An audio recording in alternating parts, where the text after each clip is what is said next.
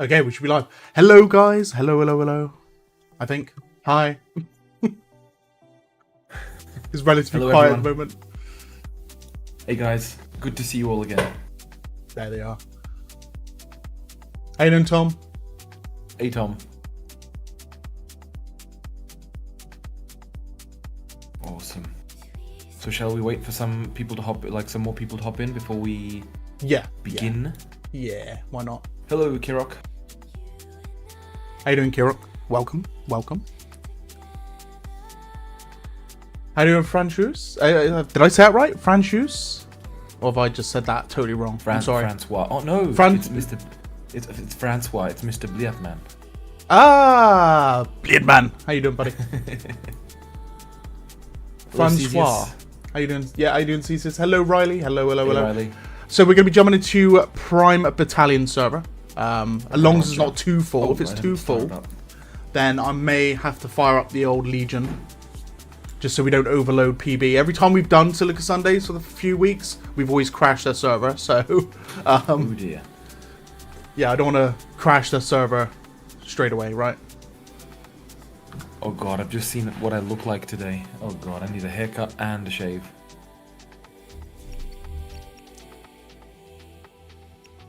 Oh, Francois, yeah. It's a good weekend as well, man. Like, went ice skating with the kids.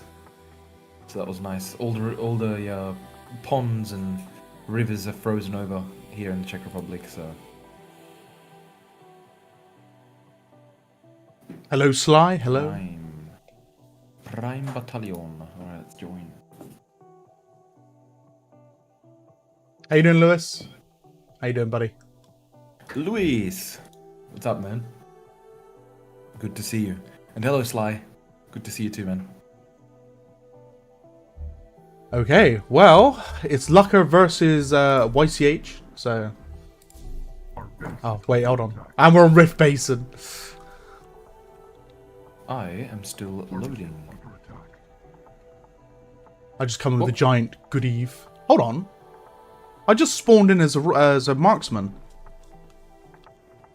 As a marksman? I actually spawned in as a marksman. Is that server mods? That's interesting. Yeah, I did. I spawned as a marksman. Harvester under attack. Oh, wait, hold on. Is this local hosted?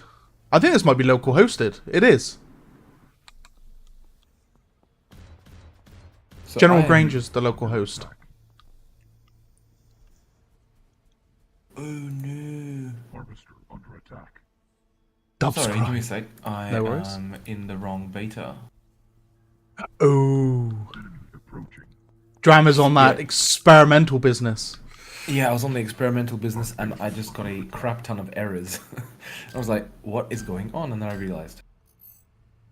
Harvester under attack. There's GG.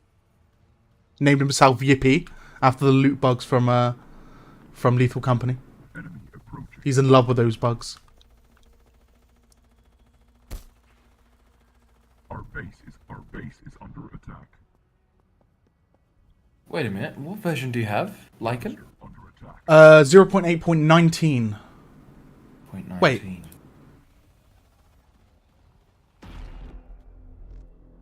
Yes, so Yeah. do I. Okay. That is peculiar. Under attack. Right, trying to join Prime Battalion. Harvester. Oh yeah. It was my fault. It was indeed a not yet releasable build. Oh god, there's so many friendly fire kills going on the alien side. Our base is under attack. Hey, Frankenhart. Harvester under attack. Good to see you, man.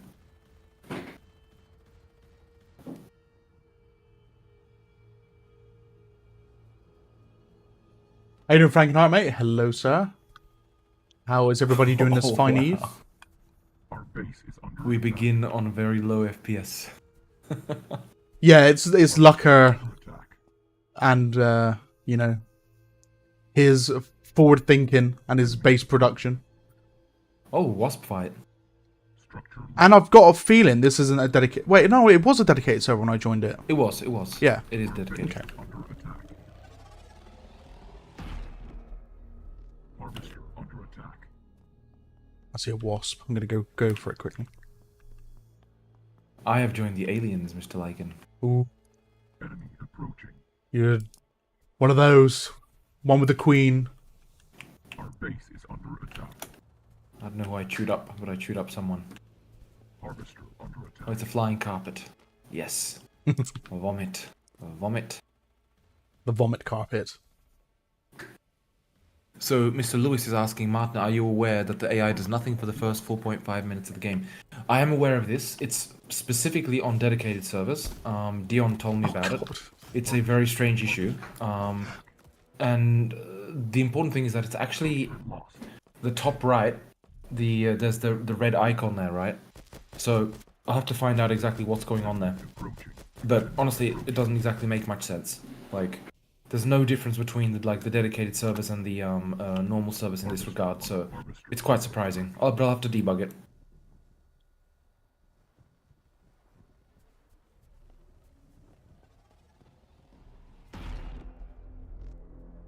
Right, here we go. Oh, Mash Perturder's here. Oh, mate, I love his name. Mash Perturder. So good. But the important thing is that right now I'm actually working on... Well, I've got it done. Like, dedicated servers running without lobbies, because the way I've got it currently is when a dedicated server is... Or, like, when any server is hosted, it creates a lobby, which is used for, like, matchmaking and finding the server and so on. It was a way to get like all the information I needed into the server itself, like so it's pingable and so on, right? So you wouldn't have to worry about port forwarding and all that kind of crap.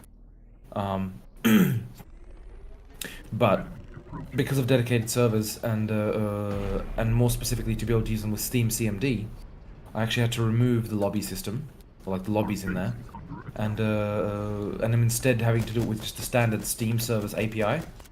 He said, just gotta kill this guy, he's attacking our base. There you go. He's dead. And yeah, so basically I've had to... From a play perspective, it's in the same place it was before New Year. But obviously from like a technical perspective, now it's done correctly, so to speak, right? But still a lot I have to fix up regarding it, and especially like put in the things we're all used to, right? Voting for... Oh, die. Yes, there you go. Voting for, for commander, and not only voting for commander, but also team balance and all this. So I still have to put all that in. Harvester under attack. It's a silly question to ask Lucca, isn't it? What map do you want? Naraka. Instantly. Our base is under attack. Enemy approaching.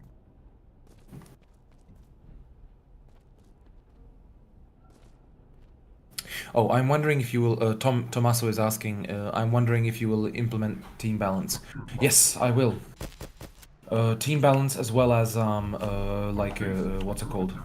The voting for commander. Not like voting, but the same system that, or more or less the same system that was in, that was in the Prime Italian server before. Approaching. Harvester under attack. So yes, that will be implemented. Monument Valley. Oh god. Base is under attack. How is the harvesters around Monument Valley? I haven't tested them in a while. Are they working within scale, or are they still bouncing off of things sometimes? The harvesters? Yeah. Within Monument Valley. Like in Monument Valley, they work pretty well. The only issue is that they can get stuck in the refinery, so I will still be sorting that issue out. Is that just a global map issue, or is that Monument Valley locally? It's everywhere. It's everywhere. Yeah. Under attack. Okay. Enemy approaching. Right, well, I've got myself a tank. Structure lost. We do enjoy a bit of the hover tank, if he doesn't drive away from me. There we go. I got killed.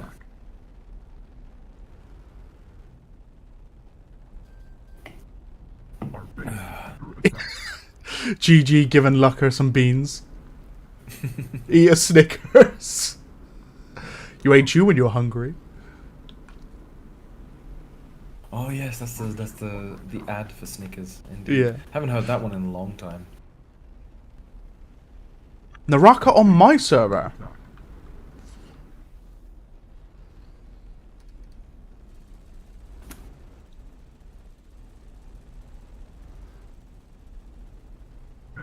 How you doing, Rex? Welcome back, sir. Welcome back, welcome back. How's your new year been, by the way, everybody? I haven't spoken to everybody since, so hopefully you've had a good new year and holidays and such. That fighter's actually free. Oh, he's going for it. Harvester under attack. Everyone's begging for me to have a server. Enemy approaching. Enemy approaching. The question is if you want a server. I mean, I can fire one up within 5 minutes. Well, not even that, like 3 minutes. Yeah, fair enough. Oh, still so much to fix and improve, but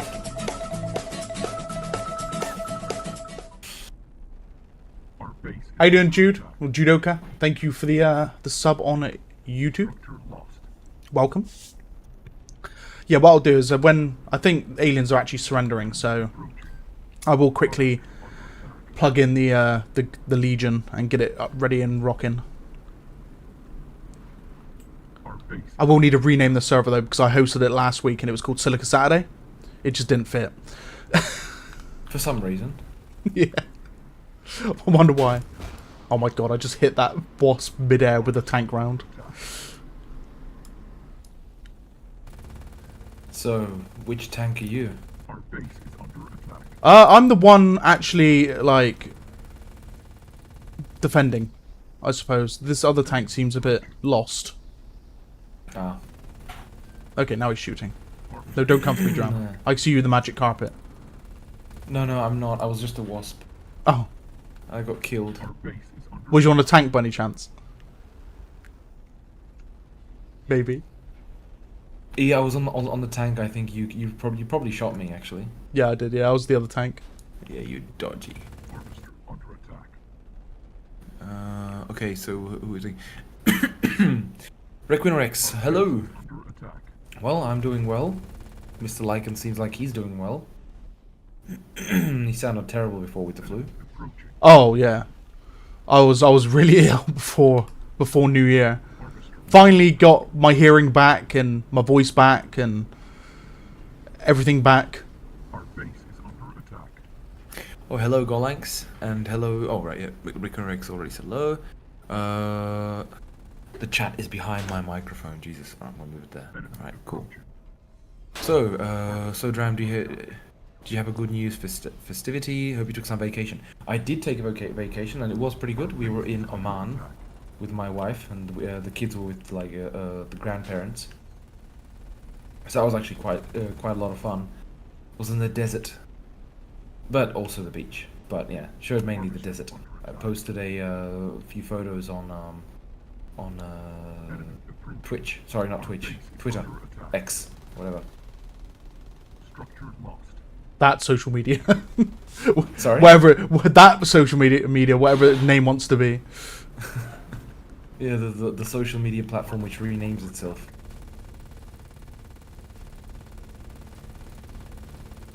Get off me, wasp. Under attack. Enemy approaching. Structure lost.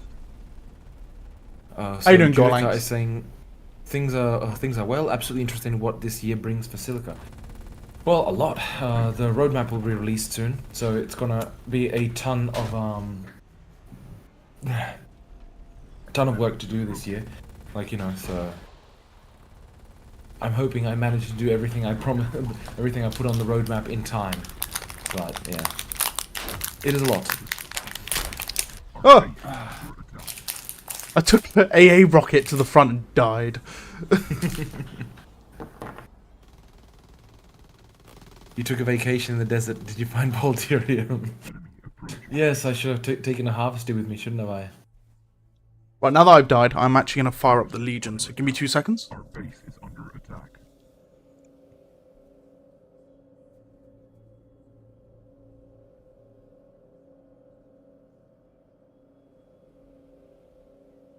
Harvester lost. Enemy approaching. Our base is under attack.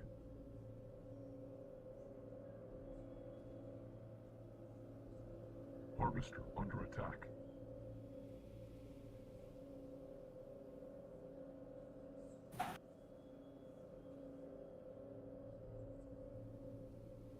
Hope the crab at the beach. Base is under attack. We're not the same that are in the game.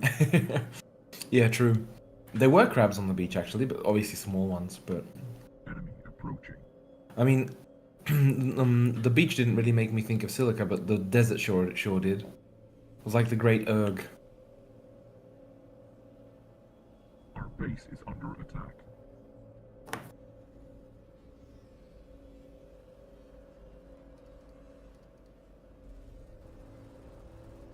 Enemy approaching.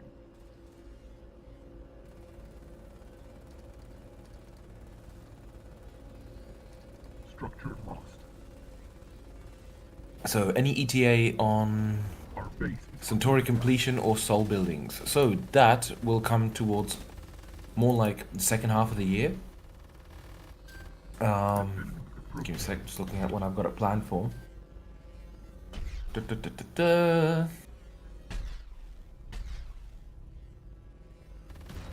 our base is under attack. Oh yes, yeah, second half of the year. It is in the second half of the year for like Sol and Centauri distinction, mainly because there's, it's going to take quite a while to get everything done, and also I need to focus on the other stuff first, which is the more important stuff, like the actual game. No, but like AI, performance, all this needs to be done. So I want to leave that till like later on.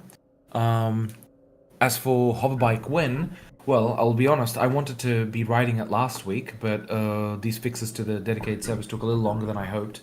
So it's going to probably be within the next week or two, or more like 2 weeks. So hopefully within about 2 weeks.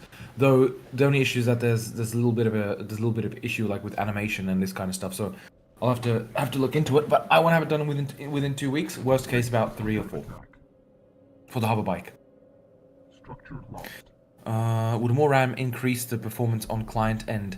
Only if you're running out of RAM. Otherwise, it makes no difference. It's mainly better CPU, but I mean, right now the performance is just not representative of what it's meant to be.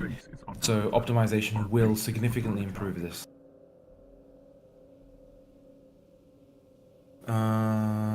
What else did I miss? Under attack. Crab Rave intensifies. Yes.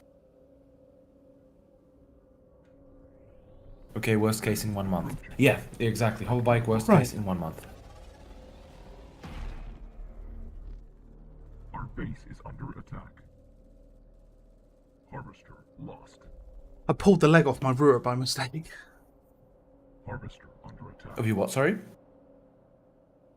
Pulled one of the legs off my router. Harvester lost. Oh no. Our base is under attack. What happened, like? It's like a spring-loaded foot that folds up when you put it in a box, but also keeps the router standing up. So I pulled on it by mistake and it come off. Structure lost. It clips in. I'll just have to reclip it after the stream, but I was fighting with it for a good 2 minutes. Our base is under attack. It didn't interrupt the stream, did it? No, everything's running still. Oh, Roger.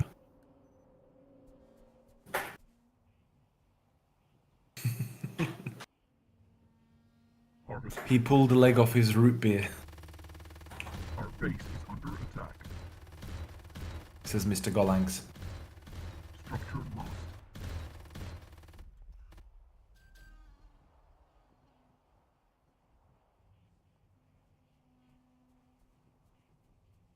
Harvester under attack. Our base is under attack. Okay, Okay, Tommaso is saying, I know that this could sound as old-fashioned request. I'm playing every 2 months with 16 friends via LAN. Is there any possibility to add this multiplayer option? Harvester under attack. Our base is under attack. I'm not exactly sure what you mean, because I mean,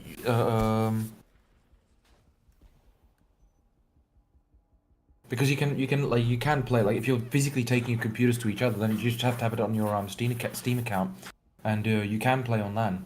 But it has to be hosted. Of course, it is hosted through the internet.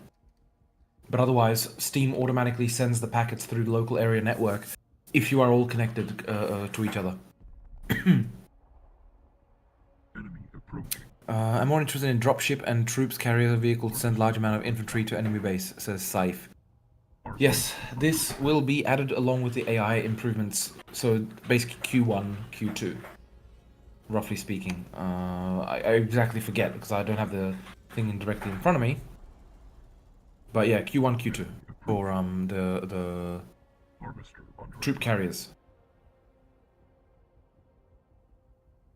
Playing locally, I mean being online. Yeah, because like even now, Tommaso, you could basically just host a game yourself. You don't have to have, you know, it doesn't have to be a server. It can literally be like if you start a new game, like a multiplayer game, and you can be playing it, like it can be a listen server. It doesn't have to be a dedicated one, and all the other friends can connect to you or to the other people and whatever.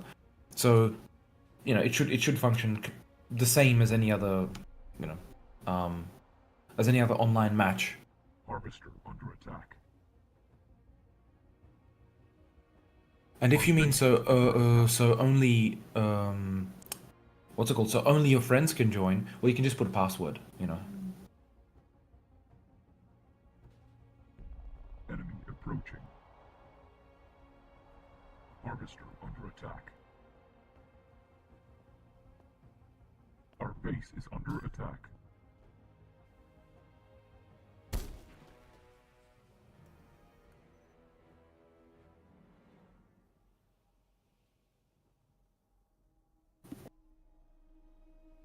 Harvester under attack. Our base is under attack.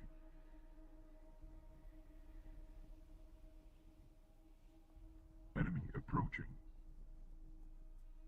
Right, so to admin myself, Harvester under attack. Structure. I need my. Can I just admin off my own Steam name? And do I need to be present in the game before I can admin myself? I'm not sure what you mean now. So through dedicated server, if I do it through the server panel to create an admin, can I just do it off my Steam name, or do I need my whole Steam ID? If you're in the game, you can do it off the Steam name. Right. Okay. But it has to match currently. I think 1-to-1. Right. That's so okay. I don't remember exactly if I put sensitivity in terms of a case. Structure lost. Ideal. Right. The server's gone up now anyway, so it's ready, and we'll go on it after this game's come to its conclusion. Structure lost. Okay, so Tommaso says, yeah, but in the place we are, we don't own a good connection, so the ping goes high. Okay. Well, like I said, I mean, I would definitely try it because it should be going through local area network. If it's like it validates through Steam Online, so like if it's not cracked or anything like that. But otherwise, it should actually be sending the packets locally. Like it doesn't have to be sending it through literally internet connection because it's peer to peer, right? And peer to peer, if it's in the same what's it called, local area network, then it's just going to send it locally.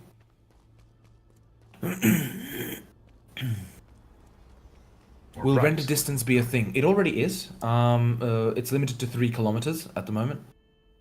There was a guy on Discord demoing new UI. Are you planning on taking him up on the UI design or changing the UI at all? I do have plans for this. I don't want to announce them just yet, but yeah, like there are plans for this. But I'm not going to say anything right now. space. Harvester under attack. Yes, it is case sensitive, says Dion. Roger that, man. Cheers.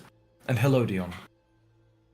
Kirok looks like being shot at from beyond render distance. True that. But yeah, like right now there is literally a limit to 3 kilometers for the render distance. How you doing, Dion? How you doing, Havoc? How you doing, MBTR? I've already said hello to Golanx. Harvester under attack. I heard Lycan talk about CPU multi-threaded support. Is there any update on this? And how much performance gain do you think we will see with this? Well, it's not just multi-threading. There's a bunch of other stuff. Like the structures are not exactly entirely performant right now because the way that they're rendering. Like literally, the same scene on a dedicated server. Obviously, it's not rendering. But just because it's not rendering, the game runs 3 times faster. So the impact on the CPU is actually, just from the rendering itself, is quite significant. And it's because of the way I've got the structures, they're all made of like individual small parts, which are not baked together. So I will be baking them together. I have to make a system for it. It's a little bit more complicated to do. But that should improve performance significantly. And then in terms of AI and all this, you can expect quite a lot of improvements. How you doing, GG? And how you doing, Kojak? How you doing, guys? No worries, Tommaso. No worries. Havoc. So we could change our name to Lycan and take over his server? No, you can't. Because it's only when he's adding an admin, then he can use the username if the user is present on the server at the time. And what happens is it takes the username, but it doesn't use it. It takes the Steam ID. It's just so it's easier to add the thing. So it matches us to Steam ID. So no, you can't take over admin of his server. It would be quite funny, wouldn't it? It'd be like put in a back door. Yeah, it'd be like that bug back door. where I'll put where the commanders could cancel the other commanders' structures. Yeah, You remember exactly. that? And their production. That was yep. Hey, Kojak. Harvester under I think it was Frankenheart that told me about that, and I was like, no way. Yeah. I think it was Frankenheart that wrote to me on Discord. And when I found out about it, I was like, oh god. I was like, please don't tell anyone. It would be the biggest abused thing. attack. So I fixed it very quickly, of course. Our base is under Same day, if I remember correctly. I don't remember. Maybe. It was quite a big bug. Havoc. Damn, I was joking. I was only joking. Yeah, no worries. Of course. But it would be funny in theory. Harvester under attack. I should put like a secret code, you know, that you can just like become admin if you know the code, like you just type it on the keyboard. Obviously not, but you know. Like a cheat code from Age of Empires. Yeah, exactly. So like I am Lycan, and you become a server thing. So Automatic server host. yeah, root. Can't remember when hoverbike came teleport. Go off right. Enemy approaching. Structure lost. Oh, I know he's asking. I know Oh, he's asking. right. So when the hoverbike comes, where the teleport will go off. So the teleport will be changed. Sorry. The way it's going to work is once the hoverbikes are in, you'll be able to, of course, call in a hoverbike, and you'll have to move from place to place via hoverbike. However, you'll be able to build teleportation stations, right? Literally as nodes and things, and of course headquarters will serve as teleportation stations as well. So you'll be able to build them, but I'll change it so you teleport from teleport station to teleport station, right? And I'll try and get the AI being able to use it as well. That'd be quite huge for AI to be able to use it. True, but it's limited in you know how many Base is under attack. AI would be able to use it at a time. So Harvester. You don't want to do it so you make the dropship and the transport when they're ready, like a nerd from being able to just teleport anywhere anyway. Exactly.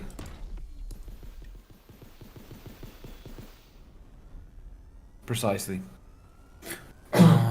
Okay, so what else? Base is under attack. I hope you don't got a big crash of your mind after your holidays and all these small problems catch up.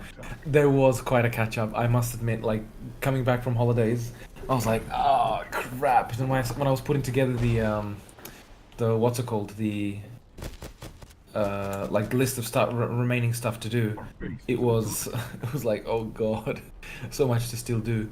But yeah, that's how it always is. You know, you go for holidays. When you come back, you know, it's a little bit. It takes just a few days to kind of like hop back in full throttle. You know. Wololo.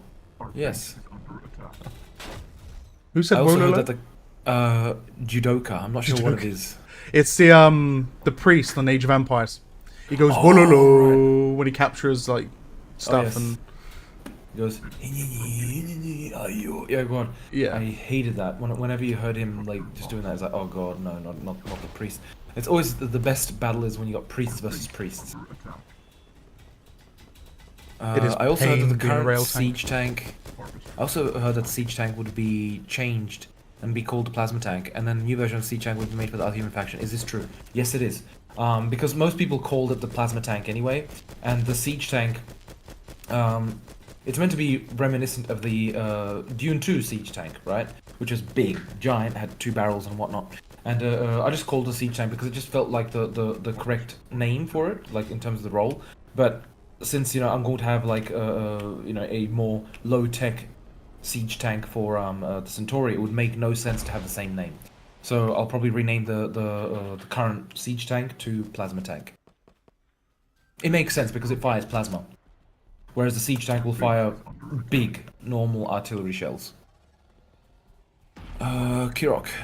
Is the units that takes the most toll in the FPS, or is it effects? Just curious, since I'm a juice C-sharp student. No worries, man. So in terms of what takes a toll in the FPS, so like many units take a toll in various ways. So one things is that they actually don't take all that much because in terms of visuals, right? Because what I do is, of course, I'm using levels of detail, right? And the lowest level of detail is like what I think 500 triangles or something like that. So because it is a skinned mesh, then it doesn't have all that much of an effect like far away. Close up, yes, but not far away. Sorry, I just noticed Yippee saying in the game chat, "Fix your game already, Dram." Right to that. So what's actually taking a lot of the FPS is just the rendering itself. The CPU deciding what should be sent to the graphics card, right, from all the structures and their because they're made of individual pieces. It's excessive. I need to bake it and all that. And then of course physics. That's one thing which eats a lot of performance as well. So and then there's just like a ton of everything, right? So there's basically I'll be profiling it further, you know, just progressively improving it as time goes. But otherwise, what I'm doing, which is not very good for like in terms of Unity specifically, because the garbage collector in Unity is relatively slow, is units when they're created. I create new ones, and then I just once they're destroyed, I delete them.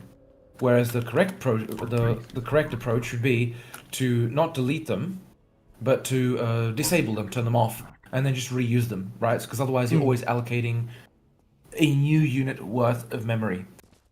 Which means once you, of course, like fill up a certain amount of memory, then you have to do garbage collection, and that stops the main thread, and it just takes a long time. So there are a few things I can improve in terms of like memory management. But yeah, that's one thing which I noticed. Like, I noticed one of the basic tutorials for like using, for example, Unity particle effects was saying like for bullet impact, for example, that you set you know, once you play the particle effect, you set it to just destroy on finish. That's like the worst advice you could possibly get, because if it is destroyed on finish, then it's basically allocating memory per playing of the particle effect, because it creates it, that plays, it gets destroyed, and that memory becomes garbage, right? So it's surprising how some even some tutorials for Unity were just terrible, you know. This wasn't an official one, mind you, but it was a very popular one, which was a bit worrying. So I went a bit of a rant. Where am I? Okay, Tommaso, what about the possibility to share the same vehicle? Or maybe this makes a claim conflict. Sharing the same vehicle, there will eventually be, probably post 1.0, to be honest. There will be, oh god, what's it called? it just dropped out of my mind as I was thinking about something else. Sorry. There will be multiple seats in a vehicle. For example, a tank will have you. If you're alone, you'll be driver and gunner. But if another person gets in, they'll be the gunner and you'll be the driver, for example, or something like that. You know, this I'll have to like consult with all of you guys once I'm actually going to implement it and so on. That came up a few times actually over the last few weeks, having like, Yeah. for example, the battlefield system where you can have like a top gunner, for example, in control of, say, the secondary weapon, and then like the main driver in control like the main cannon and stuff. Yeah. Which Yeah, kind of that makes makes sense sense. in a way, yeah. That And does like, make for sense. example, the siege tank, having like the option of only a mounted gun on top for defense purposes because it's so slow. Like having, say, a machine gun that could be mounted by an infantryman. Yeah. True. True. It could be one which is only mounted by infantrymen, right? Because Yeah, I, yeah, I, it want, won't- I want, you know, if you manage to get up to a siege tank, or if you leave your siege tank alone, then you know you Yeah, should that's- have problems, right? Yeah, that's what I meant. Yeah, so like it can only be utilized by an infantryman, so it won't be able to be used by the driver unless he decides to jump out and get in it. Yeah, precisely. Oh my god, this gunship! How is it upside down? Please.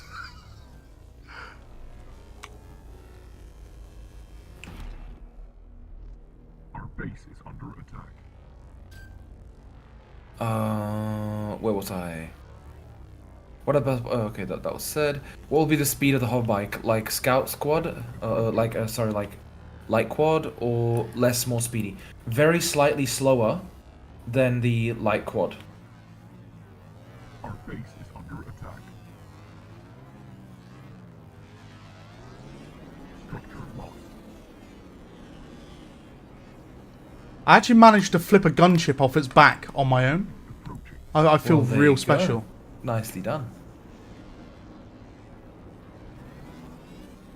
Where was I? Under attack. Night battle is super awesome, but sometimes it's too dark. True. The whole idea is like, you know, it's depends on where the moon is in the sky, but right now I've got like lights on here so I'm a little bit more visible, and yeah, I can't see crap at night. But that's intentional. Like I wanted to have a dark night, you know,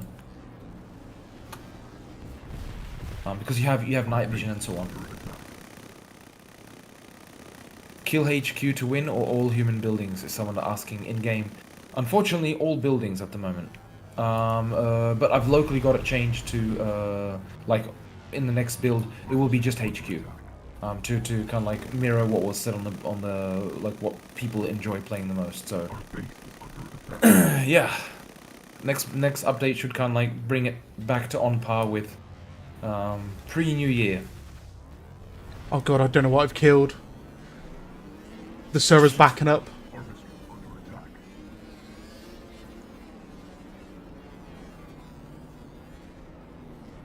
Our base is under attack. Enemy approaching.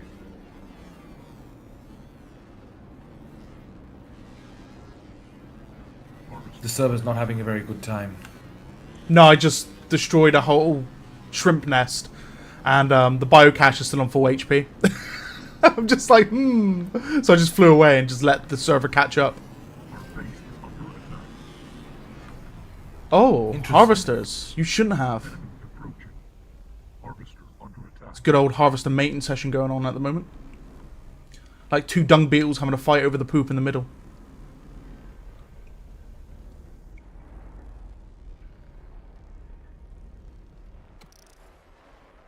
Our base is under attack. Can't wait to take a heavy or a sniper and a hover bike to harass the enemy.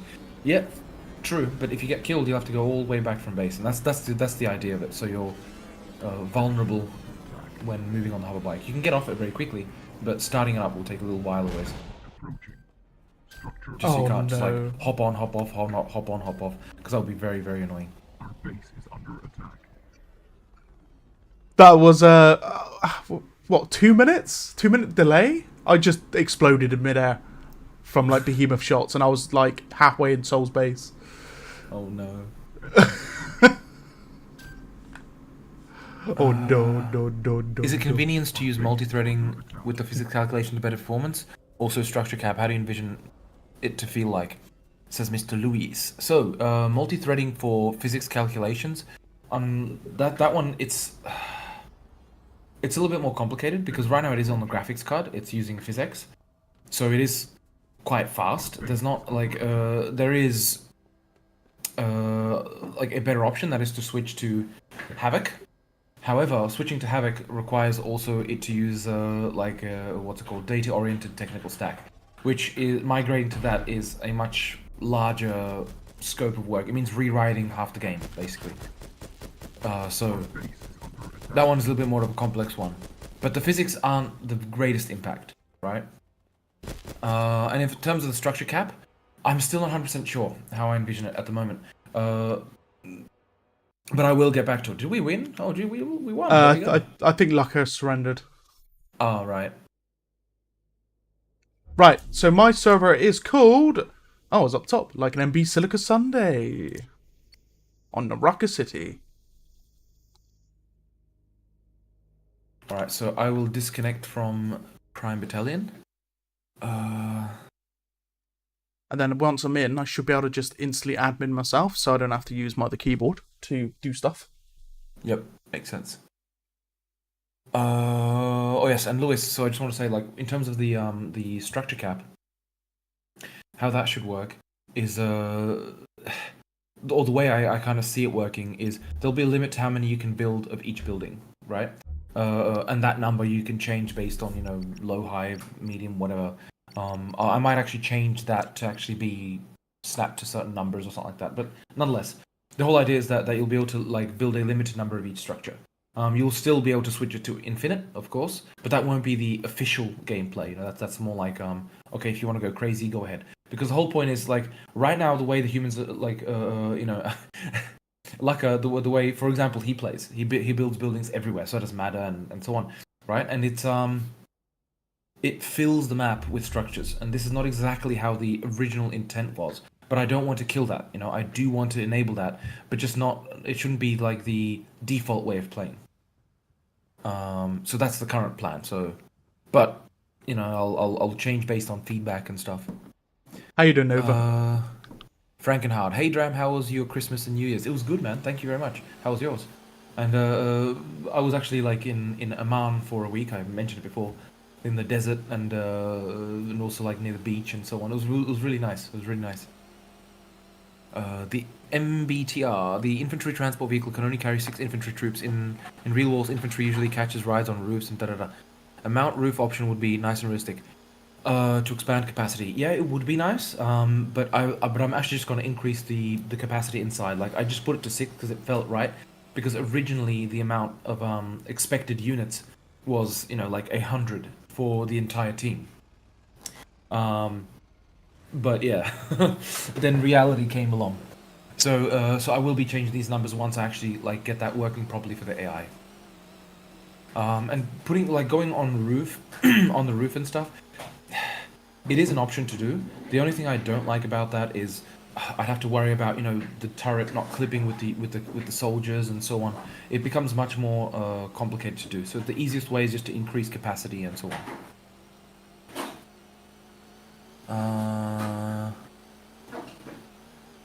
Hey Nova, nice to see you, man. AS109 saying, "Where is Mada?" Yeah, where is Mada? The Screamatron Indeed. 6 million. Honestly, his screams are far by the best screams I've ever heard in anything. Honestly, it's just so funny. We was playing Lethal Company and he got chased by this giant that eats people. Honestly, his screams of being chased by a giant actually felt like he was dying in real life. It was insane. So good. Man, I have not played Lethal Company yet. I've got it installed, but I haven't had time for it just yet. Ooh. Tuesday, Dram. Tuesday if you're free. Tuesday Eve. Give me a sec. Wait, no, definitely not. Not until I have the dedicated servers fixed up. Oh, look at that. Dedicated to the cause, guys. Dedicated to the cause. Because that's the reality of it. It's just, oh god, True, I gotta get done. It's just, it's frustrating. After dedicated service. Yes. No body. Sorry if this has been talked about already, but will there be a UI scaling option, i.e. a slider? Thank you for your time. Yeah, thank you for stopping by. Yes, there will be eventually. I just haven't dealt with it for now. But yeah, there will be, most definitely. It's just it's a quality of life thing, and but the UI will probably go through a redesign, or a change, you know. So, and of course the intent will be to make it more visible, you know, or understandable. Sorry. And you know, better readable and whatnot. Tiasp, are those markers that tell what building is what? I guess he asked at a time when he saw your stream. But if you look, if Lycan was looking at the map, then yeah, those are the buildings that you can see on the map there, as well as all units and stuff. Tommaso, when you are playing as commander, what about make keyboard shortcuts to build quicker? Oh, it's already in there, like, but not for everything. But right now, you can, if you press C, that goes to the that selects the nearest command center, or like HQ, you know, or nest. If you press it again, it moves the camera to it. If you press it again, it goes to the next one, and so on and so on. But that's just for now. Of course, you know, there needs to be like quick hotkeys to, like, if so you could press C and, for example, I don't know, or if it was barracks, you know, B for thing and so on. So yeah, this will be added. Like the quality of life stuff will be within the first half year, within this half year. Lucko, man, I just can't handle this anymore, for real. Just pure suffering. Lucko, do you mean like the aliens and stuff? The constant swarm? Or the performance? The performance will improve, of course. Is there going to be a different Nova? Is there going to be a difference between Sol and Centauri super weapons? Yes, there will be. There will be. The Centauri will have a big rocket which has conventional explosives, essentially. So like big boom across a small area, relatively small. You know, relatively small as in like half the base. But yeah, while Sol will have something different, more high tech. There's no way I can. Sorry to interrupt. There's no way I can increase unit cap by command, is there? I have to actually rehost the server. Oh crap! I haven't joined the server yet. I was just answering questions. No, not yet. Unfortunately, Okay, not. no worries. Sorry, carry on. Wait, maybe. Maybe. If you open the console and type set, it should say the options. Maybe. Maybe. Cap M alt. That's going to be unit cap, isn't it? Cap M alt. It says. Set. I'm just dumb. Okay, so let's have a look. Oh, okay. I can't see it over myself on the stream. How is it written? Like, so when you put set. Yeah, when I put set, it come up saying CAPMULT. Oh, cap multiplier. Yeah, so you can change it. Okay, cool. So how would I change it to high? Well, type set cap mult and don't put a value, and it should possibly say. I don't remember. I'm so dumb. Give me a sec. You know what? I'll just have a look at the script. That'll probably be easier, right? Got the data here, so.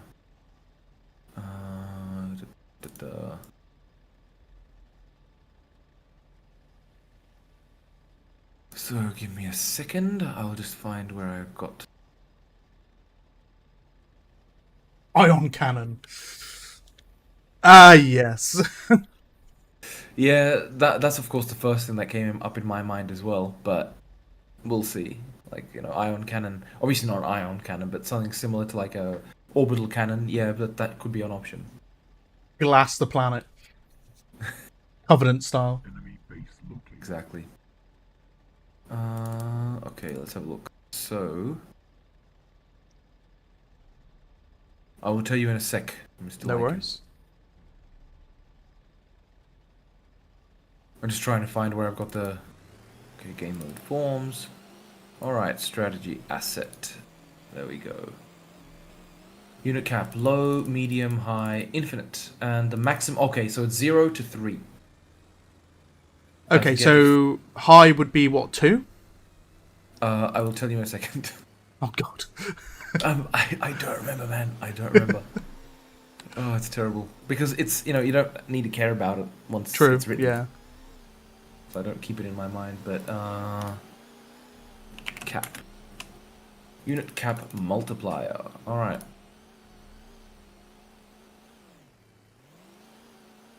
slider, the unit cap. Here we go, cat is here. Oh, very cute. So let's have a look. Where How you doing, is Kyler? it? Okay, so it is 0 is infinite. Right. So set cap mult 0. What did it Ping say? from 1 to 0. Okay, so it didn't say crap all. Well, I should probably make it say a little bit more information. Eventually. Well, the important thing is that it is get parameter, and if it is unit cap multiplier gets set to 1, what happens? The Doom rocket in 321 Exterminus. And then, no, it's going to be called the Fetus Deletus. Oh my god. Dear God.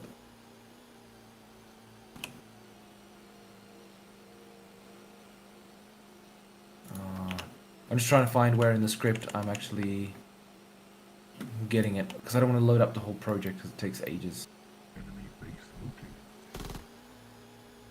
And then... Oh, Soul is in a very nasty spot. Like, really bad. Oh dear.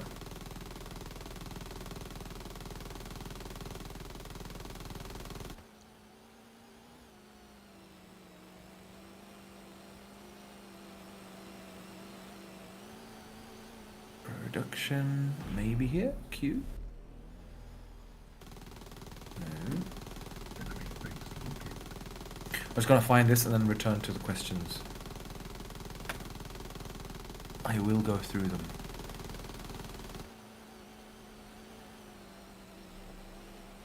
Oh god, this is gonna be easier to search properly. Alright, fine. Fine. I've got 3 mice on the go and I keep picking up the wrong one to play the game.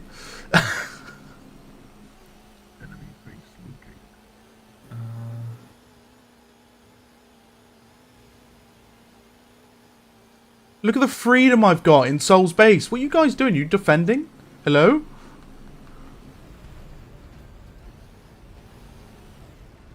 Oh god.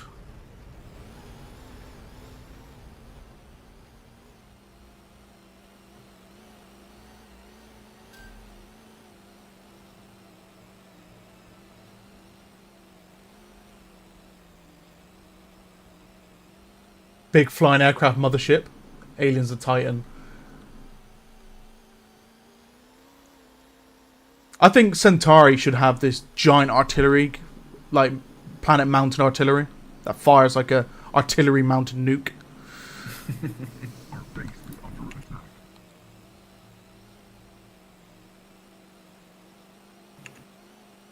Isn't it like the nuke cannon from Supreme Commanders? Is that what that's from?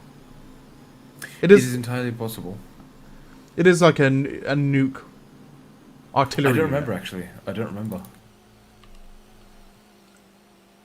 Alien have Titan confirmed. Yes, the aliens will have their super weapon will be a Titan. Yes. It will be indeed. Okay, I cannot find it. But yeah, it's just 1 to 3. It's 0 to 3. I assume 0 is infinite. You can ask the commanders, I guess. Base is under attack. They should be able to see it real time, shouldn't they? Up the top. They should. They should, yeah. Lucas says he still sees the limit. Maybe reselect the role?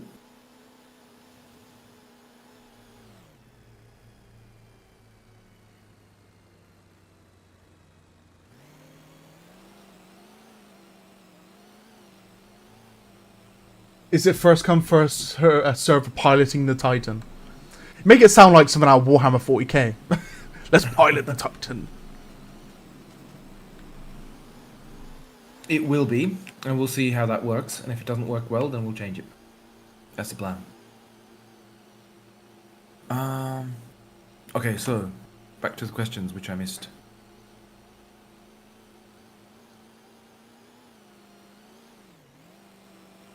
Yeah, don't get your Will we hopes up get- too much, GG. Will we get repairers and healers to Marine and Alien? Yes. Yes. There will be. Like, repair for humans, I'm still not completely decided whether it'll be a vehicle or whether it will be a structure, right? So I'm still 100% sure. But yeah, there will be repair, of course.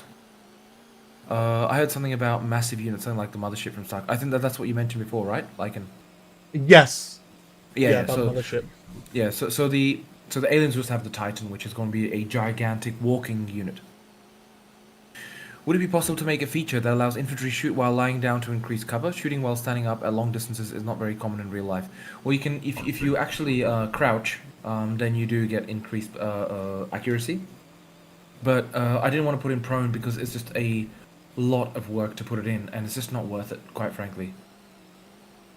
It's just not worth the effort, like in this game. Nobody. Thank you for the answer, Dram. Love the game. Reminds me of Ground Control. Thank you. Thank you very much. Last game I had to spend 45,000 on 4 tech buildings to get to T4. Oof. Yeah, lucker. I will be addressing this stuff, man.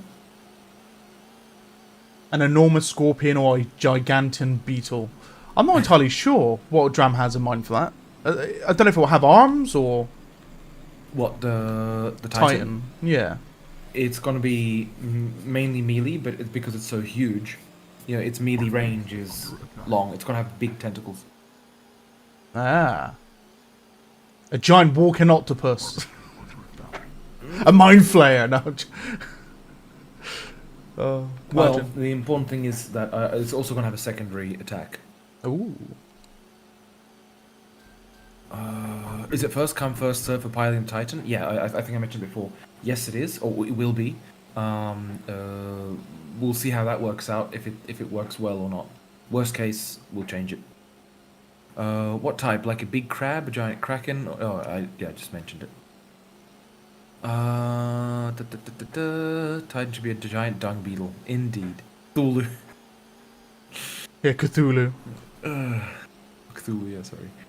How about repair drones on factories from wars? They just float around the repair building and fly it straight to the vehicle that needs repair. That's an option, but again, that means more physics. So, I mean, could just program so they don't actually use physics, right? They wouldn't have to be an actual thing which you can shoot down. But if you could shoot them down, then they have to have physics and they have to work properly. So, which would just increase the performance impact. So, the repair, I'll see. I will get back to it later on. Could it be the Titan is a multicellular unit, so it has a bunch of turrets players can control? That's an interesting idea, but it probably won't have multiple turrets. It's the way, because I already have the model for it, the way it appears, it just doesn't have like space for multiple turrets, to be honest. I could think of something probably, but I'm not sure it's worth it. Like, we'll see. Like, I can try and add that, but, you know, I don't really have support for it just yet. I think multiple turrets would be better for something like the Mammoth from Halo. Yeah, true. Cool. So Mammoth. let's go. Let us go destroy these disgusting Sol.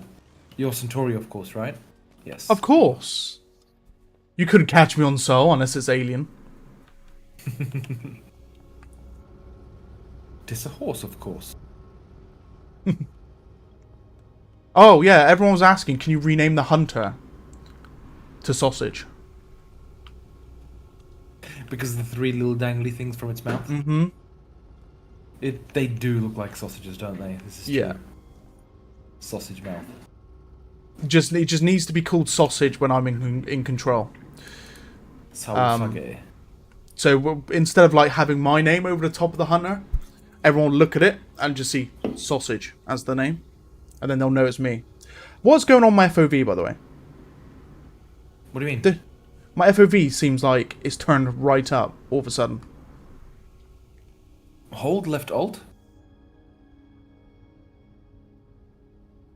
Okay, that's strange. So your FOV is completely normal, but the weapon is not correctly rendering, which is very strange. So just to clarify, I actually render the the weapon in a different FOV. Wait, did you change FOV value by any chance? Did you change anything in the console? Nope, nothing. How did you break my game? Every time. Every time, Jesus Christ. Yeah, so this is actually what it would look like normally, Lycan, if it wasn't like if I didn't change the FOV on the weapon. This is how it's actually in the world, and this is exactly why FPS games always render the weapon at a different FOV, because it looks like crap if it's in the same FOV as the rest of the scene. See, I'm always breaking the game. Ugh. But you are, aren't you? Oh, of course. I think it might be the server having a bit of a struggle bus as well. Up to 30 already. But I do like my FOV like this. I'm not going to lie. But the fact I can see my shoulder is probably not a good thing, right? Well, the FOV is the same, right? I'm just saying that the FOV is the same. It's just the weapon is rendering at the wrong FOV. Yeah. The weapon so itself, just the weapon. Is the shoulders part of the weapon rendering? Because it's protruding my shoulder out quite far as well. Well, that's the thing. It's like, can you look around? Can you hold left alt and look around for a sec? Yep. Ah, no, I don't remember. So what I actually do is I actually change the FOV. Can you open the console? Yep. There's like some errors. Nope. Nothing. Okay, well, you've broken it in some way which I've never seen it broken before. I did jump out of the quad. Can you hop back in and out? Yeah, I'll hop in this rail tank and hop back out. There we go. It's fixed itself. Yeah, well, I'll pretend I never saw the bug. No, I have no idea how you could do it. I have no idea how you could do it, man. Our base is under attack. Now I want FOV slider dram. Give it to me. Oh, there will be. I will be, what's it called? Like, improving the options, you know, because the options menu right now is just a bit, yeah, empty. Or not ideal. There's no tabs and all this kind of stuff, which should have multiple options and settings and whatever. Oh, there seems to be some harvester issues going on with Sol at the moment.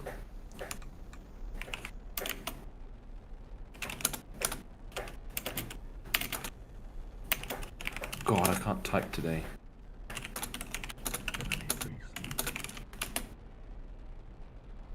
Like, is the Wreck-It Ralph of Silica. I am! The amount of times I've always broken, like, Silica in some way. Dodgy. That's why it's dodgy Lycan. Okay, so what did I miss? Oh, no worries, Tommaso. Take care, man, and thank you. Our base is under attack. Rick Nothing Rex, you have beats model. the. Yes, we have the model indeed. Nothing beats the AI running through rock break that I managed to figure out. Just AI moving through whole mountains on Monument Valley. It was great. Oh god. It was an absolute nightmare. Poor Dram. Yeah, but luckily that was fixed, so all good. It was just a badly calculated navigation mesh. Unit cap is half. Okay, wait. Unit cap is half from what it was. 30 infantry instead of 60, and 60 vehicles instead of 120. So after if I set whatever you it, did in the console.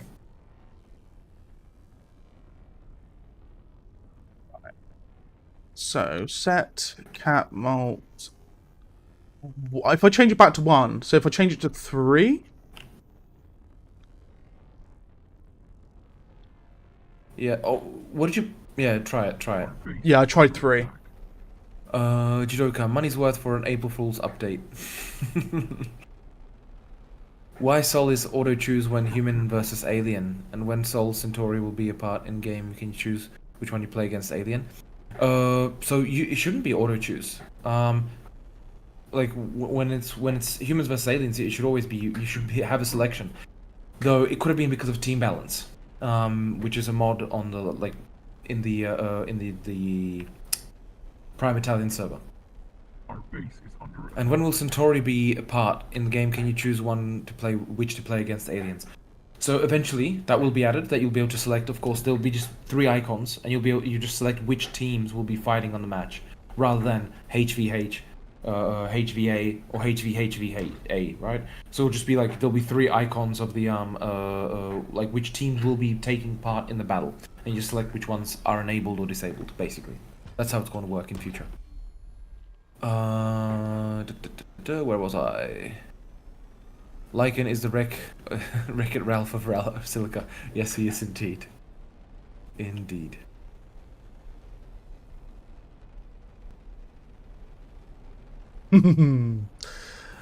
Just you wait.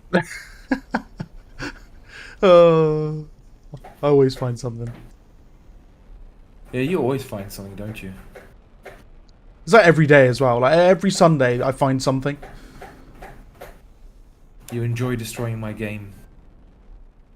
Of course, from the start, I've done it. You know, 36-player servers. You know how it goes.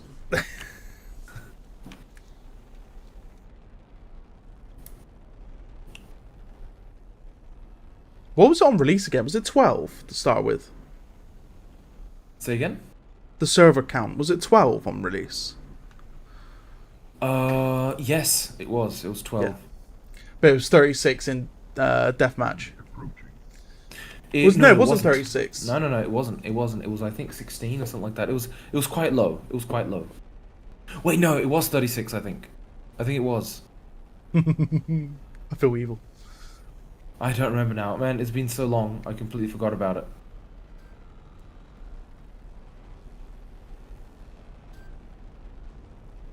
Oh, no, no, no, no. Please, not the gunship, please. Are you the fighter? No, you're not the fighter. No, I'm the rail tank. Yeah, Hey. I'm tagging him, but I'm trying to hit him with a sniper, but no chance. If he gets close to me and I've got a good angle, then I could probably kill him. Oh, we got a surrender.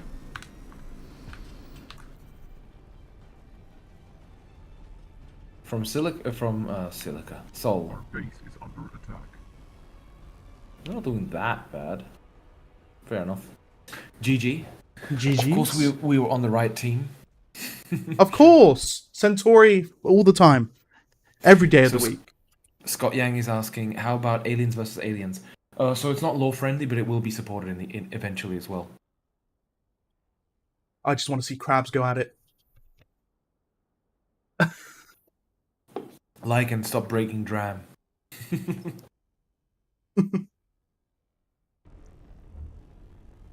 I waited 6 minutes for a fight to spawn and then you surrender. Says Yippee in the chat. In the in-game chat. So what do we want? Oh yeah, we knocked out their HQ to start with, like in the opening 10 minutes or so. Limit the test server to 1v1v1. Oh god, please no, don't do 1v1v1 and then unlimited unit cap. I don't think it's gonna happen. There's 14 people voting for humans versus aliens. Yes, I want to get my sausage. That sounds so wrong, but it's so right at the same time. I'm not gonna judge you, man. I'm not gonna judge you. Oh, we need Madder. Where's Madder? Oh, he's not here. So I want to go on Sol this time. No, I don't get the sausage. I'm so sad. Oh, what a legend. He gave me the sausage. Thank you, sir. Centauri is using Sol units. There is no real Centauri, therefore Sol always wins. Well, that's not true. Because the structures are actually Centauri structures. So Sol will have more advanced looking ones. So it's a mix right now. Why you choose to have friendly fire? Well, I chose it because I wanted to first write the game so the AI actually doesn't kill each other. And that worked until I put in rockets. And even then, I know exactly how to make that not happen. Because what should happen is when it's firing, or when it's shooting at an enemy, it should calculate if its radius of damage is going to hit any friends. But yeah, I just haven't been doing other stuff, so basically haven't gotten to that yet. But I do want to put in so you can disable friendly fire, but I wanted to put it in so because it would look very strange if you got rockets impacting a tank and it does no damage, you know. I could of course limit it so the friendly So just to be clear, the AI can shoot through other AI. Like the machine guns can shoot through other AI, right? If fired by the AI, not by the player, of course, right? So there is no friendly fire when it's scout infantry or heavy infantry. Sorry, riflemen and whatever, right? Oh, chat. Oh shit! Lycan's got the sausage. Everyone knows what the sausage is. It just needs to be done. Would it be possible to have bunkers and bunkers shut down for a few minutes instead of dying? That's the plan, right? Eventually, bunkers will be indestructible, and they will be control points. So basically, when you go, you'll probably won't be able to destroy them. I might do it so that if you hit them, they'll exactly as you said, they'll shut down for a while, right? That sounds like the most reasonable option, to be honest. But yeah, there will be control points and they won't be destructible. A lore explanation for AVA could be that there are different queens with their own territory and they fight. Yes, but all the queens are interconnected, so there is no lore explanation, but it's just gameplay. Like gameplay, it's fine, you know. But the armies of Sol never lose. That's debatable. I mean, they just lost the last match. Centauri's only got units on loan at the moment. Okay, they're on loan for the time being. Yeah, exactly. But again, like not all of the units are going to be Centauri, right? No. Sorry, are going to be Sol. Sol. Yeah. The current ones, I mean. The map with lightning. Last time I played, all the bunkers were facing the wrong way. Yeah, I'm like once I do control points, I'm gonna be revisiting all of the bunkers and everything. Right now they're placed in places where they can make a bit of a difference in some maps, but they're not good in other maps and so on. I have to completely rework them, basically their positions. They're looking to a cliff instead of a dune. Yeah, it's probably one or two that were placed wrong. Holy teleporting crab Batman. That's the last thing I would have expected someone to say. I think it was a crab on a light quad. El Crabo. Oh wow, that's my job cut in half. I'm just on the lookout for, those pesky light quads.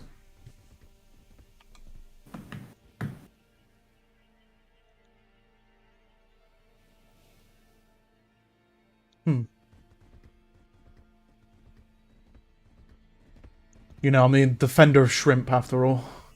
For the first opening minutes. Before defender. Yeah, before I start running in and just slapping everyone with my giant tentacles. Oh, bloody hell.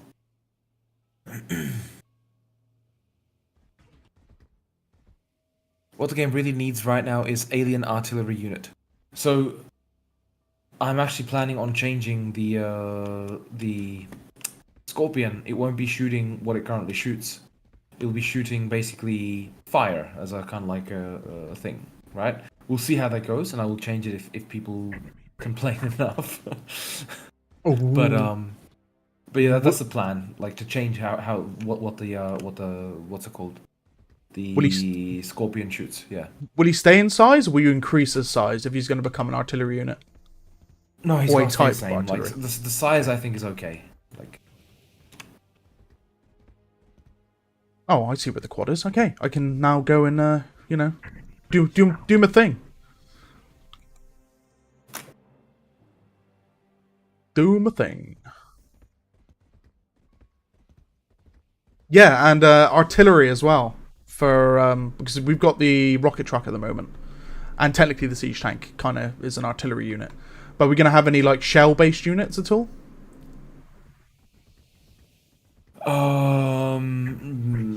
Not for Sol.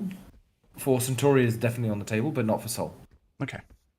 But like the thing is, like long distance artillery, I'm just not sure about it just yet. Like maybe post 1.0, but it's not currently planned for like full 1.0. Mm-hmm. Ooh. Because mainly because of the AI, it just requires a lot of Yeah, they would have to mathematically think where they're aiming and that Yeah, sort of stuff. that itself is not a problem. It's more like, you know, how would you instruct it, and all, it's just needless complexity right now Oh. when I have, you know, so many developers working on the game. If you get what I mean. Yeah. You know, everything else can wait 1.1. Yeah, pretty much. What the game really needs right now. Oh, it's gonna teleport. Wait, are Oh, you God, here Soul? we go. I am Soul indeed. Oh my god, I'm a dirty man. I'm gonna have to whip you out of existence. My big tentacles, my sausage fingers. You're gonna whip me with your sausages. Oh god, it sounds so bad. I know. I want a rocket truck in Alien. Same role, not same projectile, etc. Good point. Oh, please rework Colossus into land artillery. No, definitely not. The Colossus will remain air artillery, but it will probably change in like it needs balance. Right now it's still unbalanced. Like it's too strong for attack, but then too weak for defense now. It does need a bit of a rework, but I'm not going to completely change the unit. Or what did you mean, Lucker, actually? Did you mean like a bomber or something like that? So I want a rocket... Oh, yeah, that's already mentioned. Another question, will there be an auto-run feature for those long drives across the map or moving while typing in chat? So auto-run, it won't be needed once there's a hover bike and stuff, right? And the aliens will have like naturally occurring nodes which they can walk into and move quickly. Speed boost. But... Sonic the Hedgehog. Yeah, so I don't think there's a need for auto-run, but we'll see. If there is a need, I will put it in. It's not that much of an issue. Sonic the Hedgehog alien style. Will Centauri and Sol A units look different? Yes, they will. They will look different. The ones that we currently are playing with, like the A units, are Sol ones. How many devs do you have right now? Well, it's me and it's two other guys. The two other guys are working on the Sol structures. And I am actually looking for I have 2 additional roles which I'm looking for basically right now. But otherwise, there's also Mr. Dion helping with the hosting and the servers and stuff like that. But otherwise, yeah, no one else. Crabapult, oh god, Golanx, you and the Crabapult. No, please don't whip me. Please don't whip me. Just don't. Just don't. Crabbed! Oh, look, I got eaten by a crab. The worst thing was I just saw you on the map, and I was like, oh no. You're just out in the open, shooting it. What was you shooting at? Like silica crystals? Yeah, I was just shooting like silica crystals, because I was concentrating on the chat, right? I was like, wait, who's this? You can't surely be shooting, like, in the wrong direction, right? And then I realised it was you. Please don't whip me, please don't whip me. Little soldier begging for his life. Anything to remove it from the game in current state. Hello, Mana? Oh, right, regarding the Colossus. I don't think the Colossus is that, like, I mean, you still got, like, the Behemoths, which are now too powerful. You got the Scorpions are still an issue. There's a ton of issues with the aliens, which needs to improve. It's just overall, there's, you know, it's just unpleasant to, what the hell? Oh, right, yeah, gotcha. The dude right here. Fair enough. Yeah, like, I will be addressing this stuff. Don't worry, I will be addressing this stuff. Like, the thing is, the game will change quite a lot after the control points, and the unit and structure cap is revised, like once there is a structure cap, so yeah. Kojak is saying, Dram was bored in holiday, so he implemented some problems. I wish, man. Problems were there before. Auto-run is not needed, but it will be a really comfort like the aim for a tank. Yeah, fair enough. I'll look at it later, but again, it's low priority, to be honest. Sausage! Oh, Matt is here. People winning. Gorps are barely an issue. Behemoths has to be an issue because air is so mobile. Yeah, Behemoths. No, yes, I got grounded because beef. the because the behemoth is so incredibly effective, even against ground units and everything. One option is to make it that it's not guided for ground units, but for air units it is. But it doesn't make all that much sense. I'll have to revise all the units. But right now I'm just mainly concentrating on technical issues. Oh man, I lost me sausage to a harvester. I'm sad. I was too busy whipping everyone out of existence. And I ground up into a beef popsicle.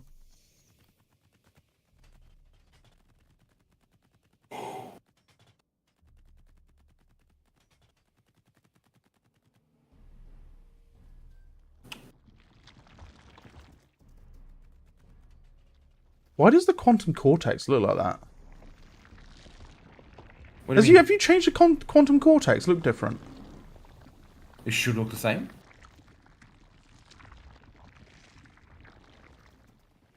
Wait. What's different about it? It's like, instead of a spinning orb in the middle, it's like glowing red and it's connected by like... It's always been glowing red. It's just you haven't seen it during the night. Oh, it's upgrading. Oh, okay. Right. Oh man, I can't. Oh right, yeah, this the stuff that's that's it. It's only visible for the first one. Oh, that makes sense. I've never actually physically looked at it whilst it's doing its thing, so I never actually paid attention to that. It's pretty cool. Yippee says, "Don't promise stuff that you don't commit to." Then, I'm not sure if that was at me. Possibly, but I haven't promised anything which I haven't committed to. Wait, where? Righto. I've got a bit of an attack in the south. Is there going to be a weaponry difference between Sol and Centauri units, or is it purely visual?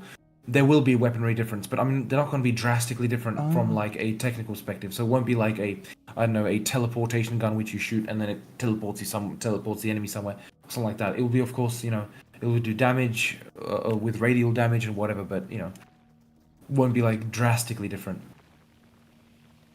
Lightning gun, that would be interesting. Got swarmed by 20 hunters as a harvester driver. I knew I wasn't coming out alive, so I just turned on the drill and I was like, let's go. I may not survive, but I'll take as many of you with me as I can. It was meant to lucka. Yeah, the commitment thing is meant to Ah, roger.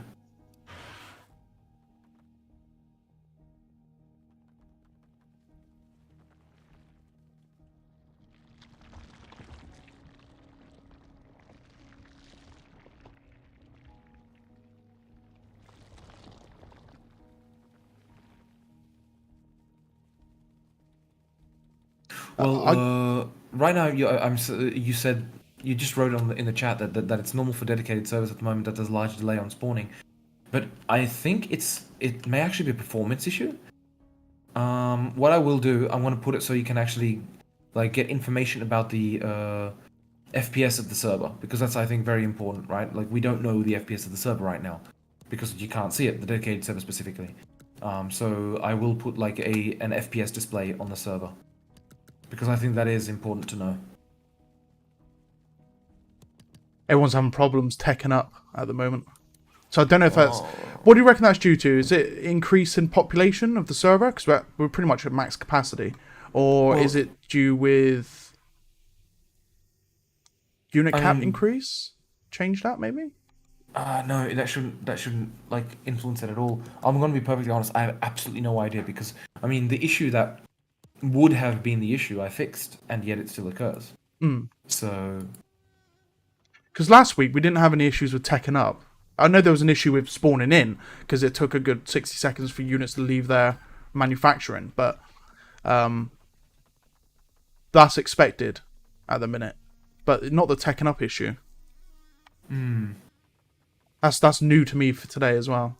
Are you using mods, by the way? Nope, nothing. Okay, good to know. I didn't think it was the mods, but I just wanted to confirm.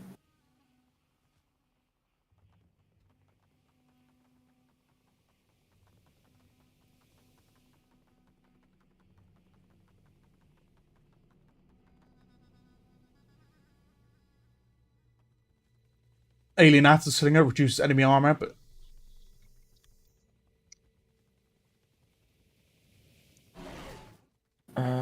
okay, so flamethrower. Flamethrower doesn't make much sense. It's like you know, unless it had a really long range, but or if it's like too many aliens coming at you. But usually you're getting attacked from the air now, later in the game. But yeah, flamethrower is an idea for example, for a rocket trooper, like or a jet trooper, which is a thing. But in future. I'm gonna bring up the task manager quickly. Lightning guns are used in hell dives if inspiration is needed. Fair enough. Dram, fix the chat bug. I want to see the chat. Oh, for the aliens. Yeah. I will. There's so much to fix. See, memory usage is sat at 87%, so there's still a nice chunk of memory left. CPU's only sat at 40%. Disk write speed 0, naturally. 2% network. Interesting. I shot an alien in the face and he didn't die. Okay, so let's continue.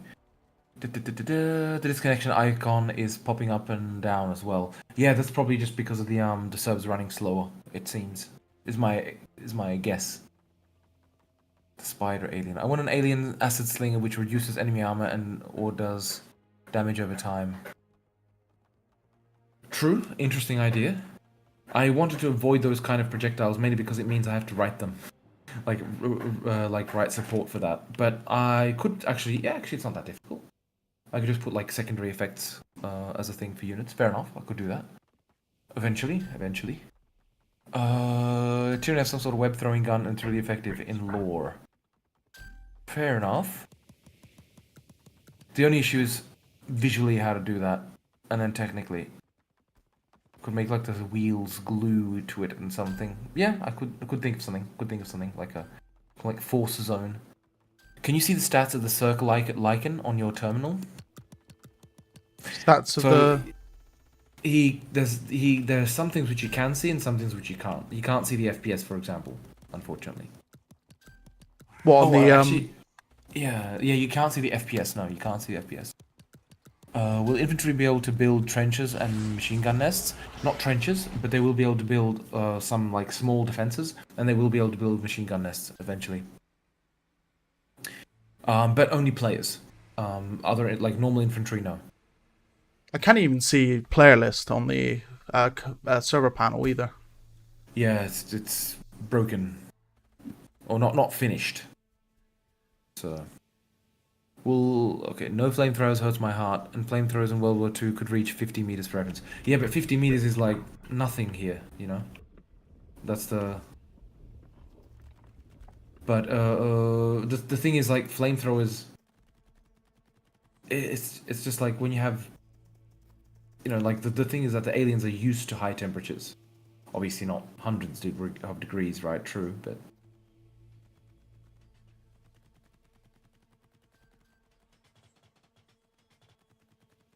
I'm a crab. I'm just attacking a... I'm a crab. I'm a horned crab. The best crab. A horned crab, are you? I am indeed. I'm a horned crab on a smokestack. Acting as a chimney cap.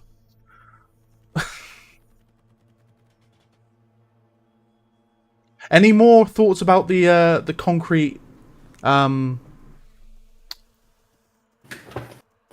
I was going to say sand panels, but the concrete paving for buildings. What do you mean specifically? So like just take Dune for an example. In Dune, they had to put concrete down to be able to plant a building on top to stop it being reduced in HP. Obviously, not doing that in such, but more as a defense against crabs. So you've got the option of putting down a concrete pave and then planting the building on top. Now that then will stop anything burrowing next to the buildings. But it also would give it kind of like an aesthetic look as well of for example, like Naraka. Naraka's got like concrete paving between buildings and stuff, right? That sort of thing.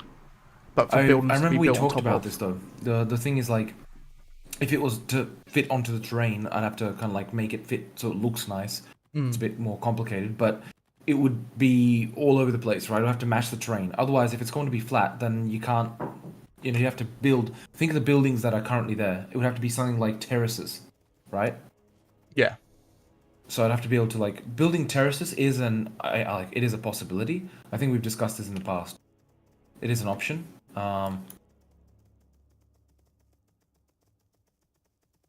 Wait, are you a horned crab that just was getting shot at? No, couldn't be me. I'm just chilling out in the open, being an NPC. I'm on my way though. It's just taking me a while. Oh, fair enough. I gotta run my crabby butt across the map. A little bit crabby. Just a little bit crabby. A little bit. I was gonna say a little bit horny, but it's definitely not a horny crab. Just a bit armored. Okay, so a lot of questions popping up. So where was I? Trenches got a hard no. Sandbags are probably. Yeah. Trenches no, because it means modifying the terrain. That's just a problem. It's just a problem. It's like, first of all, the terrain doesn't have a high enough resolution, or the trenches would have to be quite large, and then it means modifying the terrain and stuff, and that just opens a whole new can of worms. It's not worth it. And sandbags, yes. Spike-like blockers and razor wire would be good. That's basically a wall, really. I mean, as soon as you got spikes, the aliens will have to automatically avoid it, unless they're players. But they could jump over it. They could climb up the side, maybe, or something. I don't know. I have to think about that. But spikes for aliens, yeah. I mean, or against aliens, of course. Possibly. No. I tried to crab a marksman. It failed miserably. Deployable turrets. So deployable turret, it should be that you should be able to. Oh, give me a second. I just have to kill this.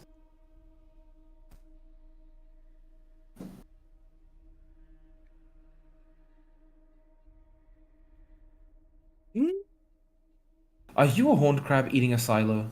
No, I'm a dead crab waiting to respawn. I wish I was eating a silo. I tried to eat a marksman, and I kind of wish I never tried to eat a marksman now. Because you forget, as a crab, you're bigger as you're just a big boy. You don't realise because you're the smallest of the aliens, but you're except for the shrimp, but you're still a big boy. So you're not like a small target as I initially thought. This is true.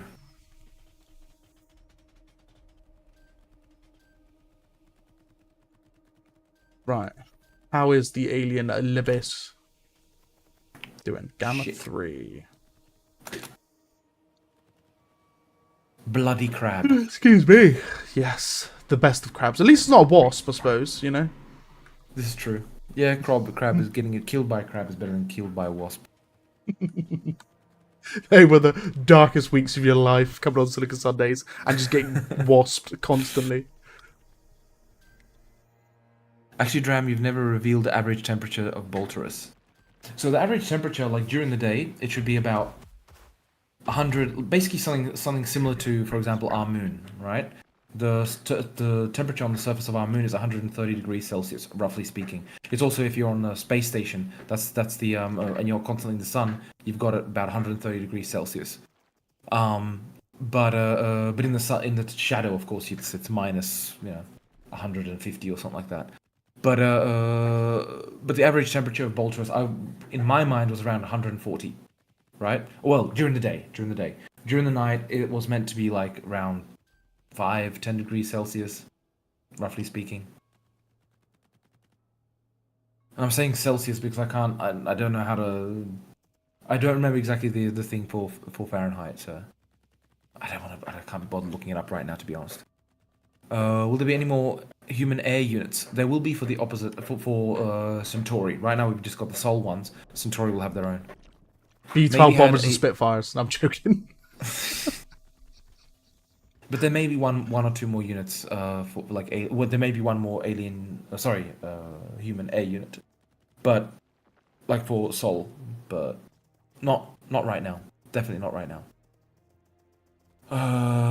Will aliens' nodes lose connection if you cut them, let's say in the middle? That everything after will lose connection and lose health. That's exactly the plan, right? So the way it'll be once it's connected, if you sever the connection, then whatever's not connected will die.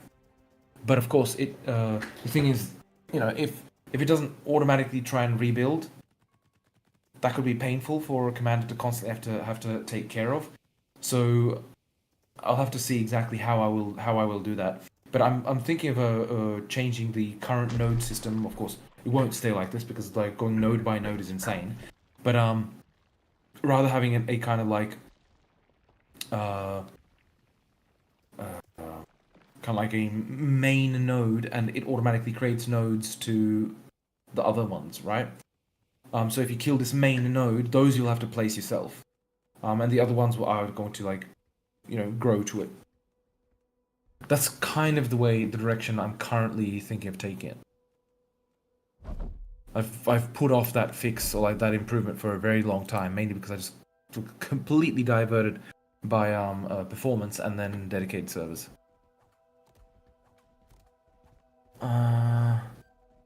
Is there partnered server hosting websites that support Silica? Like Nitrado. This is currently still like being sorted out, but there is a plan to do something like that, yeah. But just not yet. But there will be a plan to do that.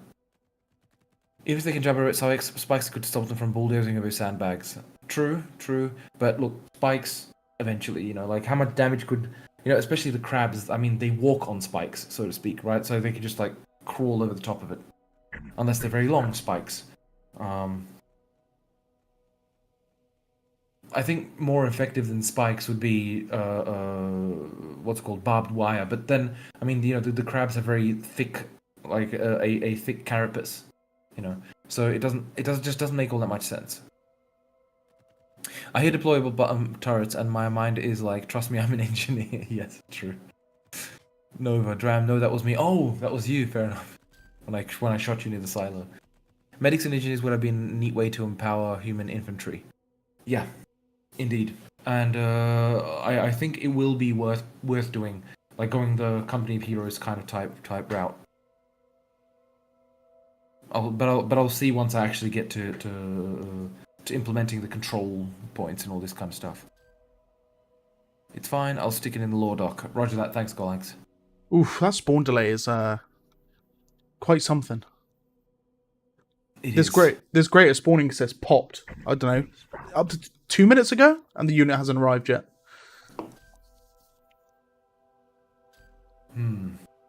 Yeah, definitely we'll have to have some, like, I'll definitely have to put something which monitors the frame rate and this stuff on the server, because because right now we don't know why it's taking so long, right? Mm-hmm. Whatever cooling the humans have, I want it. Because 140 degrees Celsius is terrifying. Well, all spacesuits have cooling. Because the people would literally boil inside otherwise. So it's basically the whole spacesuit is mainly about scrubbing the CO2 that they breathe out, while also keeping them cool. It's a big cooling system basically. What ideas do you have about infantry constructed defenses? What are your thoughts on humans building spike fields to take advantage of alien pathing AI to slow them down? So infantry constructed defenses, for players definitely. That was what I mentioned before. Because I want to give more impact to human players.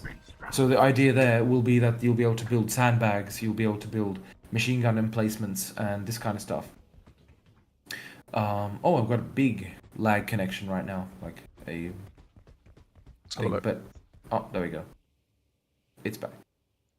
But otherwise, like spike fields, I'm just not sure about that, because I mean the aliens can just burrow under it, and they're quite large. So, I mean, they'd have to be big spikes, So it said async TCP socket created constantly, and then it said destroyed, and then 4 created, and then like 6 destroyed. As that happened. That's interesting. Is it on Wi-Fi? Nope, wired connection.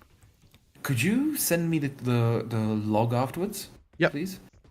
Thank you very much. Like not the client one, but the one from the server. Yeah, will do. Thanks, man. Because I've never seen that. I've never seen that before. Okay, so falling on spikes equals extra damage, right? Yeah, that's true. I mean, if there was spikes, then yeah, that definitely makes sense, of course. Thanks for actually taking time to talk to your players and answer them. We really appreciate it. No, I really appreciate you guys hopping on stream and talking. It's and giving feedback. That's what makes the game good. There's of course still a long way to go, but the important thing is it will get there in the end. Maybe add a secondary mode to the flying carpet to have flamethrower for alien like one shot on one flamethrower. Oh right, yeah. So right now the firebug just vomits fire or does a melee attack bite, right? And what you want is to instead of that have a secondary fire where it just shoots one ball. I wanted to avoid it specifically because then it would be way too powerful. The whole idea is that it's meant to be more of a kind of like a shotgun shell.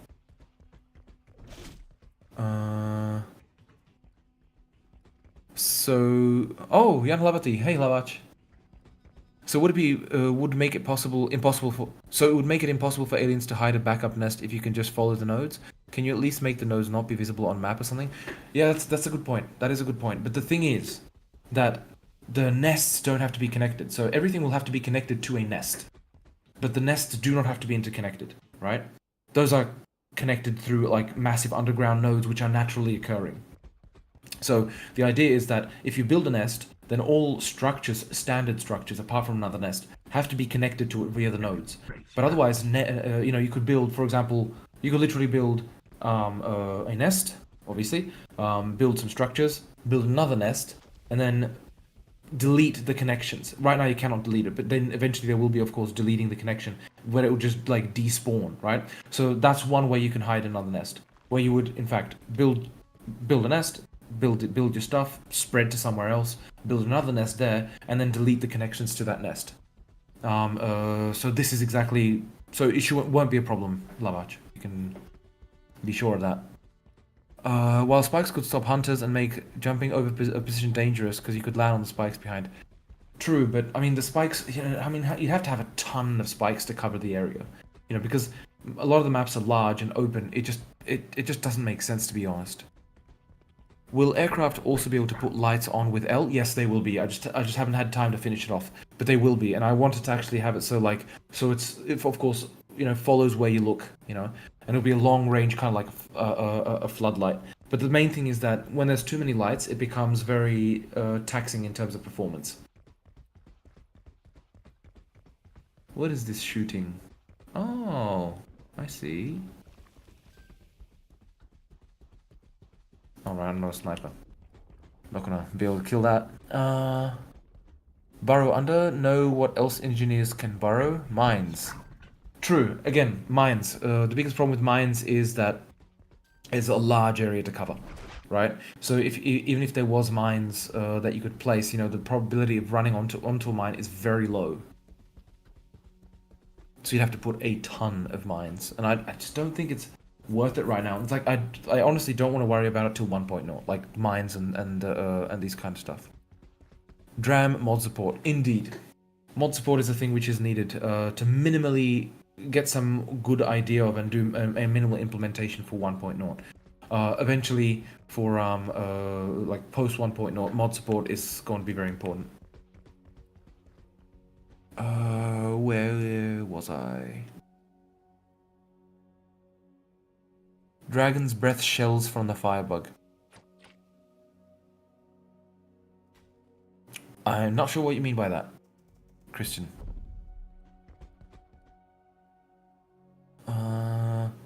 What are your thought process and use of the Queen? The Queen is just going to be basically a critical unit. So the aliens can lose absolutely everything. As long as they don't lose the Queen, they're not going to lose. That's the idea. We'll see how that goes. Because if gameplay-wise it proves to be just a pain in the rear, then it's just not going to be worth it, right? And I'll just change the I'll just change it if it's necessary. Right, I can finally leave the base. Chilling with the behemoth the whole entire time, keeping it AA at the main base. But now I can leave finally and get out of here and die to a gunship! Yay!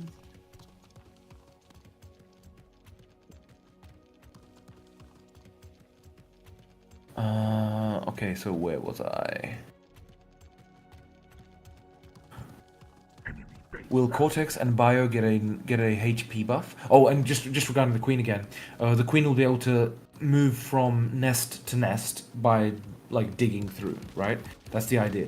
But otherwise, if she's on the surface, if she's not in a nest, then if she's on the surface, then of course she's vulnerable.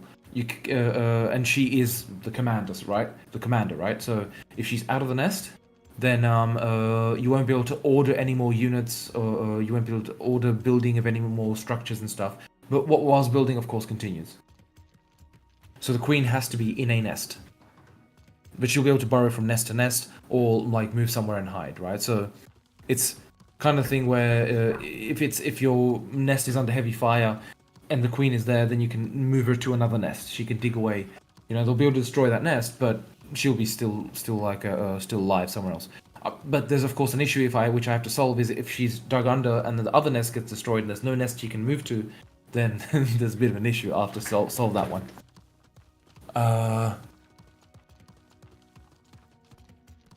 Okay, so just losing the... Okay, where was it? Will Cortex and Bio get an HP buff? Is Behemoth being nerfed? The Behemoth will be reduced. It's just way too powerful right now. At the same... Oh, it's very powerful and at the same time not powerful enough. Like... Basically, I will be revising all of the units, you know. So, and the Behemoth... Like, right now when you fly past Behemoth, it is just...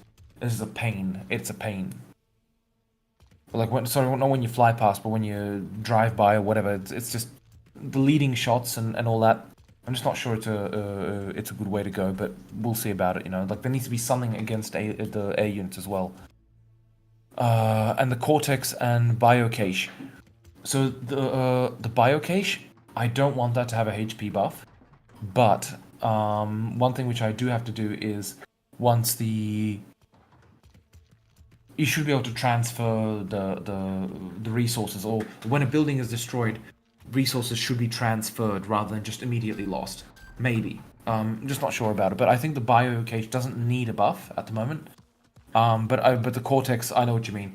I think rather than buffing the Quantum Cortex, it should be more about like the Quantum Cortex should have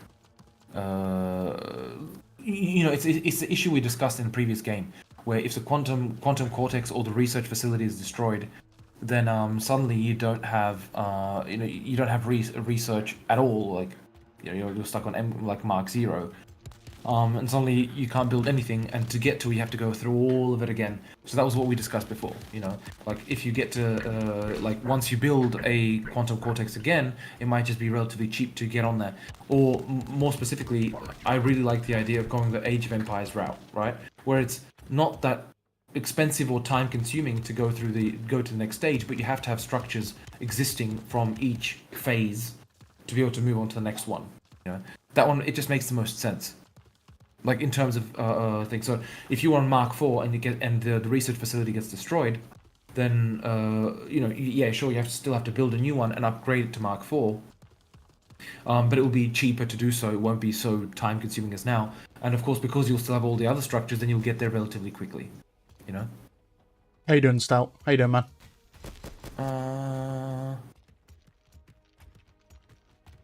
Don't need a ton of spikes to defend around, circle around an outpost. They're more for deterrence anyway, so having a few can make people think twice. True, but it's I guess it's just more about defending a single position, not overall. True. But I don't know, like the spikes, it's just I don't know, it just doesn't fit the theme, you know. Plus, what would they like if they made the spikes from metal? Sure, but I don't know. I just don't like the idea, to be perfectly honest. Why you what about bullying the me? Alien AA Sober? Any updates? What do you mean, Lewis? Because like right now they like do you mean like what will aliens have against AA or? Christian Silica wants a Monster Hunter one. Okay, same to mine. Just need to put them in key locations. True, but it's just something I don't want to worry about right now because the AI would have to do it as well, and it just complicates the AI. Like inside your own buildings to get those pesky crabs who crawl inside. Oh yeah, of course. That's a different issue. If the aliens get inside your structures, that's another annoying problem. That's very true. A good solution to mines might be to look at the M7 mine from real life, also referred to as a spider mine, directional grenade projector which takes few to cover an area. Well, just like I mentioned before. Just get spider mines from stock. Dragon's Breath is the name for shotgun shells with phosphorus in them. They burn the target while the pellets are in the flesh. Poor stopping power, but a painful death with pretty lights. Ah, okay, fair enough. And what did you mean that for, by the way? The Dragon's Breath? You mean it like as a new weapon? Because if you mean it's a new weapon, sure, that's not a bad option. Like I do think there is no damage over time. Damage, right? And I think there should be. So I will be putting it in eventually. But at the same time, you know, if there's something doing damage over time, but there's no way to counter it, like to stop it, then it might as well do all the damage now, right? Purely theoretically. Then again, man, I need more beer. I need more beer, man. Yep. What about 2 mine nodes, and in between the nodes is where mines are automatically rebuilt? Oh god, no, definitely not. It should be like doing mines and like it's just a thing. It's better to have a wall in that case, like a phase wall, something like that. I think John would follow the top-down view of John running the shotgun near the end of the movie. Oh right, fair enough. Oh, you need to add something. The HQ for humans need to make a little bit of resource, because right now if you lose your harvester and you don't have money, it's auto lose. Yeah, I'm gonna improve the lose condition detection, right? If eventually, right now it's gonna be if you lose your HQ, GG. But otherwise, there should be other ways to, like, in the control points. That's one way you'll be able to get additional resources. Eventually, right? If you take a control point, you get a little bit of resources for it. And also some of them might have actually, like, for example, old mining facility, right? So that's that. I think it'll be hard to make a working alien AI, exploring terrain, ambushing, creeping from behind, etc. Human players can do it, and it's required for aliens to be viable, but AI will be hard. Lavat, you're very right. And I mean, I already have, like, what's it called?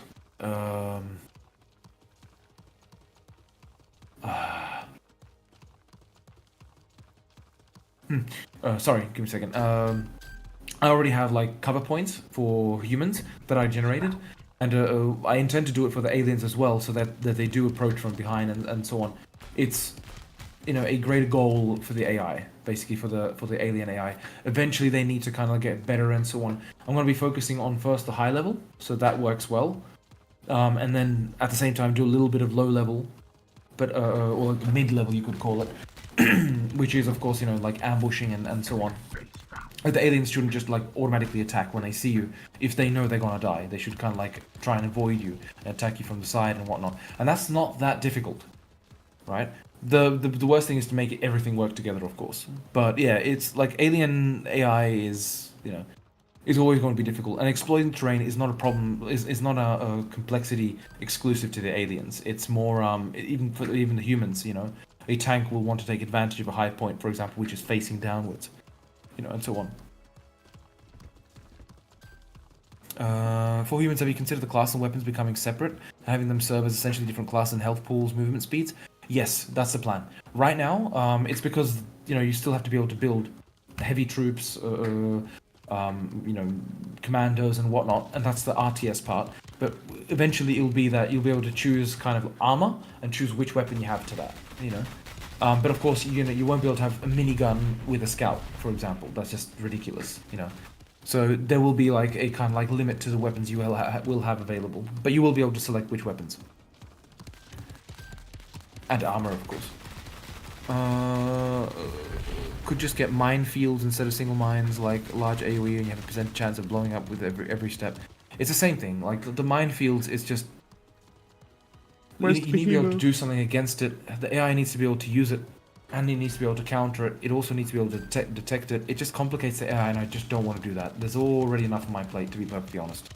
Spikes or any like this kind of defense which is not directly attackable, you know.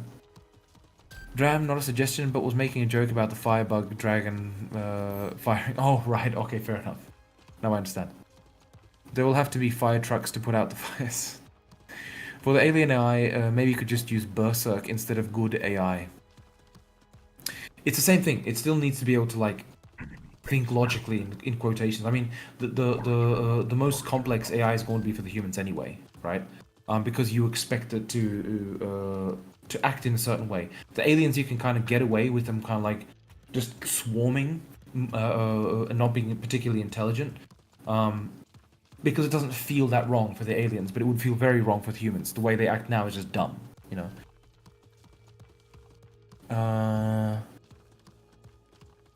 Oh dear. Rocket from the rocket truck needs to have better auto aim. Last time I was aiming at a hive turret and I just can't shoot it with the truck. I hit everywhere except the target. So I disagree with you there, mainly because the rocket truck is not intended for small targets. It's intended for larger targets, right? And the rocket truck is extremely powerful. So it takes just one hit and the hive is gone. The hive turret is gone, right? So the whole idea is that it should be inaccurate to kind of give it chance, because the worst thing is when all weapons are perfectly laser accurate, it's not fun for anyone. You get shot without even being able to do anything with it. You shooting, yeah, sure, that's fun, right? To be able to take everything out with one click, but it's just not fun for the other players. And you know, if I wanted to go like a fully 100% realistic route, where, you know, I mean, let's be honest, in the future, if we don't have accurate weapons, then what are we doing, right? Then it would be very. It's just not good for gameplay. It's just more fun when the weapons are slightly inaccurate and you have to shoot a little bit more. But you know, there's infinite ammo, so you don't have to worry about the ammunition.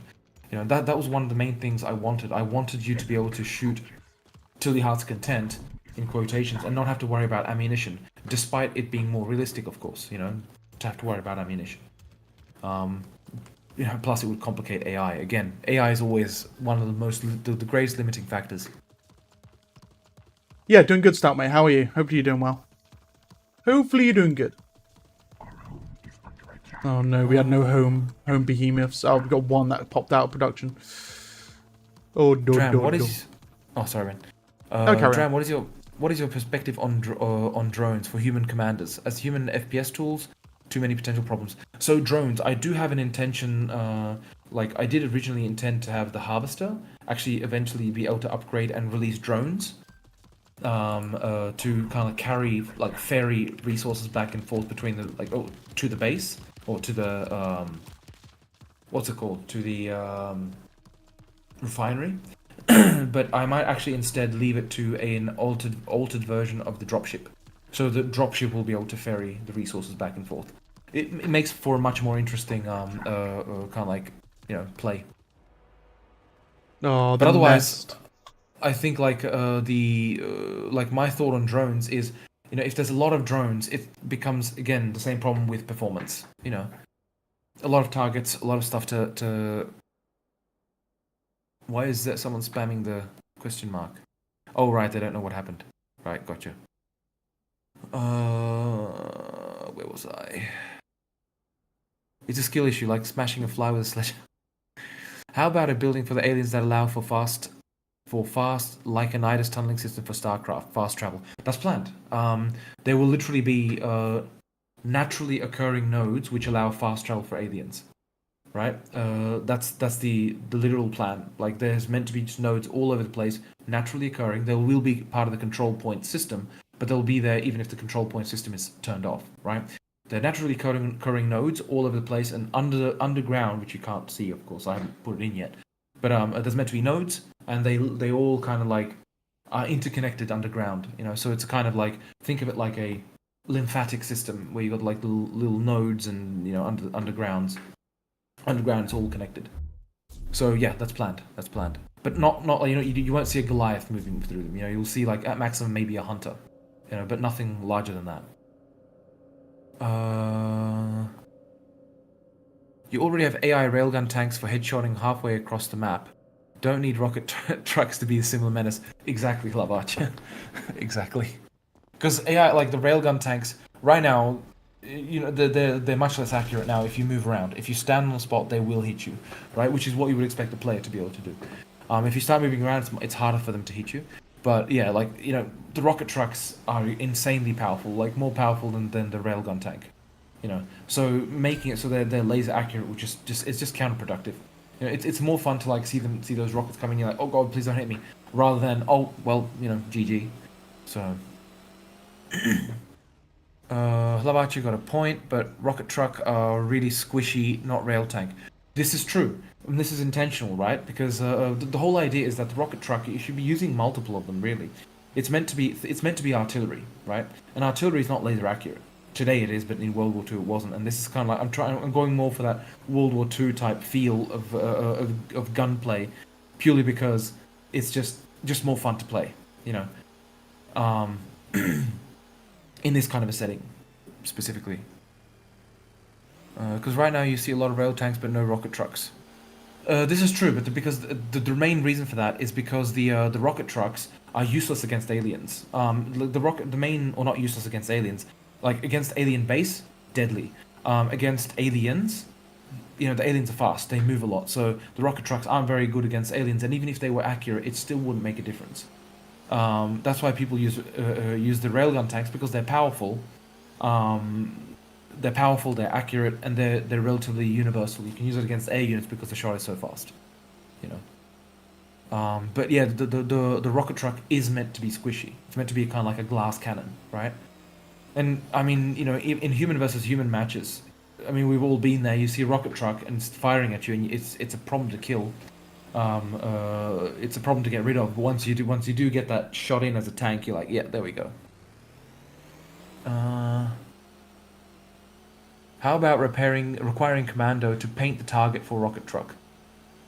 I want to avoid, like Hlavat, I really want to avoid that kind of like painting targets and this kind of stuff, because the thing is, like, the rocket truck is just meant to be it's fire and forget rockets, right?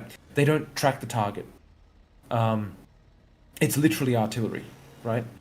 And doing like painting targets, I mean, we're getting onto the complexity level of armor, and you might as well, you know, it might as well be an armor then.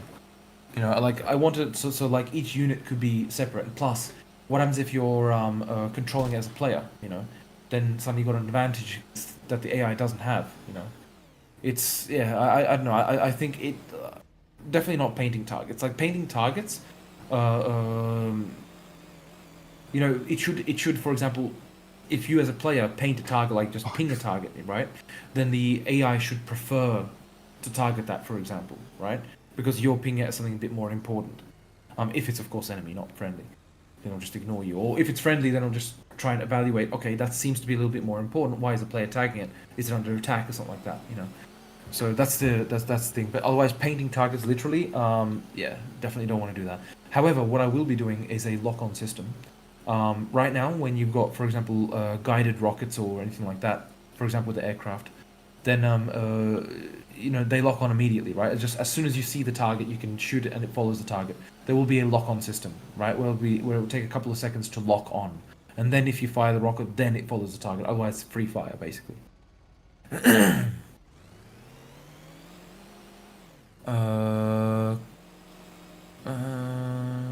Railgun turret. I find them great against entire swarms of bunched up aliens. That's very true, yeah. If it's a swarm, then of course it's extremely effective. Would be cool if you had stats, like a stat system where you as a dev can see how popular each unit is when matches are being played. Yeah, I will be adding this actually. I will be putting it into like Steam stats. Right now it's not that important because the AI is just not representative, the units are not representative of the intended final kind of like setup. So it's not, there's not much point right now, but eventually most definitely, you know. And what I'll do is I can then reset these kind of statistics whenever I do massive changes. But yeah, like, there is already support for it in Steam, and I will be doing it. We'll be putting it eventually. Some form of like analytics in this regard, but it's not going to be analytics like where you get the point, you know. Just Steam stats basically. Gunships, fighters, greater than rocket trucks. That's true, Clumsy, you're very right. The thing is that with gunships and fighters, right now I'd say they're quite difficult to kill. And I intend to make the AA a bit more effective. And most importantly, this is the most important thing, there's no anti-air infantry. There will be anti-air infantry eventually, which will fire rockets like something like a Stinger or something like that, or Javelin, you know, basically where it basically will follow the target, attack the target. Of course, Javelin, I know it's against tanks and shit, but you get the point, you know. So, you know, once you have, you know, infantry hidden in the hills which have anti-air rockets, then yeah, these aircraft are not going to be that effective. It's a demolition unit. Got it. Yeah, basically, it's a demolition unit. The rocket truck. The thing is, rocket trucks aren't really real artillery units. They can't hit things beyond their line of sight. If they can, they will be used a lot more. True. Oh, Um. oh, I think I just had a crash. Oh no. A server crash. Yep. Oh no. I just seen it pop so up. Stable. Yeah, please send me the log, Lycan, if you can. I Or will, like I'll back it up. Yeah, back I'll it up or send it something like that. now before I restart. Roger that, man. Yeah, I spotted it. It did an actual Unity crash as well.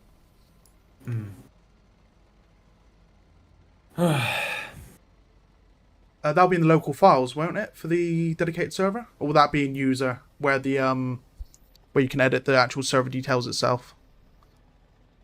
It will be in C users, whatever the username is, app data, local low, Bohemian Interactive, Silica, player log. Should be the same. Should be the same log. Oh, God, it's- shit! No, it's windy. It should be. I hope. Oh god, no. Might not actually have log. Well, have a please have a look. look. Let's have a look. Yeah. Users. Oh, I need to show all.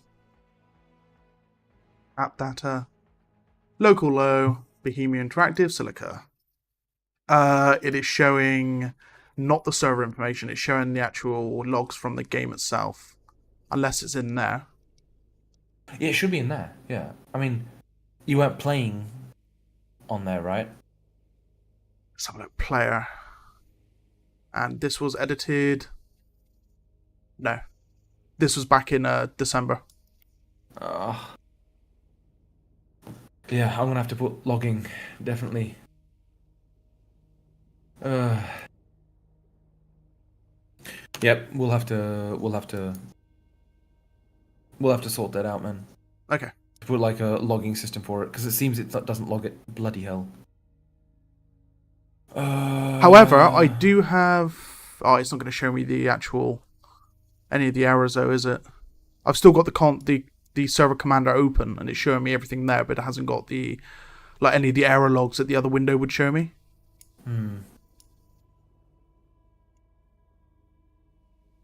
It just says server connect, not connected, and then before that it said player ID, etc., etc., and... Yeah, it's not showing, like, any of the other stuff. Roger. Well, that's unfortunate. Right, I'm going to reopen it. So I'll just keep answering, so I don't miss the questions. So the thing about it is rocket trucks aren't really real artillery units. They can't hit things beyond the line of sight. Yeah, true. I was talking about it before the server crashed, but this is true.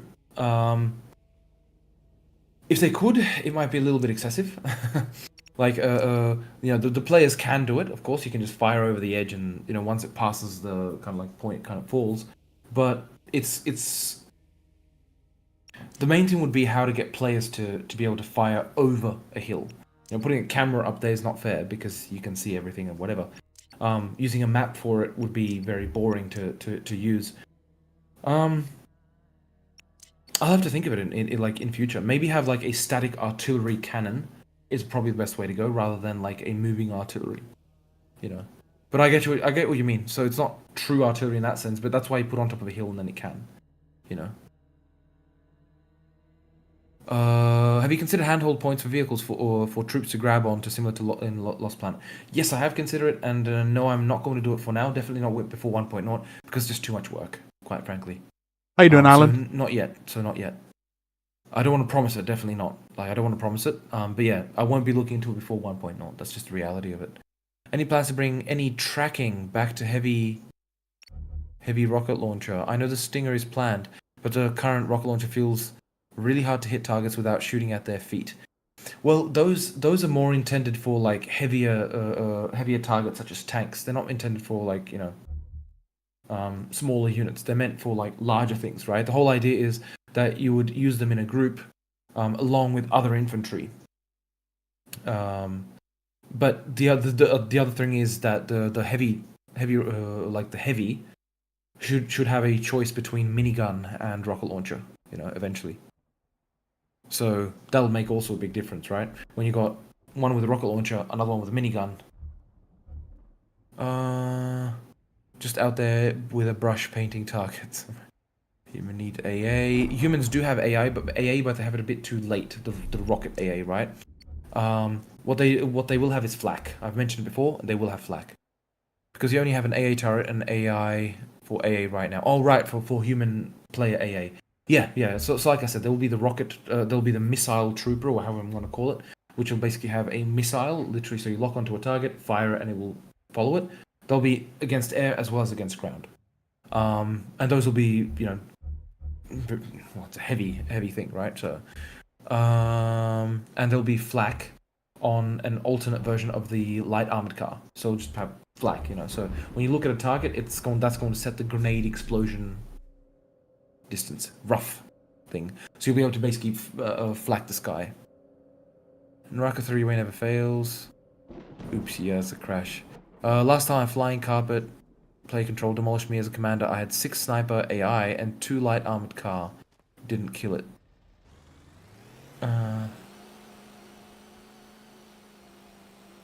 Last time a player controlled flying carpet demolished me as a commander. I had 6 sniper AI and 2 light armored cars, and it didn't kill it. Fair enough. When was that though? Because that's important, because I did actually make it a bit weaker. Because right now it's like, from my experience, it doesn't survive all that long. Dram, when Satori Soul Split changes are planned? Basically Q3, Q4 this year. Mainly because there's a lot to still do, just in that regard, just to put in the models and stuff. So and the structures are still being worked on. So I've just shifted to the end, towards the end of this year, mainly because the second half of this year, because mainly because there's just more important work to do, and I don't want to divert from that for now.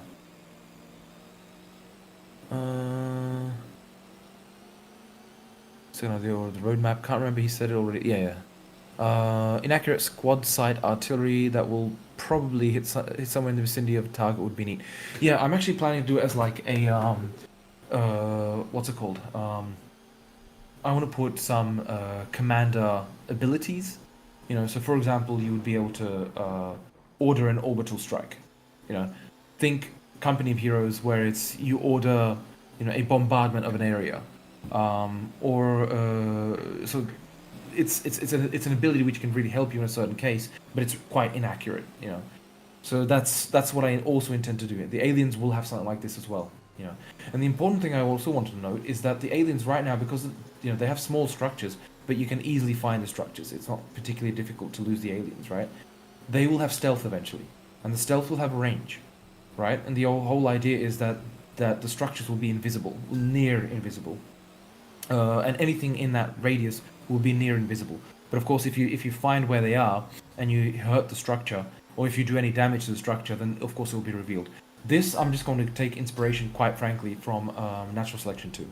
I think that has it really well implemented, and I do intend for that.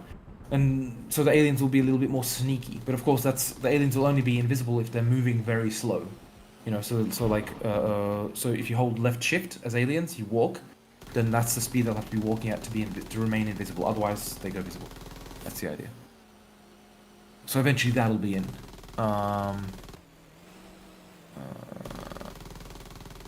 Whoa, what the crap doing?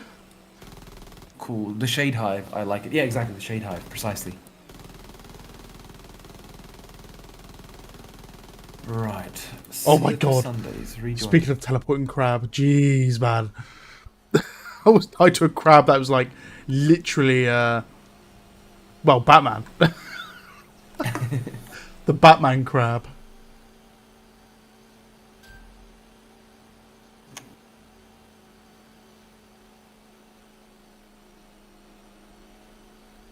How you doing, Alan, mate? Yeah, no worries. I'll take a look in a minute for you. Yeah, doing well, mate. Doing well. Family's doing good, and just enjoying my time on Silica and other PC games, really.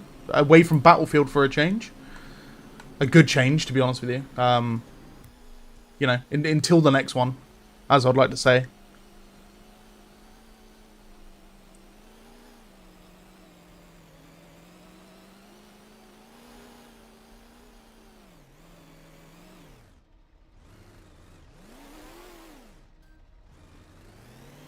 But yeah, I spent a good few years being pretty much one of the only competitive casters for Battlefield remaining.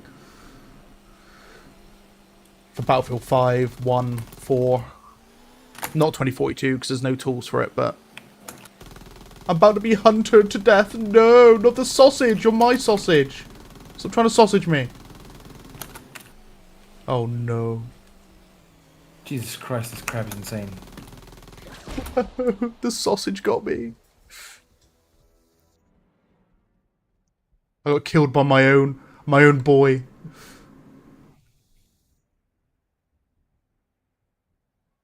Wait, did the server crash again? Did it crash? Yeah, the server crashed again. Wait, you serious? Yeah, it did. It crashed again. Same time frame as well as a three-way. Huh. I wonder. I'm going to open it again. And I'm going to check. Well, we're going to try and go for a two-way and see if it does it again.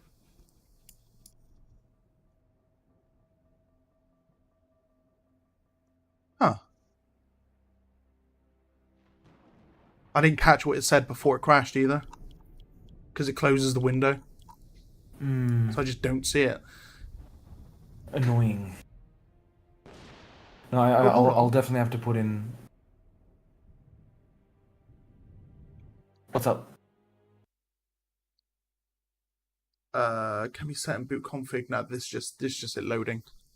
I thought I might have caught the command files just before it crashed, but it didn't. Damn. Okay. That's rough. I'll have to... There is so much to do, everyone. So much to do. I need to drink like a liter of coffee a day.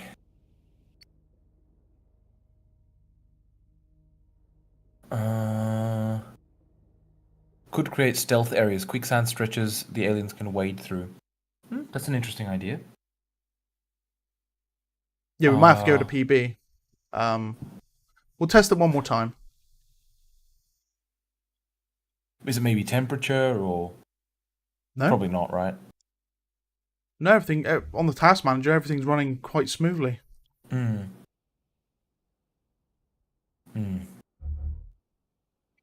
Quicksand stretches the aliens can wade through. Yeah, so like doing something like quicksand and stuff which aliens can wade through.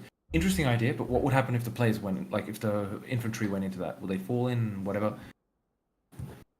But you know, the thing is that the aliens, like the crabs, they will be able to eventually burrow under and slowly move. But of course, then grenades will be able to kill them. You know, so.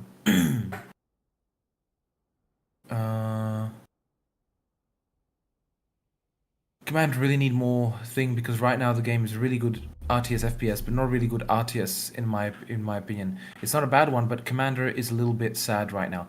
Oh yeah, 100%. I mean, the Commander right now in general. Look, in general, the AI are dumb. They have no tactics. The RTS controls are very basic, right? You know, you get information about what's going on, but not exactly very good information. You know, there's attack move and all this kind of stuff missing. Yeah, it is going to improve in this regard, like the quality of life stuff, very much so. But as for like what the commander can do, there's going to be control points. That's going to be very important for the commander to basically take, right? Because it'll give certain advantages in some points, and it will also be one of the win conditions, which can be turned off, of course, but it will be one of the win conditions. So there will be enough for the commander to do, including the players. Right now, it's just base-to-base combat, but afterwards, it's going to significantly change the game once there's control points, because you'll get much more small encounters, which are not entirely random. It's not like you're running in the middle of a field, in the middle of a open patch of sand, and suddenly you encounter each other just random. But it's more like there'll be targeted fight for a certain control point, you know. So it will change the game quite a lot. That's normal Nova. And I think that will change the gameplay for the commander a lot too. Underground tunnels visible only to the aliens. That already mentioned, yeah. So the aliens will have the fast travel nodes. Lucka, bro, this is the worst performance of the day I've ever seen. Yeah, I gotta say, I have to agree with you, Have a Lucker. look It was and pretty bad. It was pretty bad. Prime Battalion server is actually more stable. It is, yeah. It's very surprising actually. Like I mean, Lycan, you remember when we tested dedicated servers on this and it worked perfectly fine. Like I don't Yeah, understand it was what's fine. changed. Yeah. And like last week, it was fine as well. I'm The just only checking thing if it's a timescale thing, and it might be something to do. It might need a restart, like the console itself. I'm not sure. Like the it may handheld. yeah. The only thing which occurs to me is maybe OS update. Is it possible? I can check. Like if it updated, you know, Windows, because Windows, right? I assume. Yeah, it is. Yeah. I've got. No, I've got everything paused. Yeah, everything's paused on update, so it wouldn't have OS updated. Yeah, well, what I'm going to be doing is because I'm going to be really like soon uploading a new version of the servers and stuff. Then I will make sure that it has logging because Jesus Christ, I can't believe it doesn't have default logging. You can turn on logging, by the way, by putting a command line argument to put where the log is meant to be. But yeah, I mean that should just be default. I will have to quickly think nip because- away for 5 minutes because apparently, we might not have any water at the minute, which is just adding to my broken shower issue at the minute as well. Oh Jesus, fair enough. Oh no. So I will have to if either I blow up or the server blows up, then I'll have to quickly nip away for 5 minutes. Roger that, man. And I'm gonna nip away soon to bed because I have to get up early. No worries. Still want to get through all these questions. I think it's because so many people are on the dedicated server. The more people are on it, the longer it takes for the AI to start responding.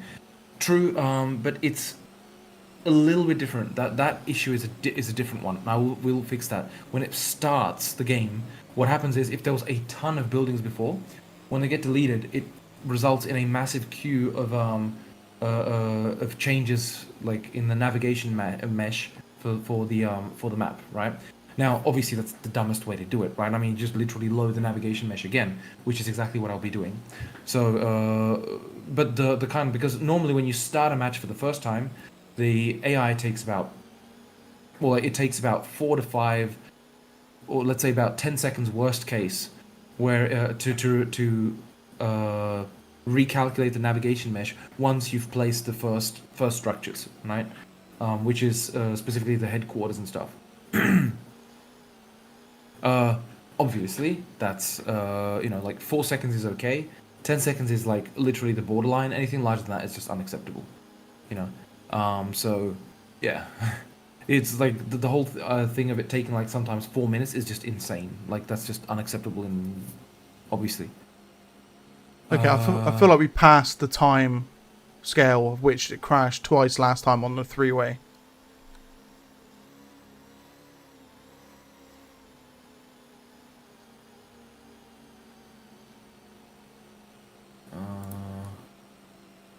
All right, so where was I? Okay, well, what would be nice to delegate AI units to human players, and the human FPS players can give commands to the units for combat situations. This is planned. You will be able to, the commander, if it's a player commander, he'll be able to assign units to you. And they'll guard you, follow you, and you'll be able to give them commands. Or if it's an AI commander, then you'll just be able to, like, use units and tell them to come with you, and then be able to give them orders where to go and what to do. Monument never crashes. I've seen it crash once, I believe. But I mean, honestly, like, it's... I've encountered more crashes, or like, I've heard of more crashes now than around release. It's ridiculous. So it doesn't make sense. Maybe an alien unit that does it to nearby ground. Oh, right. Like the quicksand, I assume. It's not a bad idea, but it's more like, again, that starts to mess with physics and stuff, which is a bit... I'll have to think about it, what to do with it. Like in your server has 999 ping, apparently. That's normal. Yeah, it's a ping thing. So here's the thing, I'm actually doing a ping estimator, or I wrote a ping estimator, because I cannot use the real ping values, because for some reason right now the Steam servers, they don't respond when you try and ping them. I have to find out exactly what the issue is, but I've left it for now because I was literally at just the packets come in, the packets go out, everything works fine, but the ping does not respond. So I'm right now estimating ping based on country of the server and of the player, and of course just pure distance, you know, plus a little bit of a little thing. So that should give a better idea of ping. But eventually I will of course fix this issue so that it is the proper ping to the server. Dram, can we get a breakdown of the stealth and concealment mechanics one day? It might be too long to do right now. Also, do flashlights and headlights play a role in anti-stealth mechanics? So the first one, I mean, it's relatively simple. I've broken it down I think a couple of times, but basically in terms of and I won't do the whole full ultra breakdown. But long story short, if you are near rocks and like larger rocks and you know, cliffs and these kind of things, then you can be concealed. And there's two levels to look at this from. First of all is from an RTS perspective, you have of course the fog of war, right? And the fog of war should show you, like if you've got an area revealed actively in the fog of war, then logically you should be able to see whatever's in that. But that would mean there would be no stealth mechanics.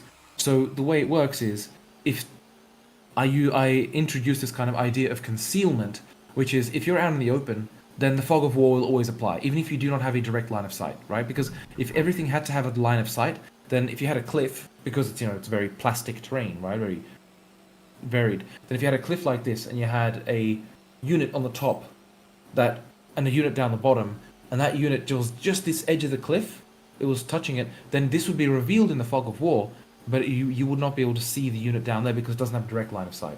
So that's why I introduced this will be right now. If it's out in the open, it automatically gets revealed. If it's within the reveal fog of war, but otherwise, if it's near a cliff, then it needs to have line of sight, direct line of sight to the unit, right? And of course, shadow also plays a role. So if you're in the shadow, you're slightly less visible than if you're out in the sunlight, right? At night, that's even more compounded. You know, and the aliens automatically get a stealth buff in the night, whereas the humans don't.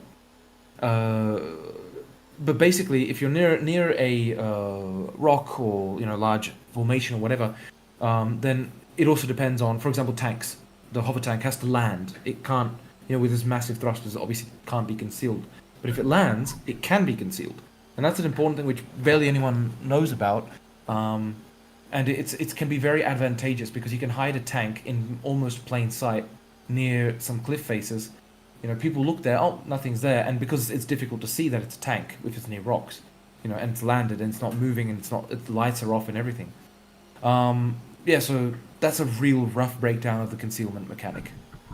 In terms of flashlights and headlights, if you have the lights on, right now it's not taken into account, right? But eventually, if you have the light on, automatically you cannot be concealed. That's that's pretty much how it should be, right? Or it should depend on the size. Like maybe for infantry, it kind of no, it doesn't make sense. No. Basically, if you got the flashlight on, you're not concealed. So that will be an important thing in the future. For vehicles, same thing. If they have the headlights on, they can't be concealed. And of course, the headlight itself should reveal anything if it's in line of sight, like if it's lit up by the thing. But that's not currently in there, and I will be putting it in there eventually.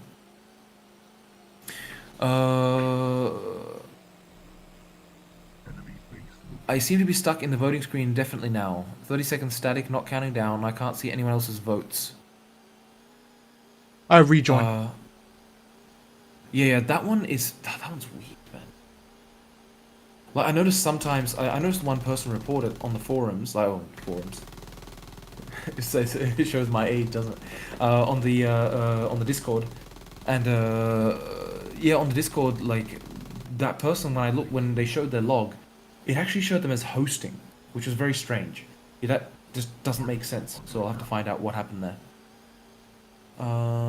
Is a scout quad an electric quad? Because he really sounds like an RC kind. I find it hilarious, and I find it hilarious. Let me change it. Well, it's meant to be like a really high power motor, but I just wasn't able to find a good sample to use. I'm gonna be honest. I want to have it more like kind of like a bit of a deeper sound. slightly more towards the high thing.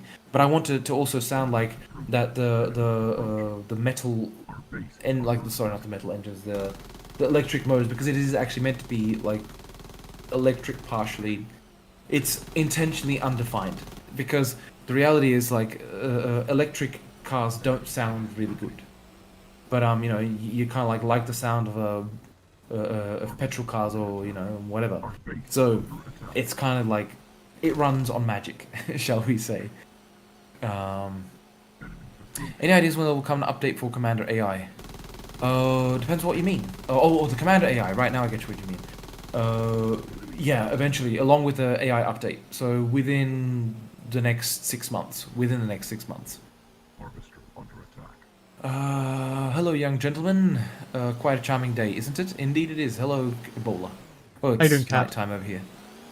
Will stealth mechanics be changed, altered in the future to accommodate units like the Saboteur? Yes, they will be. The Saboteur specifically will have a cloak, so he won't, like, if he's going to be sprinting, he's going to be much more visible. He'll kind of like Whoa! be doing errors in the cloak, right?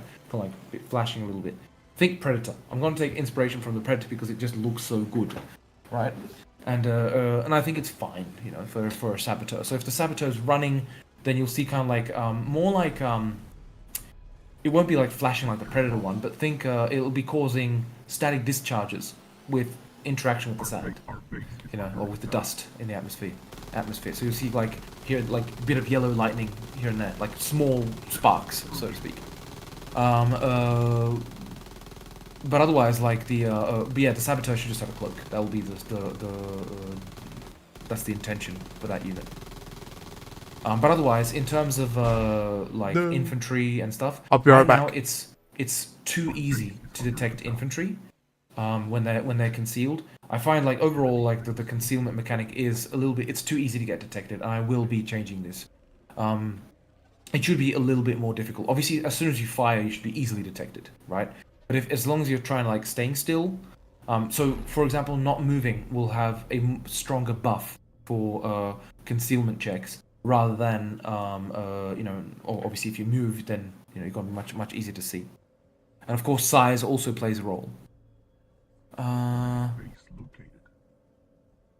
Tanks on a cliff? No, it's just okay. Well, tanks on a cliff, yes, but I mean there are cases. If you think in Rift Basin, in the middle area, there's these small formations, and if you put your tank right next to it, from a distance it just blends in. You can't see it. Like if you land, of course, the hover tank, then you don't know it's a rock, that it's not a rock. And suddenly the rock shoots at you. You know, maybe a secondary line of sight where stealth units are only detected at shorter range than your normal line of sight, not seen if they're behind you. View direction plays a role, but you still can get detected. It's not like night and day difference. It's about 20% or 25%. It's not like, roughly speaking. I don't want to. I forget the value I put in there. But the reason is because you know, otherwise in RTS. The units would automatically have to start turning around and checking all their sides. Otherwise, you know, if it required you to place the units and facing a particular direction, it would be just such a pain. You know, so it's kind of assumed the unit kind of like is taking care or has sensors to take care of its surroundings.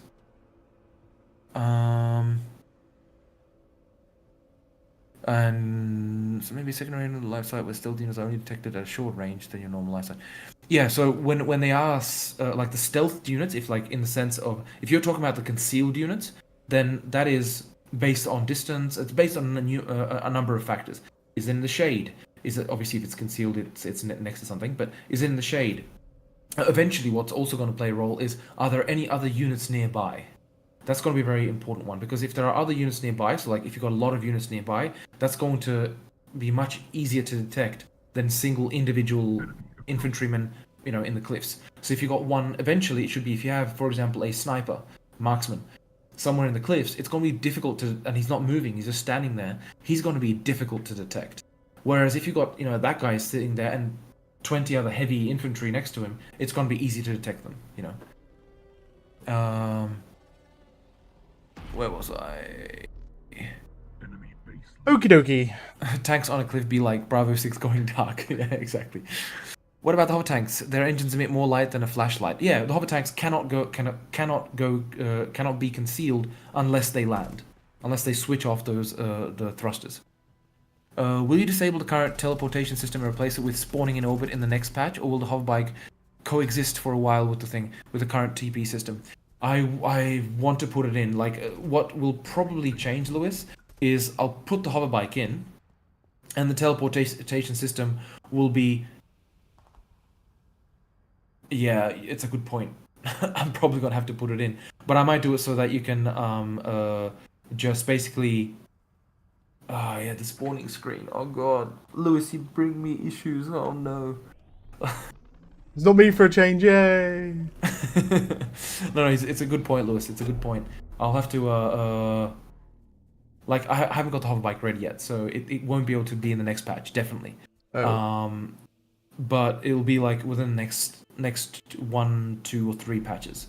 So with that, of course, it does have to have the whole teleportation thing. I might not do it that it's from orbit. It might be a screen for now where you can choose where you begin. But yeah, because the starting from orbit, of course, requires just too much thing for now. Shoda's hosting might be the same bug as I have in Stellaris then which I also knew how to solve. I honestly that's definitely not related. Definitely not. In like, I don't know the problem in Stellaris, but this person in particular, which was on the Discord, they apparently tried to join the server and it started hosting the game. I don't know if it was a new player, so it's possible they pressed play, pressed strategy, and just pressed start, and they hosted a game. I'm not sure. I'm still waiting for confirmation from that. Our base is under attack. Lycan, if you have Stellaris, do we want to play sometime? I have Stellaris? Stellaris too, but Yeah. Jesus Christ, I have not played it in such a long time. I do have Stellaris, and I tend to play with mods though. But if you guys want to play vanilla, I can give it a go. Why not? Eh? Under attack. Infantry fire at anything automatically, so defensive fire only on scouts. No, that'll be, of course, it has to be set based on stance and desire, or stance in the sense, like, are they meant to be aggressive, defensive, or hold fire? Hold fire will be just don't fire unless you're fired upon. Or something like this. So aggressive would be okay. Anything I see, I'm just gonna shoot at. Defensive would be if something's coming my way. If it's just kind of like passing by at a distance, I won't worry about it. And of course, hold fire is I don't fire unless I am being fired upon. Something like this. Just classical what RTSs have. Does crouching do anything to help concealment? Oh crap! I don't remember now. But it should. It should do a little bit, but it should help. Concealment checks. Running around and com tells me to roll so I can see my stealth doom. You rolled a 1, GG. Indeed. Do you think about to change the tech issue? It is sometimes a bit annoying when tech is sniped and all tiers need to be researched again. Maybe rebuilding tech could be enough to get recent tier back. That is a possibility, right? I mean, like, there's several ways to do it, right? It could be that rather than the research facility itself being upgraded, it's in fact the HQ that gets upgraded. Or alternatively, I mean, one of the options is that you still have to go through all 4 tech tiers, but it's much faster, right? I mean, right now it takes quite a while to go through the tech tiers because it intentionally takes long, it's intentionally expensive, so it slows down the game, right? Because otherwise everyone just went straight away for Mark IV and built siege tanks, like in a little while after initial release. But for obvious reason, you want to slow down the pacing a little bit, so you get the early units, because otherwise it's you send your infantry over to find the enemy base, and by the time they found that the enemy has railgun tanks and air units and everything, that's still the case now partially, by the way. But the way I intend to do it is that will be based on the structures from that tier, that tech tier. So if you got, for example, for tech tier, to get to tech tier 4. You just need to have a couple of tech 3 structures and so on. So definitely the way it is now, it's literally extremely. It's almost always leads to a surrender when a tech tier 4 research facility gets destroyed. Yeah, it's just GG at that point, right? Most of the time. You're welcome. Oh yeah, that Lewis. Yeah. Buggin Solaris just texted me as hosting the game when I try to join a game randomly on occasion. Fair enough. I'm not sure what that is, right? Because it depends on the implementation. Most likely completely different.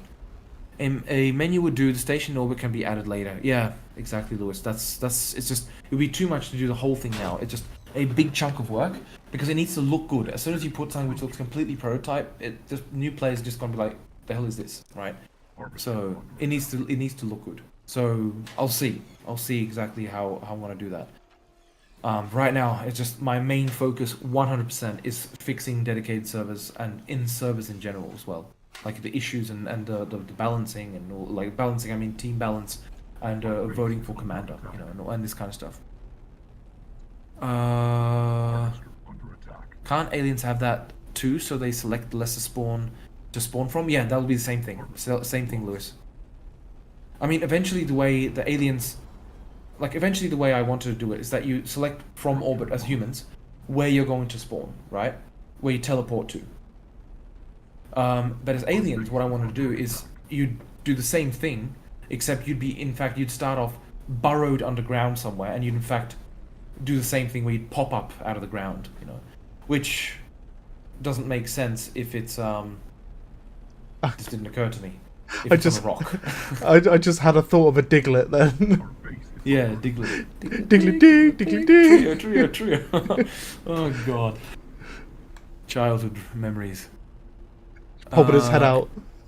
Yeah. Any news on unit formations would be a really nice feature for commanders. Yeah, unit formations are going to be added along with the AI update because it's purely dependent on the AI. So yeah, that'll be in there at the same time. I'm good with mods for Stellaris. You know, we got NSC2 Gigastructure. All right, yeah, it's for you. If not, then some sort of hotkey that would make you spread out more would be nice. Yeah, like I said, it'll be based on formation. You know, and then you'll be able to select, like, for example, a loose formation, which would make them spread out.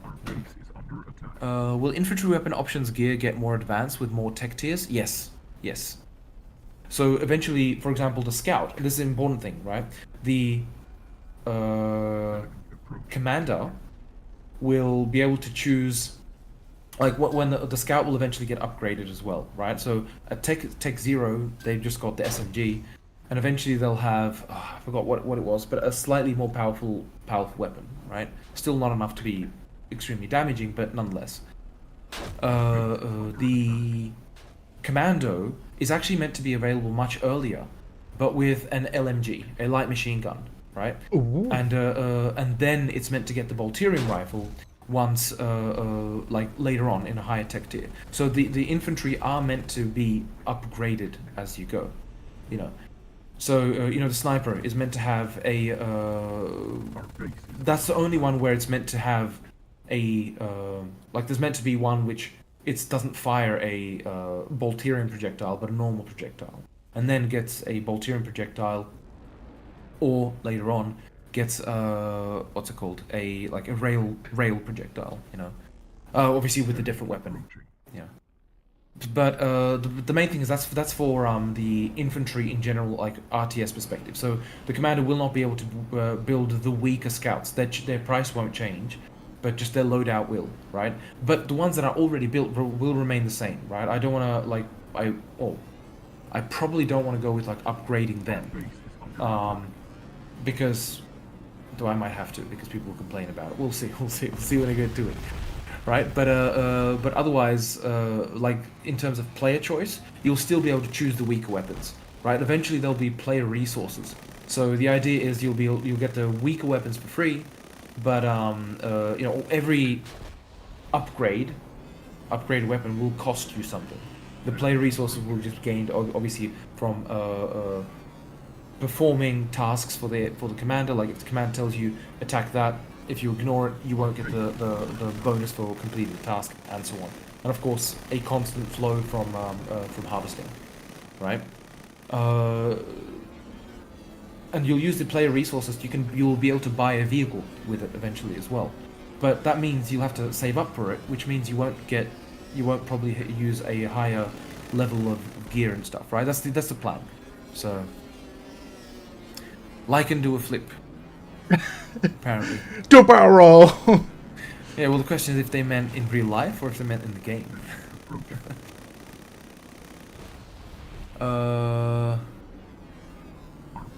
At Discord has been suggested by Golanx to allow barracks at the start of the game. Even with 7 barracks, you can still build 1 refinery. I wouldn't mind having early barracks. Oh, right. As in you mean like for the first structure, that you need to first build a refinery. Well, I mean, the best way to do it would be that it still requires you to build a refinery, but as soon as it is building, you'll be able to build barracks, right? Well, I mean, let's look at it like this. Maybe the best way to do it is just to allow you more construction options straight from the get-go, but more construction options. Sorry, it's just it's a phrase from Command and Conquer, isn't it? Whenever it is. Tiberian Sun. When you got the what's it called?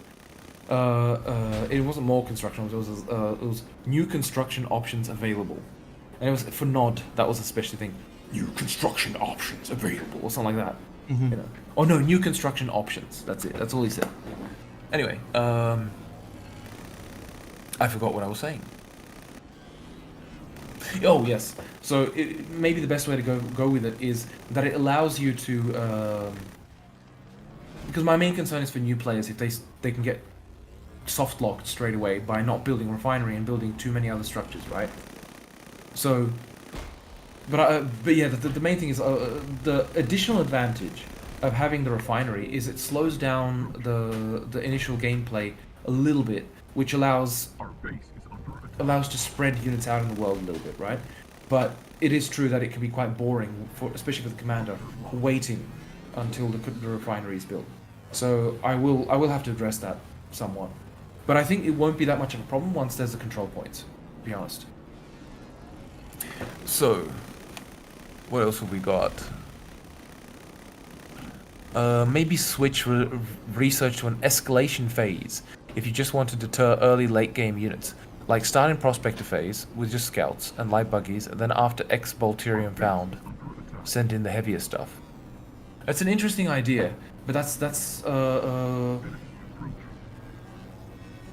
it's an interesting idea, definitely interesting. But I mean, I'd probably rather do it that it's that.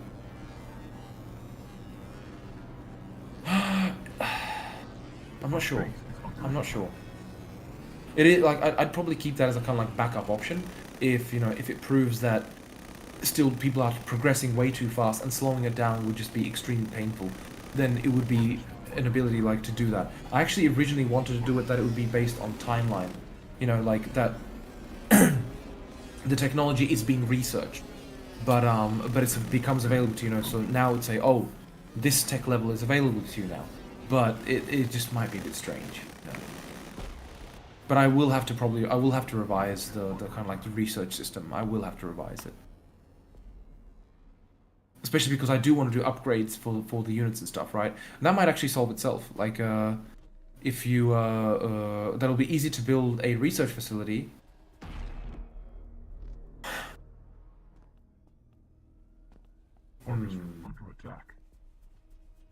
Oh, you got them thinking.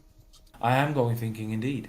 Well, because the thing was like how we just talked before, and that one of the ideas might be that if you lose a research facility, you can build another one, but it is straight away the previous tech tier that you were on. Yeah. But you lose the upgrades that were upgraded in it. So, for example, if you build a research facility, then at Mark 1, it's got like you only have, for example, 4 slots or 8 slots of upgrades, and these upgrades would be for units specifically, right? So for example, the railgun tank would have to be researched specifically, right? So you would have, if you build a heavy vehicle factory and you build, you upgrade to Mark 4, it doesn't matter because you still won't have railgun tanks unless you specifically research either railgun tanks, right, as one of the upgrades, or or it would be like a generic railgun technology, right? The thing I don't like about the generic railgun technology is I did this with Take on Mars and it was a bit unintuitive for people, right? So there it could be, of course, if you highlight it, it says what becomes available if you research it, right? that's one of the options. But it's still this I did have in Take on Mars, and people still found it You could, incomprehensible. in theory, So- you could name it something else. For example, like, I don't know, maglev technology, because it will then, because technically a Well, railgun is a true. giant magnet, right? True, but Uh, still, like the thing is, again, then it was my main problem is that people won't understand what they need to research to get what they want, right? get They'll need to to that, just yeah. remember it, you know. So it'd have to be either extremely verbose, or and this is probably what I'm leaning towards is literally you just have to research railgun tank, you know. Fuck it, simplest way to do it. So. And the option there could be that you're in fact almost required to build multiple research facilities because you know you've only got so many slots in each research facility. So the research facility will become something a bit different than what it is now. You know what I mean? So it would be that, for example, the phase, you know, Mark 1, Mark 2, and whatever. Sorry, would in fact be for the nest or for the HQ, like for the team, in fact. But and you would still research it through a research facility, but it's a general research, and then you'd have specific like upgrade options. You know what I mean? This is an idea. I don't know. I'm thinking out loud here, man. I'll have to think through it more thoroughly. So you would have the option to go for a specific build instead of having everything on lock, basically. Yeah, pretty So- much. I mean, well, pretty much. But I mean, like, if you wanted to build everything, you'd have to build like for the given side, you would have to build multiple research facilities. Yeah, I get you. You know. Yeah, I mean, it would change the gameplay up in regards to commanders would have to like select their initial build to start with. So if they're going to go air primarily, then they would want to get the air tech up first before they start going into tank, which would cost another research facility, etc., etc. Well, that's not entirely what I meant. But like for example, when you wanted to, like, if you think about it the way it is now, right? Right now you just build a research facility, then you can upgrade, technically speaking, through all the tech tiers without building anything, right? Technically speaking. What would change with this is that you would have to actually build structures that are required to be able to advance through it, right? So you'd still have to have the structures to advance through the tech trees. And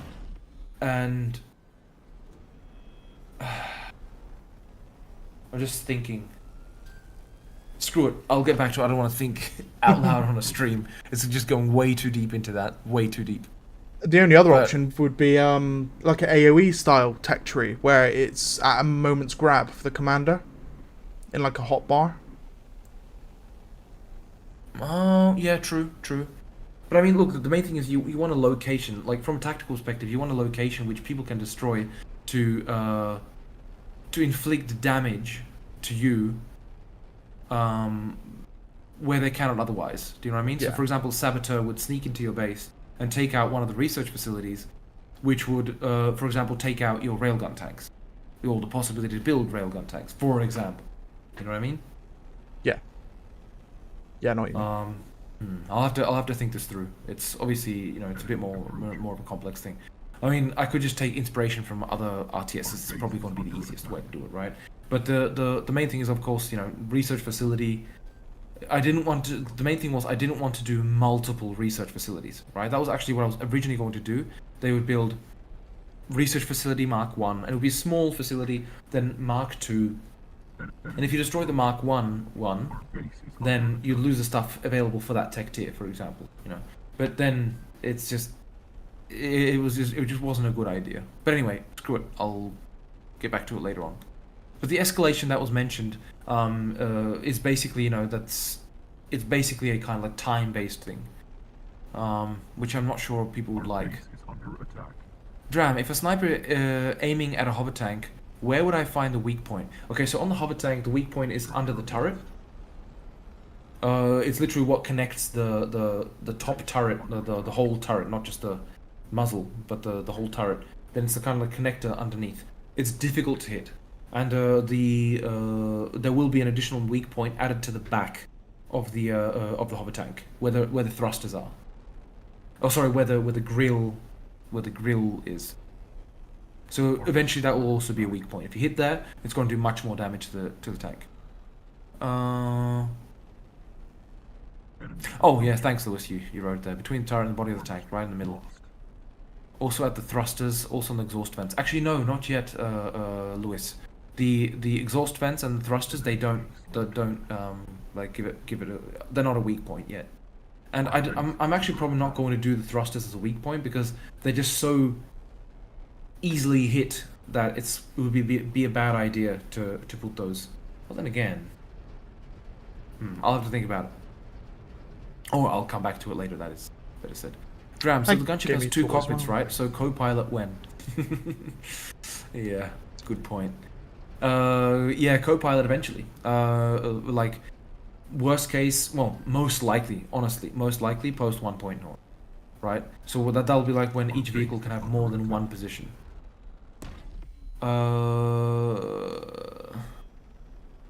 Maybe the heavy at a higher tech tier could have the ability to shoot tracing rounds at air units.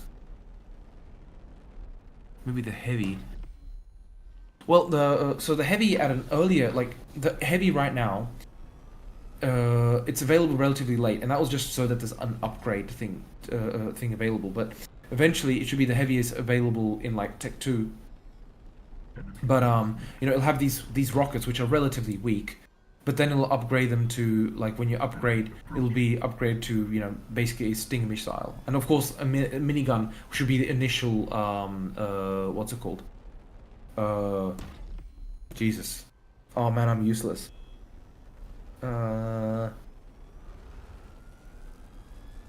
Initial tech, and then it upgrades to the rockets as well, and then it upgrades to the following rockets, like the you know, against air and ground and whatever. But that's the only one where it's a question, because, you know, obviously, you know, you may want the minigun one rather than just think. So if it's not available for the commander, that might be a bit of a problem. So I'll have to think that through as well, like once I actually get to it. Lewis, we need the new construction options voiceovers. Yeah.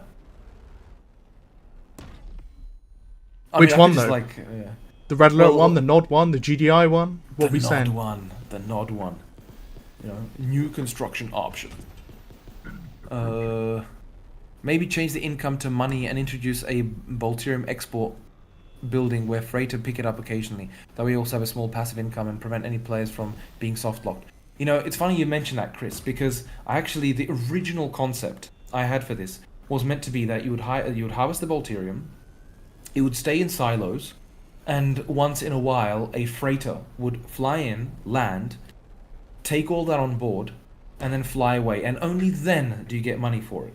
But as you can imagine, people would go insane if that was the thing. It just felt like a good idea, but that's where it's like, it feels good on paper, but it does not feel good in practice, because it's like you go through all that effort. The harvester goes and harvests that shit, takes it back to the base, puts it into the refinery. It gets put into the shipment, like into the containers, the silos, and whatever.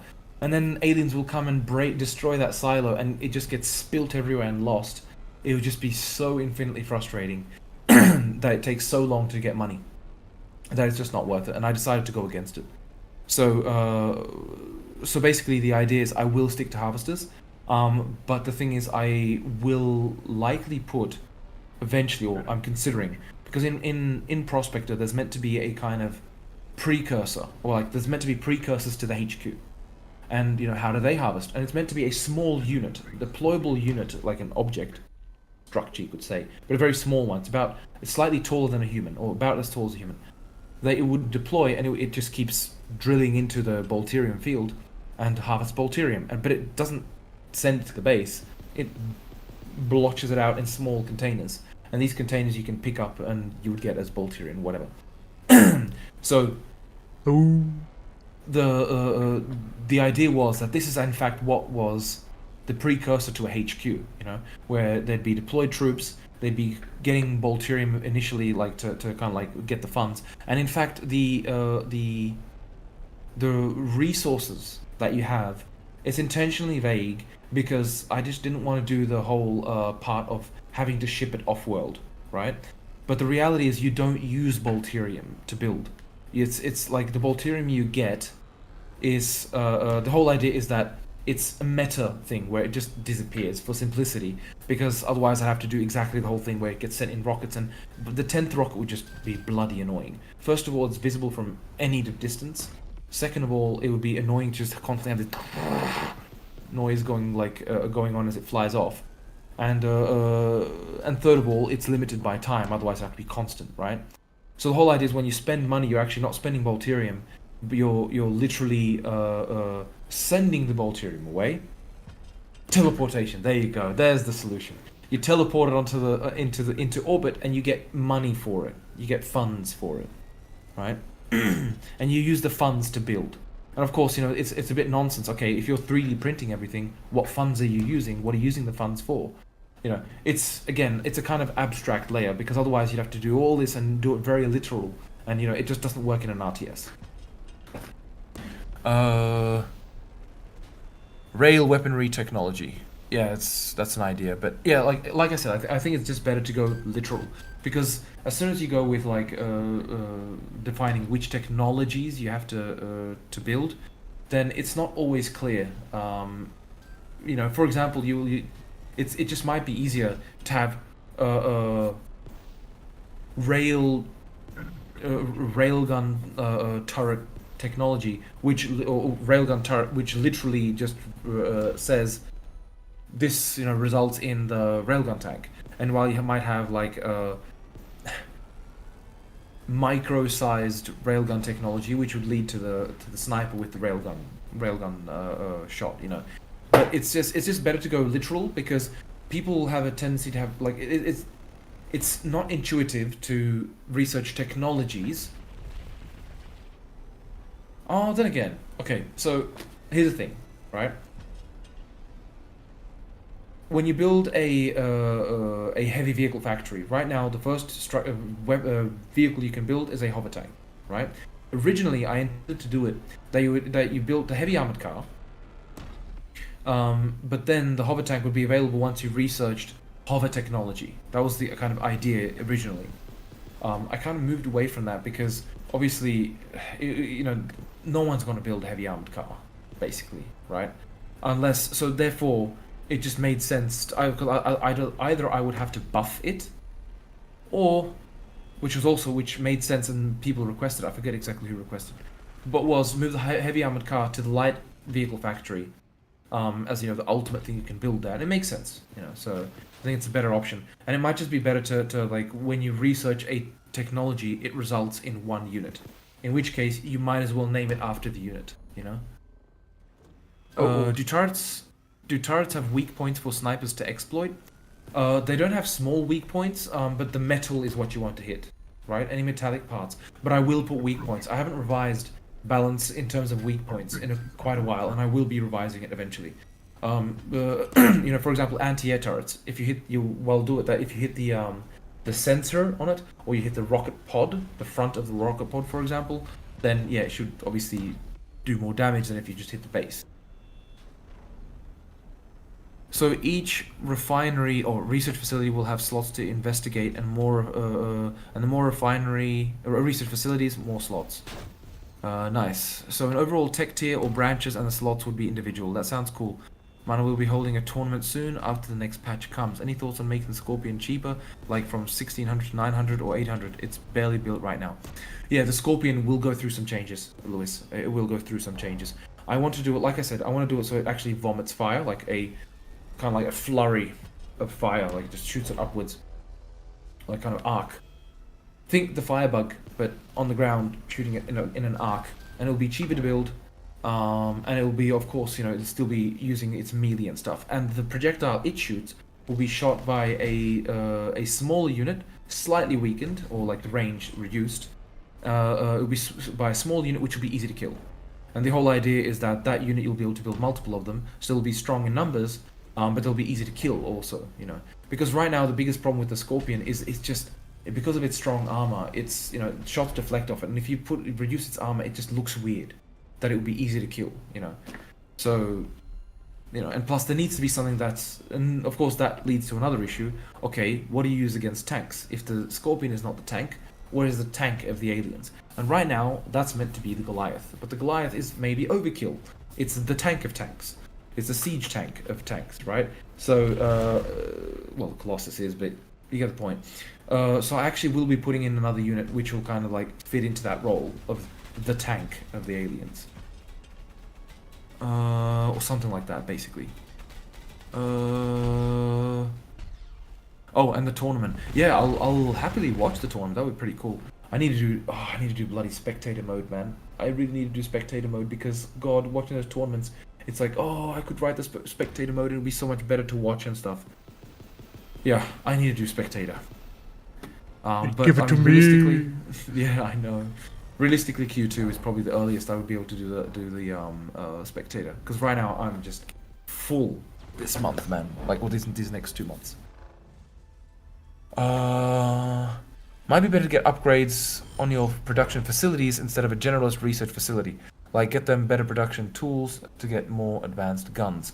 Yeah, that was originally what I was thinking about, but the problem is that then it means that on the production facilities, you have to have a ton of additional icons. You need to fit them somewhere, or like, yeah, sure, you could do between production and research, but then it becomes like, okay, why have a research facility if you do research on a production facility? You know, so that's why I'm leaning more towards slots in the research facility. And it might be, maybe the best way to do it is that the slots will be kind of differentiated. So there'd be like, 2 slots or 1 slot maybe even for something small like infantry, a medium slot for like, light armored car, heavy armored car, for example, and then, heavy for like heavy vehicles, and then for ultra heavy, corresponding to, barracks, light vehicle factory, heavy vehicle factory, and thing. But then of course you got air. Fuck. So yeah, maybe it's just gonna be better. I'll have to think it through. I'll have to do design, because right now I'm just doing design, just vomiting it out of my mind. Humans in the early game can't really destroy buildings, and the end game, end the game. This causes commanders in human versus human to only build refineries until the 10-minute mark. Can humans get stronger early units? That's a very good point. And the answer to that is, in fact, the infantry right now are not fully implemented. What that means is, eventually you should be able to use infantry to capture a building. So they will be able to go to an enemy building in numbers, of course, and they'll be literally able to capture it. I initially actually wanted to do it so that they would place charges, because I really like the reason the buildings have a lot of areas, mainly the barracks and the earlier structures. Of course, the ultra heavy vehicle factories, they have like the heavy vehicle factory and whatever are huge, right? They have a huge area to actually fight over. But the whole idea was I wanted to have a lot of infantry combat, but you don't get infantry combat unless it's kind of like random meeting other people in the sand, And the idea is I wanted to kind of give infantry a role in this regard, where they would be important, right? And the whole idea is the way to achieve this would be that they would be able to capture structures or destroy them. Destroying them doesn't make much sense if you have the saboteur, so capturing kind of makes the most sense. So sure, I mean, they could have just placed standard charges, right? Because obviously a saboteur is mainly a specialist unit because it's meant to be invisible, in quotations, whereas infantry just pack a couple of explosives on the side and you're done, right? So it is still an option, but yeah, I would like to do this eventually, where the infantry have this major role of being able to go to the enemy structures and actually place explosives. So they won't, because it looks ridiculous when you have 100 light infantry shooting bloody 9mm bullets at a structure, right? It just looks ridiculous. It's like, what would you expect? You'd expect shattered windows, and and a lot of makeup on the side of the structure, but that's it, So yeah, so this will change.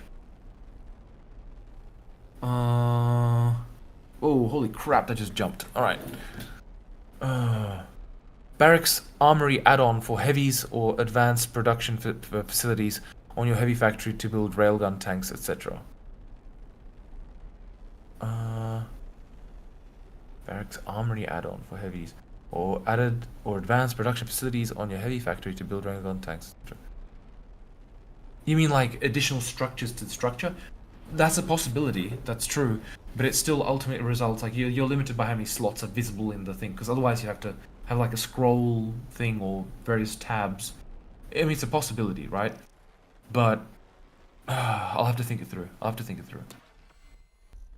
We're still going. We're still still kicking. What does silos and radars do? I don't understand them exactly. Okay, so the radar just increases the view range of your units. So you always want to build one radar. It doesn't stack at the moment, and it's not very well represented. That's the biggest issue about it. So with the radar, what's eventually going to happen as well is that there will be a first of all, they will be able to stack, but maybe only like 2 or something like that. That's one thing. And second thing is there should also be the ability to select radar, and there will be a ping, so to speak, which you'll be able to pay for, and you'll be able to use it somewhere in the terrain, and it will uncover that in terms of fog of war, right? So you'll be able to like randomly search the area, or like, you know, or if someone says, "Oh, Commander, there's it looks like there's some aliens over there, please ping the area," and he'll be able to use radar to kind of like ping the area there. That's the eventual planned use of the structure, apart from just increasing view range. Silo is just a storage facility, right? The reality is you don't like if you got resources going into a silo, you're probably doing something wrong. But because you most likely need to be using all your resources to build more units and more defenses and more structures and whatever. But basically a silo is literally just used for storing resources, right? I did initially think about, like, again, like I said, the idea of the silo goes back to when it was meant to be that you had to store the Bolterium until a freighter came in and shipped it off world. An alternative, and this is going back to the original idea partially, is that you would actually, like, your income would be not constant, but kind of like a salary, right? And it would be based on your mining effectiveness, right? Or like how effective you theoretically can be mining and whatever, and that there would literally be a like, it would be more of a relation kind of thing, right? So if just to clarify, kind of like talking in circles here, let's say if we go back to the former concept of you mine the Bolterium, it stays in the refineries, or like goes through the refinery, stays in the refinery partially, but also in silos, and then a freighter flies in, takes all that shit away, takes it to orbit, and then it gets cashed in. If I go back to that original concept, one option, without going overboard in that regard, is that this would be the case, that a freighter would come in and take it away, but it would come once in a long while, right? And you would have a relation with, you know, the upper commander, or the upper echelon, basically, and it's, you know, you're there to mine. That's ultimately why you're there. You're not there to destroy the enemy, you're there to mine, right? You're there to get Bolterium. And of course destroy the enemy eventually, but that's a different story. And the idea is that you might, I'm just thinking out loud, that you could have a salary where you get it once in every minute, 2 minutes, or whatever, and you have to make sure that, you know, the production continues. You have to meet spice demands. I mean, you know, spice demands like in good old Dune 1, if anyone's played that. But I think that might just be a bit convoluted. You know, because right now the silos just are unused. It's literally, it's just, okay, I've got so much resource, I don't know what to do with them, so I'm going to build a silo, you know. Basically.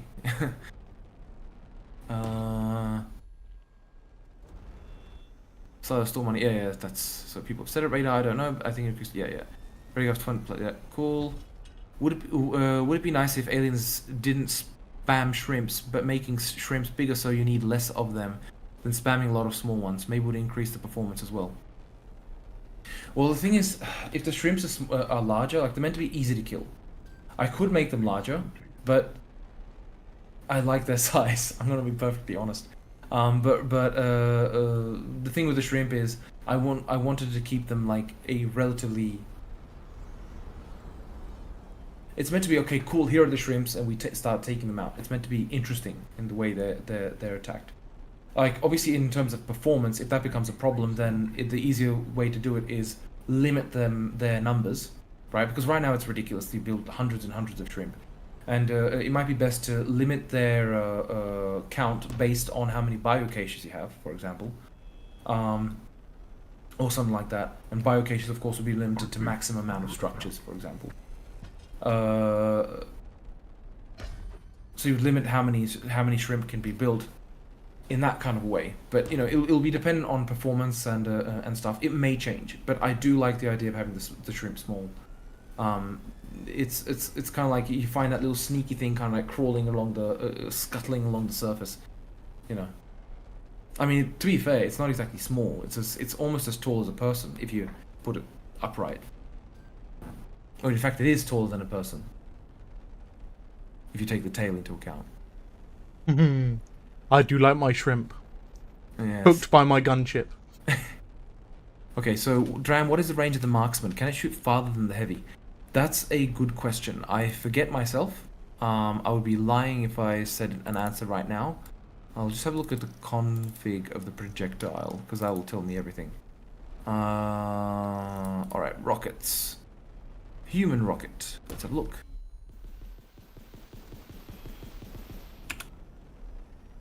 Alright, so the human rocket has a lifetime of 10 seconds multiplied by 100 in speed, 100 meters per second. So basically 1 kilometer range is the range of the human rocket. The projectile of the sniper, give me a second. Oh god, where is it?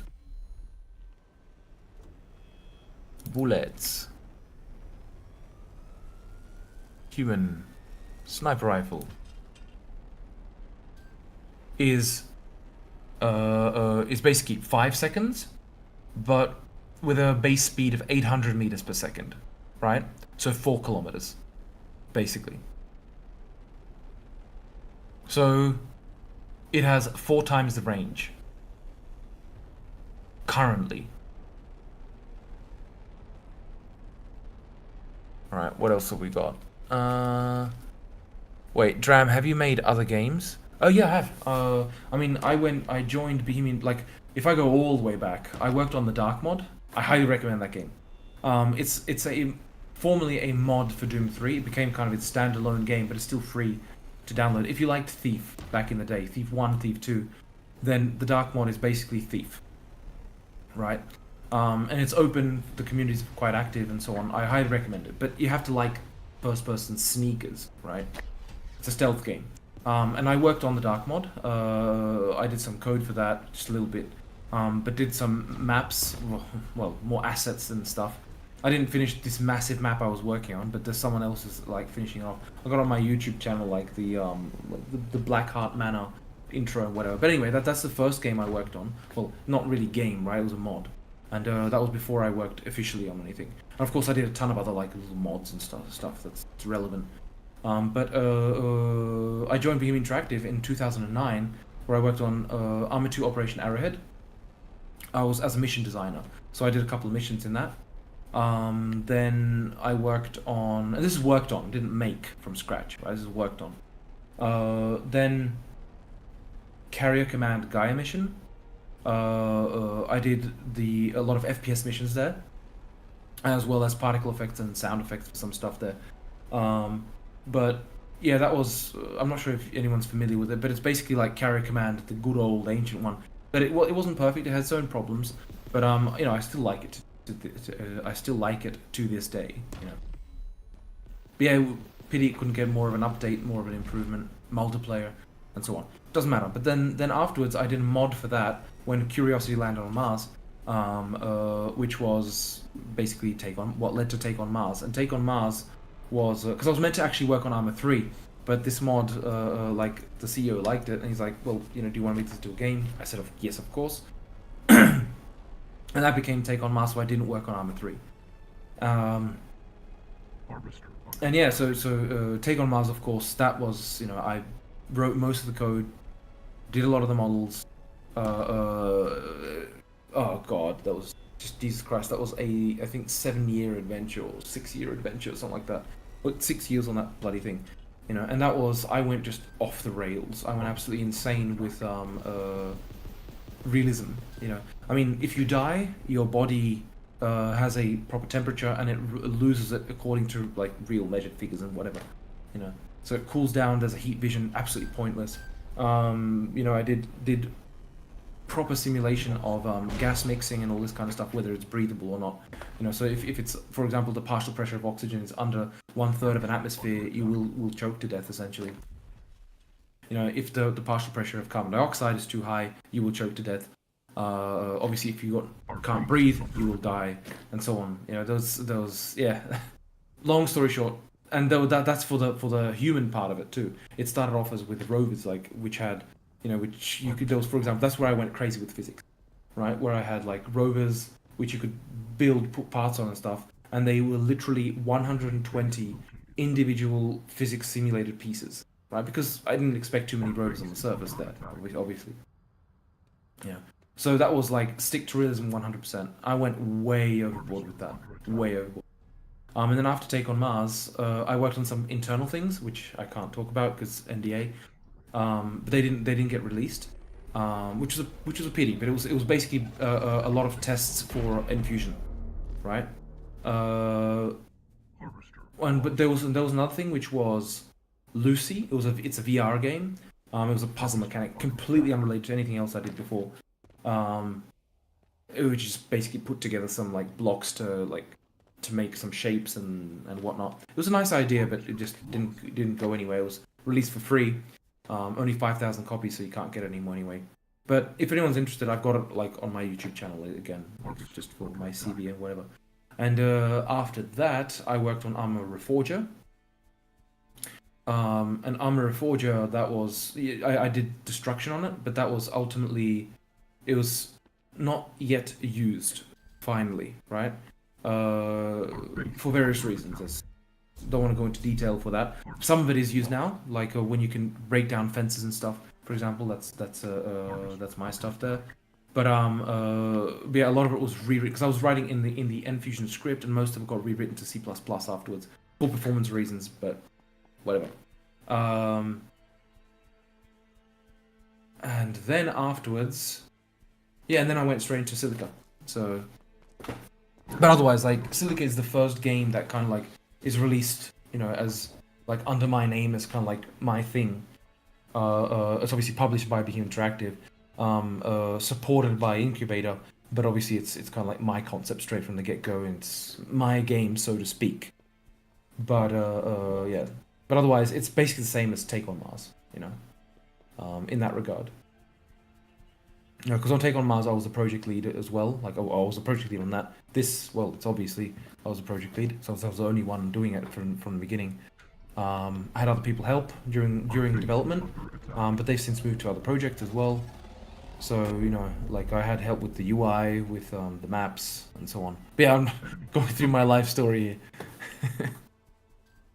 So that was a long answer. Ooh, what do you have in mind? What about the beetle that shoots shit? Now I forget which one, Lewis. Oh, yes. Yeah, there will be one. There will be something like that. Not beetle that shoots shit, but there will be something. Anyway. Alien tank, mini Goliath, 4 legs maybe. The poop shooter. The poop shooter, yeah.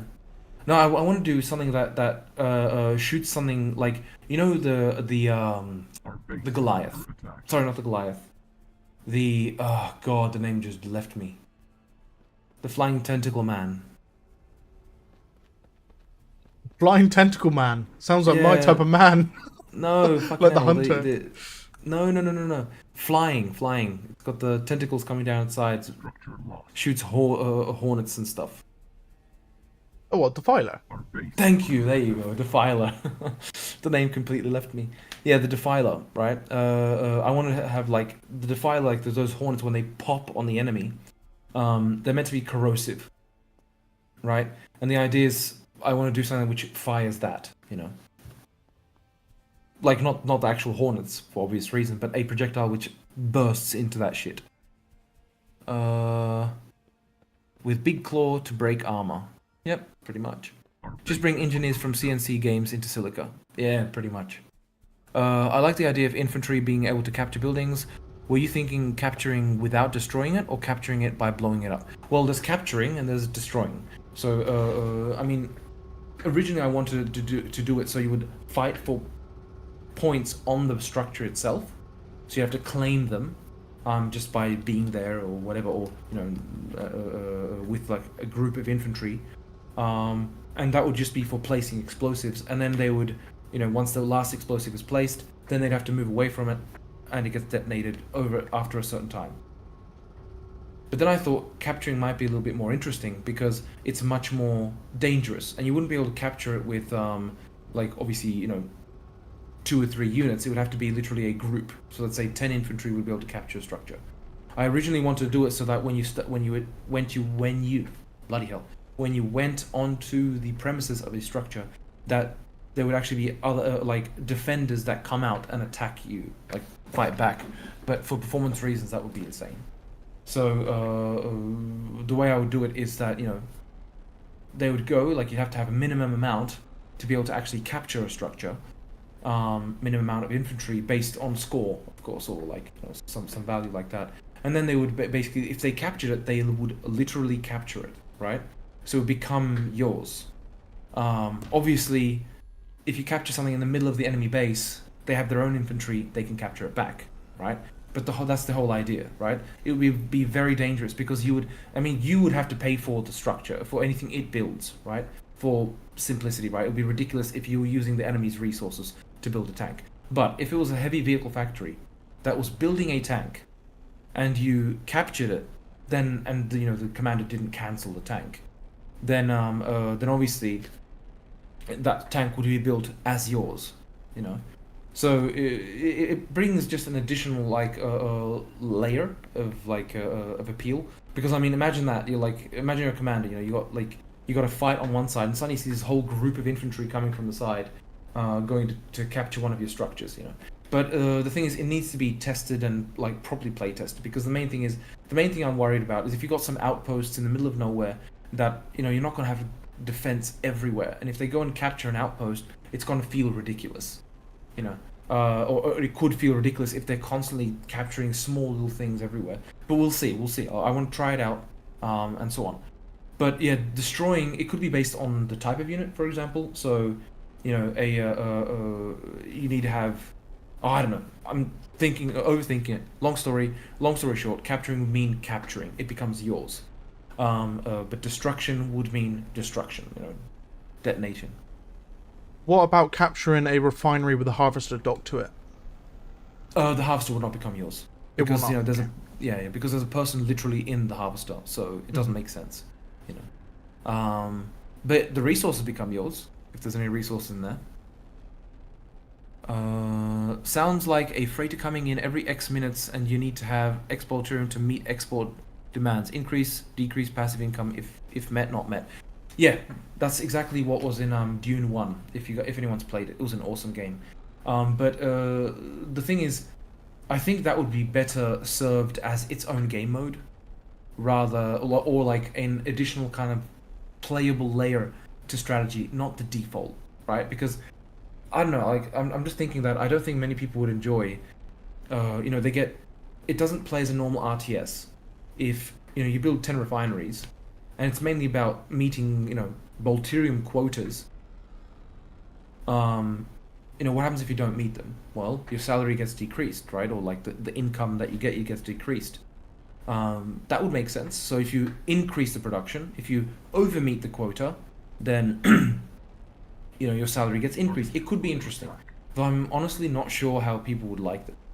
Probably, honestly, it might be a good idea to put this, first of all, to look at the to-do list and consider if overhauling a very basic mechanic of the game is a good idea. Second of all, if I do warrant, if I do say, okay, let's be insane, and I do decide to go with that, then it might be best to just do a poll in the Discord and see what people think of it. Because it would be very unique and interesting, this is true, but then it's not, I build 5 refineries, and therefore I'm getting 5 times the amount of money. The effect would be delayed, But actually, in the end, it would be the same, right? It would just be delayed. I don't know. What do you guys think? You know, I'd be What very would- interested to hear it. What do you think, Lycan? What do you think? Harvester lost.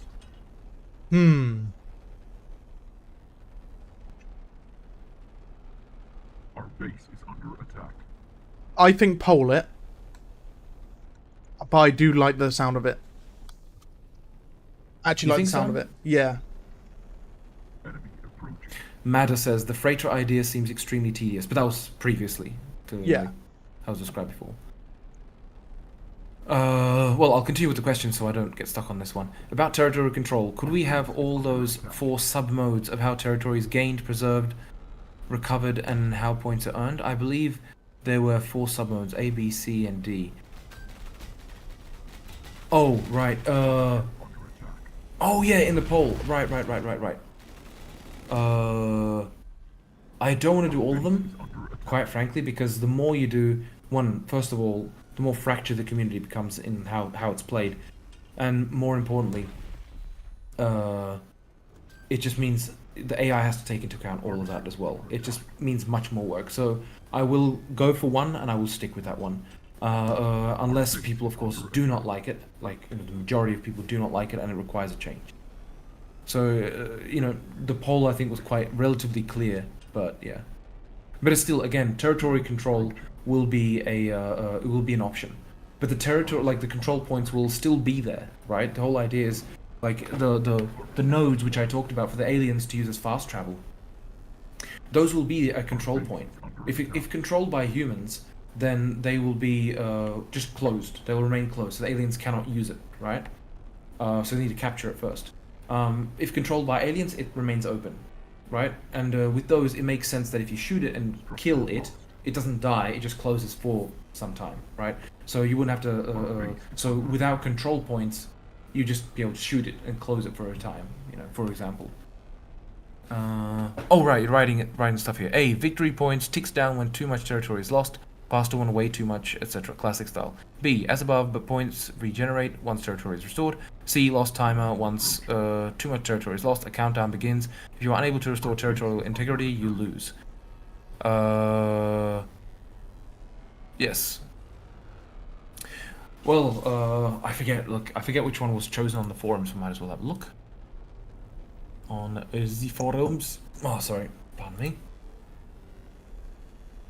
Oh god. Right. So it's overwhelmingly B. As above, but points regenerate once territory is restored. Right. So the way I would do it, Lewis, is I would probably stick with that. Right, that you will be able to, like, if control points are enabled, and that's the default state of the game, Our base is right? under attack. That kind of like represents the core gameplay. Then it will be, you know, the points. There's some victory points, which are restored if territory is restored, and if you lose all of them, GG, right? But that you will be able to switch off that mechanic. Our base is under attack. I mean, quite frankly, they're all a little bit similar, anyway. The best poll was the one for the wasps. 900 people voted for B, which was so that was A, aliens. Oh, well, whatever. I'm not gonna dive into that one. I'll go back to the questions. It's more important.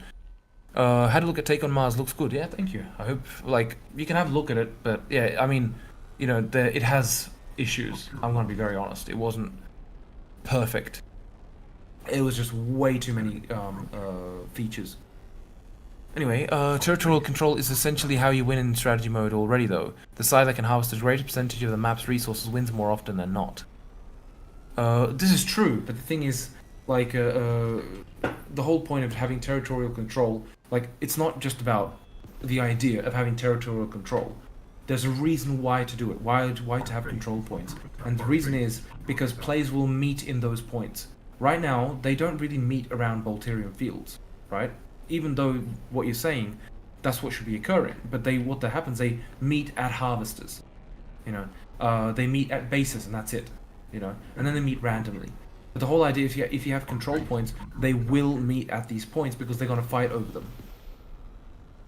Right now, the more structures you have, the more survivability survivability for humans. Yeah, because it's just so much HP in each structure that, you know, I'm considering which way to take the structures, whether to reduce the HP significantly but make them cheaper, so there's more destruction going on, or keeping it as it is and limiting how many structures there are. I mean, I have to limit how many structures there are anyway. It's just way too much right now. Dung beetle that rolls its dung at its enemies. Yeah, the shit thrower, you know.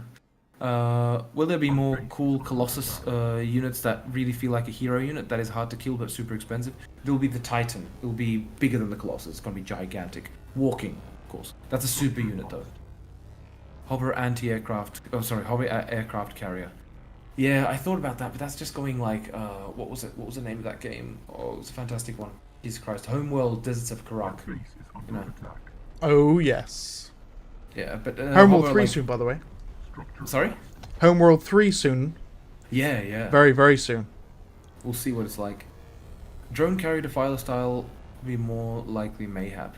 Yeah, the problem with like having a large carrier is it's a gigantic target, right? Dram, but can I climb a harvester and capture it? No. Capturing harvesters... I actually did want to have this eventually, like, originally, sorry, would be that like, you could get in, because it's the whole, you can get into the harvester, right? I want to have it that you would be able to capture it, but the thing is, I think it might be too frustrating. Because the harvester kind of like moves away from its buildings, and it's, yeah, sure, it means you'll have to always have it defended, otherwise a bunch of, like, ragtag crew comes in and takes it, it would be bloody annoying, right? When it's like, guys, just lock the ramp, you know what I mean? So it's, I don't know, probably not going to do capturing of the harvester, because one, it would complicate the AI. I'd have to do like a whole kind of like navigation within the harvester for AI, which I don't want to do right now because it's just a lot of work. And two, it just might be a bit ridiculous when your harvester gets captured and it soft locks you, you know what I mean? Then turn the combine against the base of its former owner. Yeah, exactly, that's the problem. What is the detection range of a building? How close can I get to it before it spots me? Assume an air factory as an example. That's a good point. I forget. It is... But it's around 200 or 300 meters. Exactly, like around that is the fog of war view range for the structure. But I have to change the mechanic a little bit, right? Because right now the structure it's very active in the way it sees things. Structures should have a disadvantage against detecting concealed units, right? So it should be mainly up to units to properly and easily detect concealed units, whereas structures should be able to detect them, like if they're shooting, you know what I mean? So this will change a little bit. It should, because right now, yeah, it's always the case. You go and you sneak to an enemy base, and you think, I'm being all stealthy and shit, and suddenly you get detected, and it's like the only thing that could possibly detect you is a refinery, right? It's like, who in that refinery detected me, for God's sake? You know what I mean? So yeah, this will change, but it'll likely change towards the end of the year because that's when it's going to be a lot about you know, iteration and polishing. Quota, Lethal Company, PTSD. Well, Quota, I mean, it's, you know, like, for me the PTSD comes from Dune 1, because when I played it I was quite young and not very strategic, I'll tell you that much. And yeah, it was always like, you know, they wanted 11,000 units of spice. Then they wanted 15,000 units of spice, and it was like, oh god, can you get more greedy, Jesus, you know? But it was an interesting mechanic, but it would be very Dune-like. But we'll see. Like, I would be interested in hearing what people have to say about it, you know. Pretty much like Spice Wars, the newest one. You have to meet a quota as well. This game has ever ended. Oh no, I think it's about to end though, because we're getting squished now, slowly but surely. Freighter idea would stop harvester spamming since early game. That would allow humans to actually focus on fighting early game, especially since they need to actually keep that Bolterium safe till pickup. Probably need fortress silos though. Do you have beta testers or a QA? Yeah, sorry, just for the previous question, Chris. Yeah, or question, statement. Yeah, it's It's an interesting idea, I think, right? If you had like a source of income, and it was literally that it had to be sent off world. I mean, literally, it wouldn't have to either. The problem with a big freighter coming in is it just like give away, I am here, right? That's the biggest issue with it. You see immediately from the first shipment where the enemy base is. So that's the issue I have with the freighter, and that's why I decided to go against it in like eventually. It could be a kind of more a meta thing, so only the one team would see their freighter come in, but it's like, okay, what happens? Can you destroy the freighter? Can you collide with it? You know, it would be a little bit ridiculous. And probably the best way to do it would just be to utilize existing lore, and that is teleportation. That it would get teleported off world, but it would be only when, for example, the mothership, or like the mothership would be, you know, in orbit, like above the orbit. So you'd have to wait for, you know, you have to wait for orbital cycles before it can be sent to it. You know. I think that could be quite interesting, right? So, I mean, that would mean that it would be like an effect on the HQ itself, but it wouldn't be an effect on, you know, that would be visible from any distance because it's a massive vehicle that flies in and deploys shit, right? And that would make it kind of more consistent that you're teleporting Voltirium away. It would give a reason for silos, but then it would also mean that you cannot hit the enemy economy. Right? That's the biggest problem I have with it.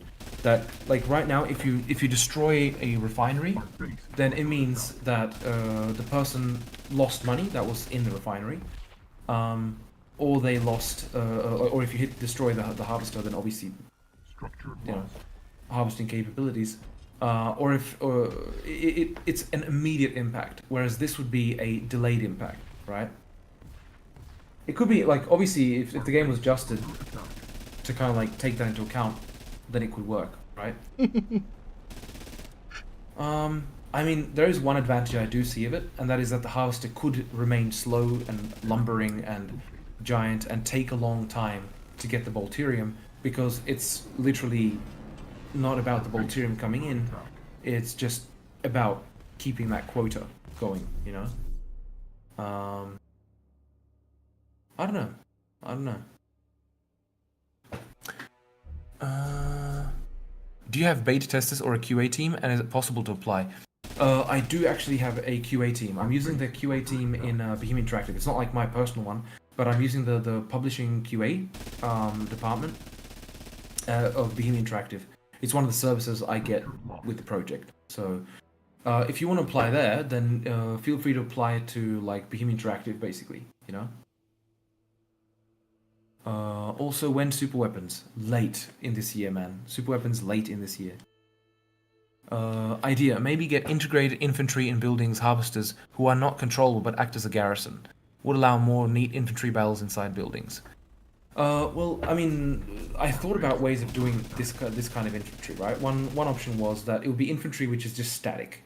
They can't actually move around or anything like that. But then the problem with that is it's not very human, is it? You know, a dude just standing there and shooting, and when you come close, he just turns and keeps shooting you is weird. You would expect him to try and hide. So, and doing infantry which can move around means performance impact. And it's better, that performance impact is better spent on actual units rather than like just a garrison, right?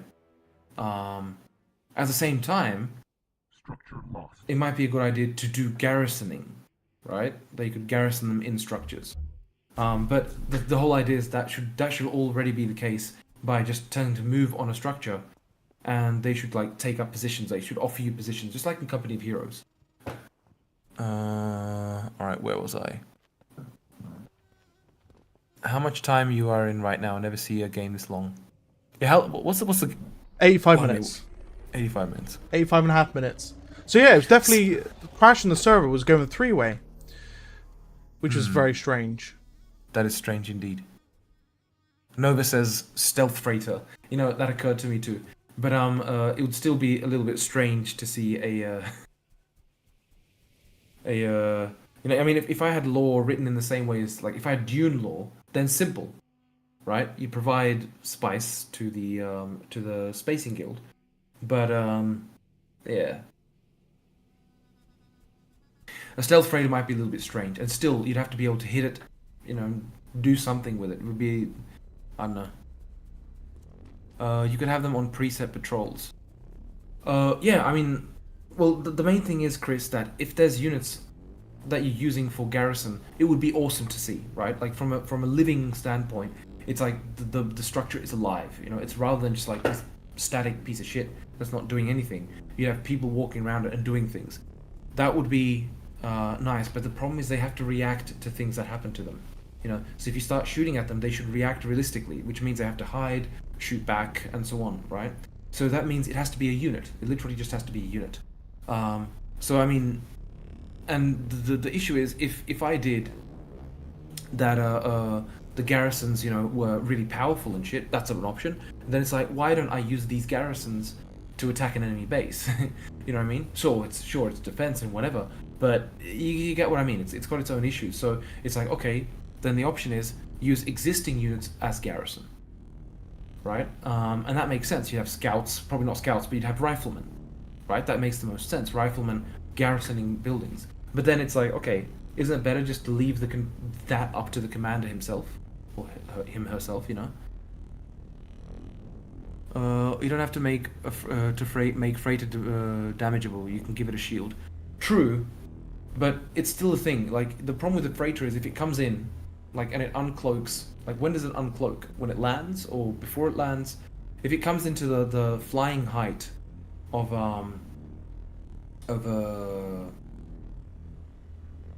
the map, right? Flying height of the map.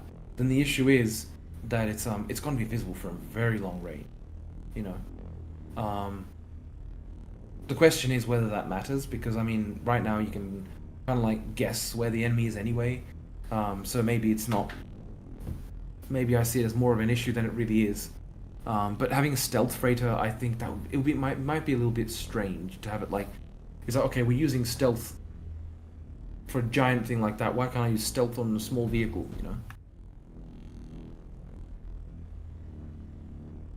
Oh, that it unstealths or like disables stealth when it's landing. Yeah, fair enough. It wouldn't, but then again, then you kind of like lose the feeling of it, right? I mean, you wouldn't see it and suddenly, and there's a freighter there. It might feel wrong. It's like, it's better to say, in my opinion, if you want to do that, it might just be better. And I actually do have a kind of entire sequence where you can see a little dot in the sky, and then it kind of like teleports in. It's loud as fuck, right? And and this thing kind of goes down and lands. It's extremely pompous and excessive. It feels good, but it's that could be the way to go for a freighter like that, right? But the problem is that just announces it to the world. You know what I mean? Chat. Yes. It is needed. We need it, Dram. Give it. What? The big sonic boom teleport device thingy. You mentioned it now. Oh Yeah. my god. Wait, will there ever be a unit in Aliens that acts as a crab mother and spawns crabs while in the field? Not crabs that are, like, not the existing crabs. There is an option, a model option that I've seen that I could use for this, where there is a mother and small thing. It gives me Gonarch vibes like hell. I'm not sure if anyone knows what Gonarch is. Gonarch was the big four-legged head crab mother in Half-Life 1, right? The second last boss. And it was the most annoying fucking thing. It would go around and be like, and it would spawn these little tiny head crabs that would just keep jumping at you. But and they were just super annoying because they did a lot of damage, even though they were this small. But anyway, spelled. It is spelled like this, Gonarch. It literally looks like it has a sack of balls, right? It's got a ball sack underneath. But it's a very ugly unit, let's just say. But anyway, this other unit, this other model which I'm talking about, it's got a kind of similar vibe, but it looks good. It looks pretty good. It looks more like a spider, to be honest. So that it is possible to do something like that. But then it's, how do they work and performance. So I'll have to think about this. Maybe in future, but not planned for now. Pretty much as landing gear comes down, it uncloaks. Oh yeah, that's what I talked about before. Dram, why the bomber jet pulse? Like Lycan have one right now, and the jet pulse on off. What? What happened, Lycan? No idea. I was flying a bomber. Oh, I think I know. Why it kind of like blinks in and out. That's a bug. That's a bug. It'll be fixed. So, it's not intentional. Like you can see to freighter slightly like in Predator. Yeah, but the thing is, it's like, so it would kind of like fly in slowly, cloaked, but it's not. I don't know. It feels like kind of like it might as well not have it there, right? Because if it came in, then you saw it at the last moment. It's like, oh, holy shit! There's a fucking freighter right there, right? It just feels a bit wrong. It doesn't feel right. It's like I would expect the freighter like, I am here. Screw it. We're getting this shipment off as quickly as possible, rather than trying to stay hidden, you know. How about artillery bugs such as in Starship Troopers 1? I actually want to do something similar, but not exactly like that. And they wouldn't work as artillery where it's halfway across the map, right? I want to avoid artillery for now, for various reasons. AI is one of them. But I do want to have something which is able to launch or fire stuff a relatively large distance, similar to the rocket truck, right? But right now, you know, we have artillery, and it is the Colossus. So the Colossus needs to change, man. It's a bit too much. I'll have to think about how to like improve the Colossus.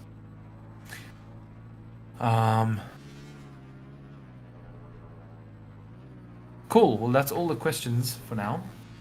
So Indeed. It is 11:52. I will go to bed because I'm getting up at 6. It's almost midnight my end, so Yeah. I do need to head off. We need Dram working, not playing. Indeed. Indeed. Thank you for joining me as always, Dram. Very much appreciate it. It was a lot of fun. It's it always is fun. It's always a pleasure. Always good to talk to people, you know. Like I am still thinking about this whole mechanic of shipping the Volturium off-world, but I think it might just be better. Like, what do you guys think? Right, as last question from me to you, Lewis, if you're still here, you always Space ask, elevator. You always ask, do I have any questions for the community? And this is one of the questions. It is. Oh, you are still there, Lewis. Good, Lewis. This is a question for you and thing. Is, you know, what do you think of the idea of changing the economical aspect from oh, Nova, you're from Australia, man. I grew up in Australia. Like, lived there 20 years, man. Though in Sydney. Sorry, back to what I was going to ask Lewis, right? Is, what do you think about changing the current economic system for humans? Aliens would remain the same, but for humans, where the harvesting wouldn't be the source of your resources, what you buy stuff with, but that would be, they would have quotas to fulfill, right? Of Volturium that's sent off-world. So what you would do, you'd build refineries and you'd harvest stuff, and you have to store it for some time before a freighter or some way of either teleportation or a freighter comes in, and it takes the Volturium off-world, and you get money constantly. And if you do not meet the quota for whatever reason, then your economy is impacted, right? It's impacted until the next shipment, right? So, what do you guys think about that? So think Dune 1, right, where you had to basically meet the shipment. Let's say it was 11,000 units, right? And it was, let's say, once every hour in the game or whatever. Obviously, he would have to be like once every, let's say, 5 minutes, right? And it's relevant how it's transported, where it's irrelevant. But the whole idea is that, you'd have the Volturium, you'd harvest it, and the economy would work separately, right?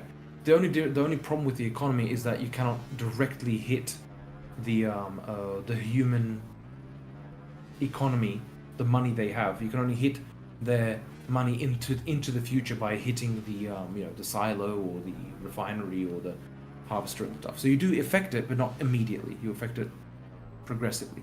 What do you guys think about that? And now I'm going to go through the questions. I personally feel like maybe as a separate mode, perhaps, or like a test for it beforehand, before you going full on into it, if you know what I mean. Have like some sort of like test for it before you decide to make the full switch, or have it as a separate mode where it's a bit different, and then have like the traditional, deposit and Command and Conquer-esque style system as like a separate mode maybe. But then you got to think as well that aliens get up to speed quickly in eco. If humans are delayed more than normal, will it then hamper them? Well, that's the point. They wouldn't be delayed because they would get a salary every, let's say, minute. They would get X amount of money, and that amount is determined by how you met your previous quota. Do you know what I mean? Mm-hmm. Yeah. That's the idea for it. So if you completely missed it, then your next one will be severely reduced. Your economy is almost crippled, basically. It's just an idea, but of course, balancing-wise, that would be incredibly difficult against the aliens. But wait, I'll just answer some questions here. Nova X, you're Australian, Dram? No matter. I was born in the Czech Republic, but when I was 4 years old, we moved to Australia. Right? I'm a dual citizen. I'm actually back in the Czech Republic, of course, but I'm planning to go to Australia. If you're in Sydney, man, then I'm planning to go to Australia either towards the end of this year or like start of next year sometime. So yeah, I'd happily meet anyone in Sydney, No wonder the game is so good. Australian blood, mate. Nice. So the game is real life crab, spider, and bug want to kill you. Yeah, I mean, I was used to, playing around with funnel webs, and my mum would get really angry from that. But yeah, it always sounds worse than it is. But the reality is, like, yeah, sure, you see spiders everywhere, but they're not out to kill you. They're more scared of you than you are of them. And then you go to Australia and you got Shelob coming after you. Indeed. Or even easier that you can choose to sell it off-world for more money than using it directly on the planet. Well, the problem is that there is no other thing, right? There's Sol and there's Centauri, but there's no other company, The pirates. The pirates. Immersion-wise, okay, so Lewis says, thank you, Lewis, for answering. And of course everyone else too, but Lewis specifically, because you're always asking if I have questions for the community, so thank you for all things. Immersion-wise would be awesome. It would make it more realistic, and lore-wise is the whole purpose of humans being there. It would mean to really occupy yourself with the process of extraction. Christian says, I'm in between, can go either way. Lewis says again, until export. It would provide more targets to aliens too, and it would add more layers of immersion instead of just defending Harveys and that's it. And that's a very good point. That's in fact why I originally had the idea, because I like the idea of, you go through the effort of, of harvesting it, and then it's stored, but the aliens can go and attack and actually, deal damage to it, It's just an extra step. I mean, the advantage of it is that the humans would have at least a faster source of income, right? And their concern would be, okay, shit, I gotta meet the quota. I gotta make sure I meet the quota. Otherwise, my income is reduced, right? And the quota would be, I guess, a fixed amount. 10,000 per 5 minutes or something. I would calculate it to make sense, right? Given the thing. So,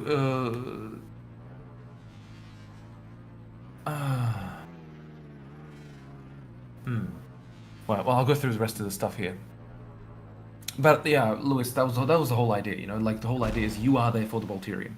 You're not there for anything else. The planet is a wasteland. You don't want to live there. You don't care about the territory. You care about the Bolterium.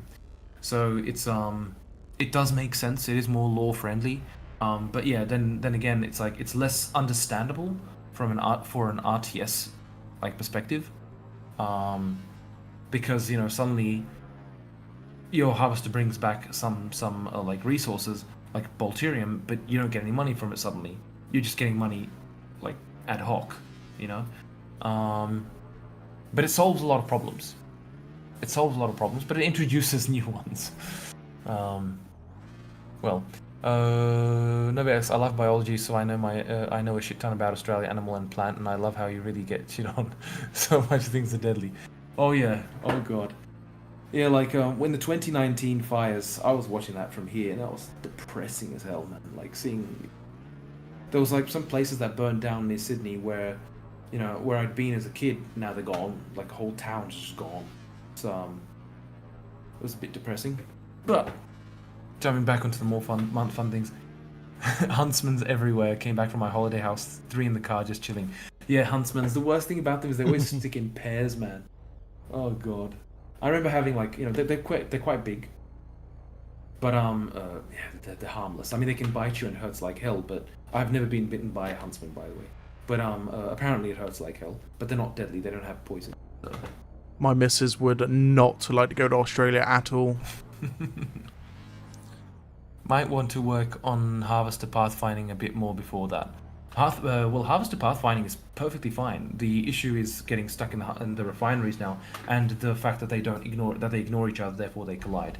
Otherwise, I did work a fuck ton on it, and they do perfectly go around. Like they choose really good paths now. They still bump into stuff here and there. That's a different issue. That's not pathfinding. That is collision avoidance. So collision avoidance is going to be worked on. Despite the fact that Huntsman can't... Oh, right. I have arachnophobia. Don't tell me thing like this. It's my nightmare. And back to Lewis. I like it. Now it would deduct time from exploring and find the enemy, but basically humans are there for the Bolterium and only for that. We would need to know how it feels income-wise for the human commander, but quota is interesting. I'm reading over my messages and realizing I think I might be too tired to spell. Go to bed then. Never. There might be a huntsman under the pillow. Stupid thing is that there probably is. Man, I remember waking up and there was a huntsman above me on the ceiling. That's not a pleasant experience, but it's fine. As long as you have the credits in some way, it might be cool. Another stuff would need to be in place before. Could decide victory defeat by Bolterium exported. Well, except for the aliens, but restricting things to 1 harvester per Bolterium field would stop harvester collisions for the most part. Yeah, that is one solution. But it's mainly about more logical selection of where to harvest the Bolterium field per harvester. So if there's a harvester and he's harvesting, he has a radius around which another harvester should just not consider harvesting. If that radius encompasses whatever's left of the Bolterium field, then that harvester should ignore that Bolterium field and go to another one. But of course that brings its own issues because it might go, you know, off track and go very far. You know, so it might, in that case, it would make sense. Okay, calculate. Is there a Bolterium field nearby which I can harvest? No, it's too far. Okay, well, I'll just wait here for this guy to finish harvesting whatever he's harvesting, and then go somewhere else.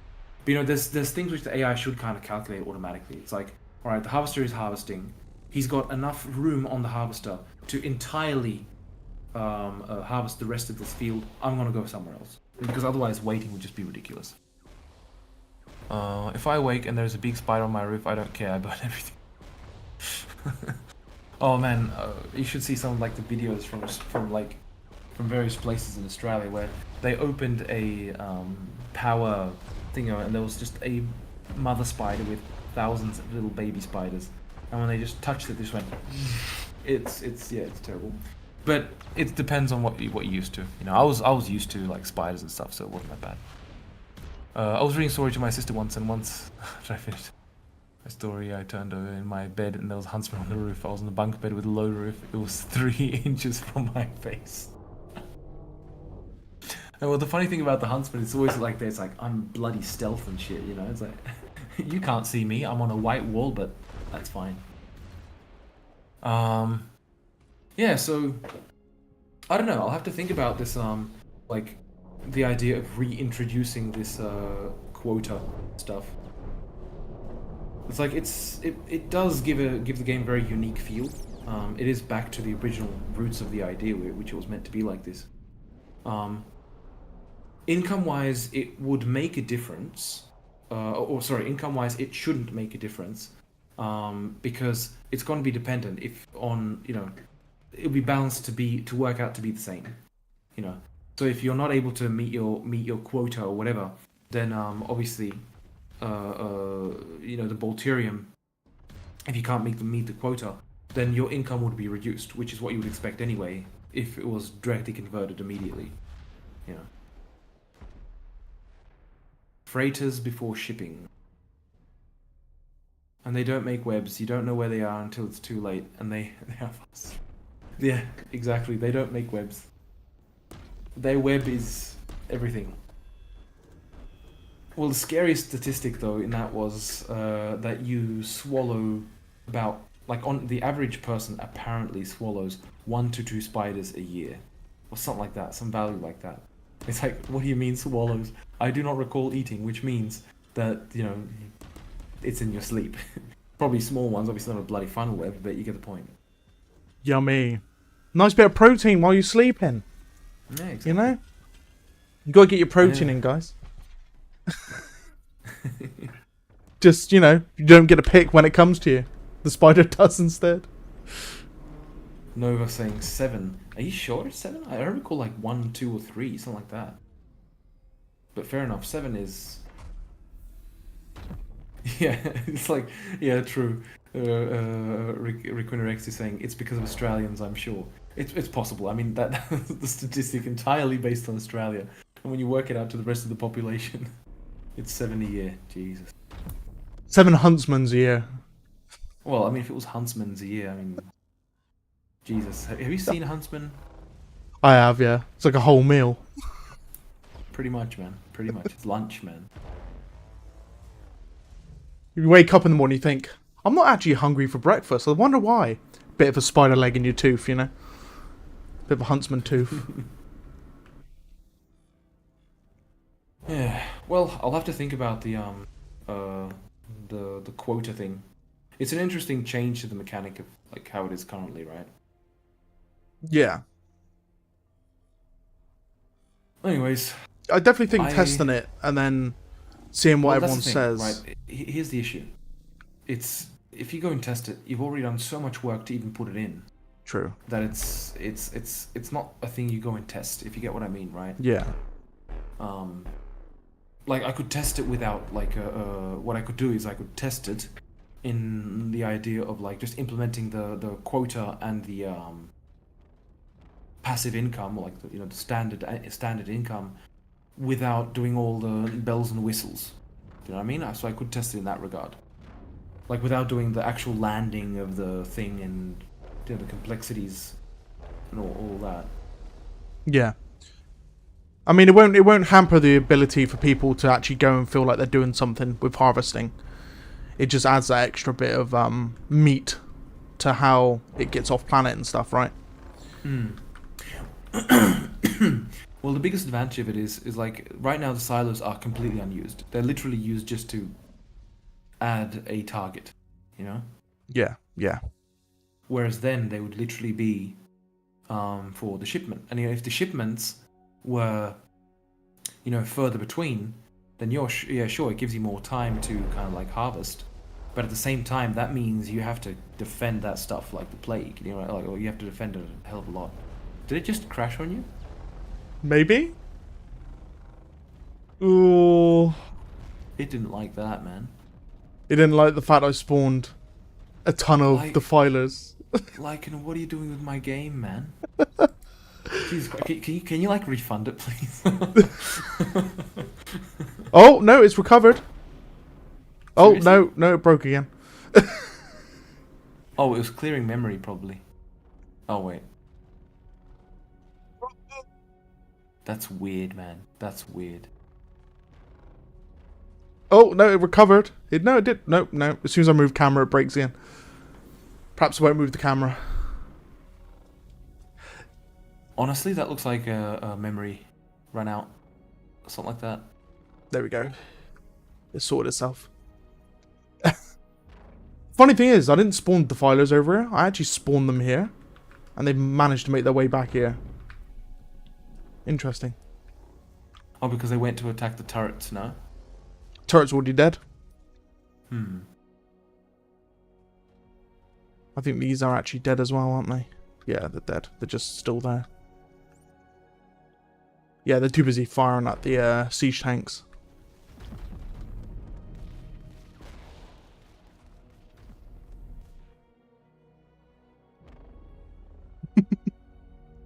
Boom.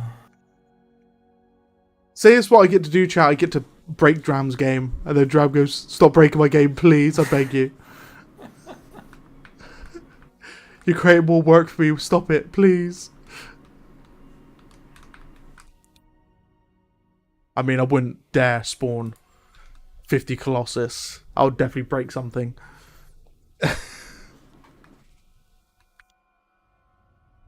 Well, you know, that's always you to break my game, man. I may have just done it, but it seems to be okay.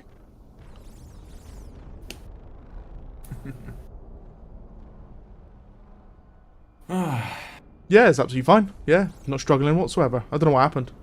Very, very strange. Right, chat. Well, we're going to let Dram go because it is gone past midnight for him, and he needs to get up in the morning and do stuff. You know how it goes. And I also need to get off the bed as well. So, thank you for joining us today, Dram. Very much appreciate it, as usual, sir. Oh, dude, I really much appreciate being able to join. So, and hopefully all the lads have got their New Year's questions in, because yeah. Don't know what else I can say, really. I can't wait for the dedicated server update again. I'm going to try it out pretty much straight away. Oh, yeah. I'm going to test 3 ways. Hopefully not crash out again, but... Indeed. Well, I will think about this quota mechanic. Mm-hmm. Because it does sound interesting. It would be quite nice to see this, like... I mean, literally, it would just be better to literally go pompous and just have this giant freighter fly in, you know, pick it up and then fly away again. It would look really cool. Yeah. You know, with that effect. You know which one? You've already. I know which one. Yeah, I know the effect. Yes, the effect. I bet the guys would love to see the effect, but you just have to wait. Yeah. The question is if it would be too much. If it was every 5-10 minutes. What if? No, actually, no, not what if. No, it wouldn't work because they're technically separate factions. I was thinking, what if it was a single point of entry? So instead of, for example, you hear 2 of these going off because they're going to pick up from each faction.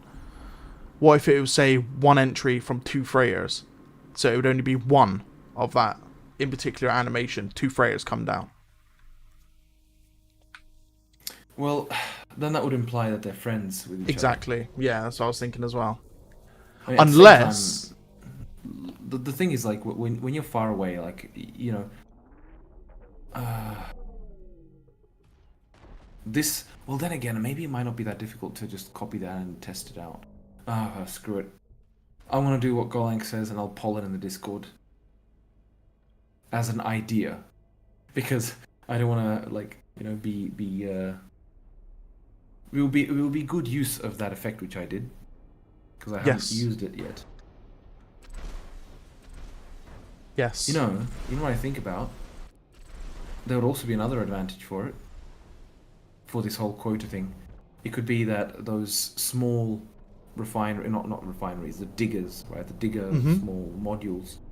It could also be a good reason to kind of like deploy them. And no, might be the same. Oh, don't! You get me excited. You get me excited. Oh god, now I'm excited too. But yeah, I will have to poll because 20 people is a good representation, but not wouldn't be fair to everyone. I'm just watching Colossus getting annihilated by rocket launchers. Actually, looks quite cool. Like, just a massive...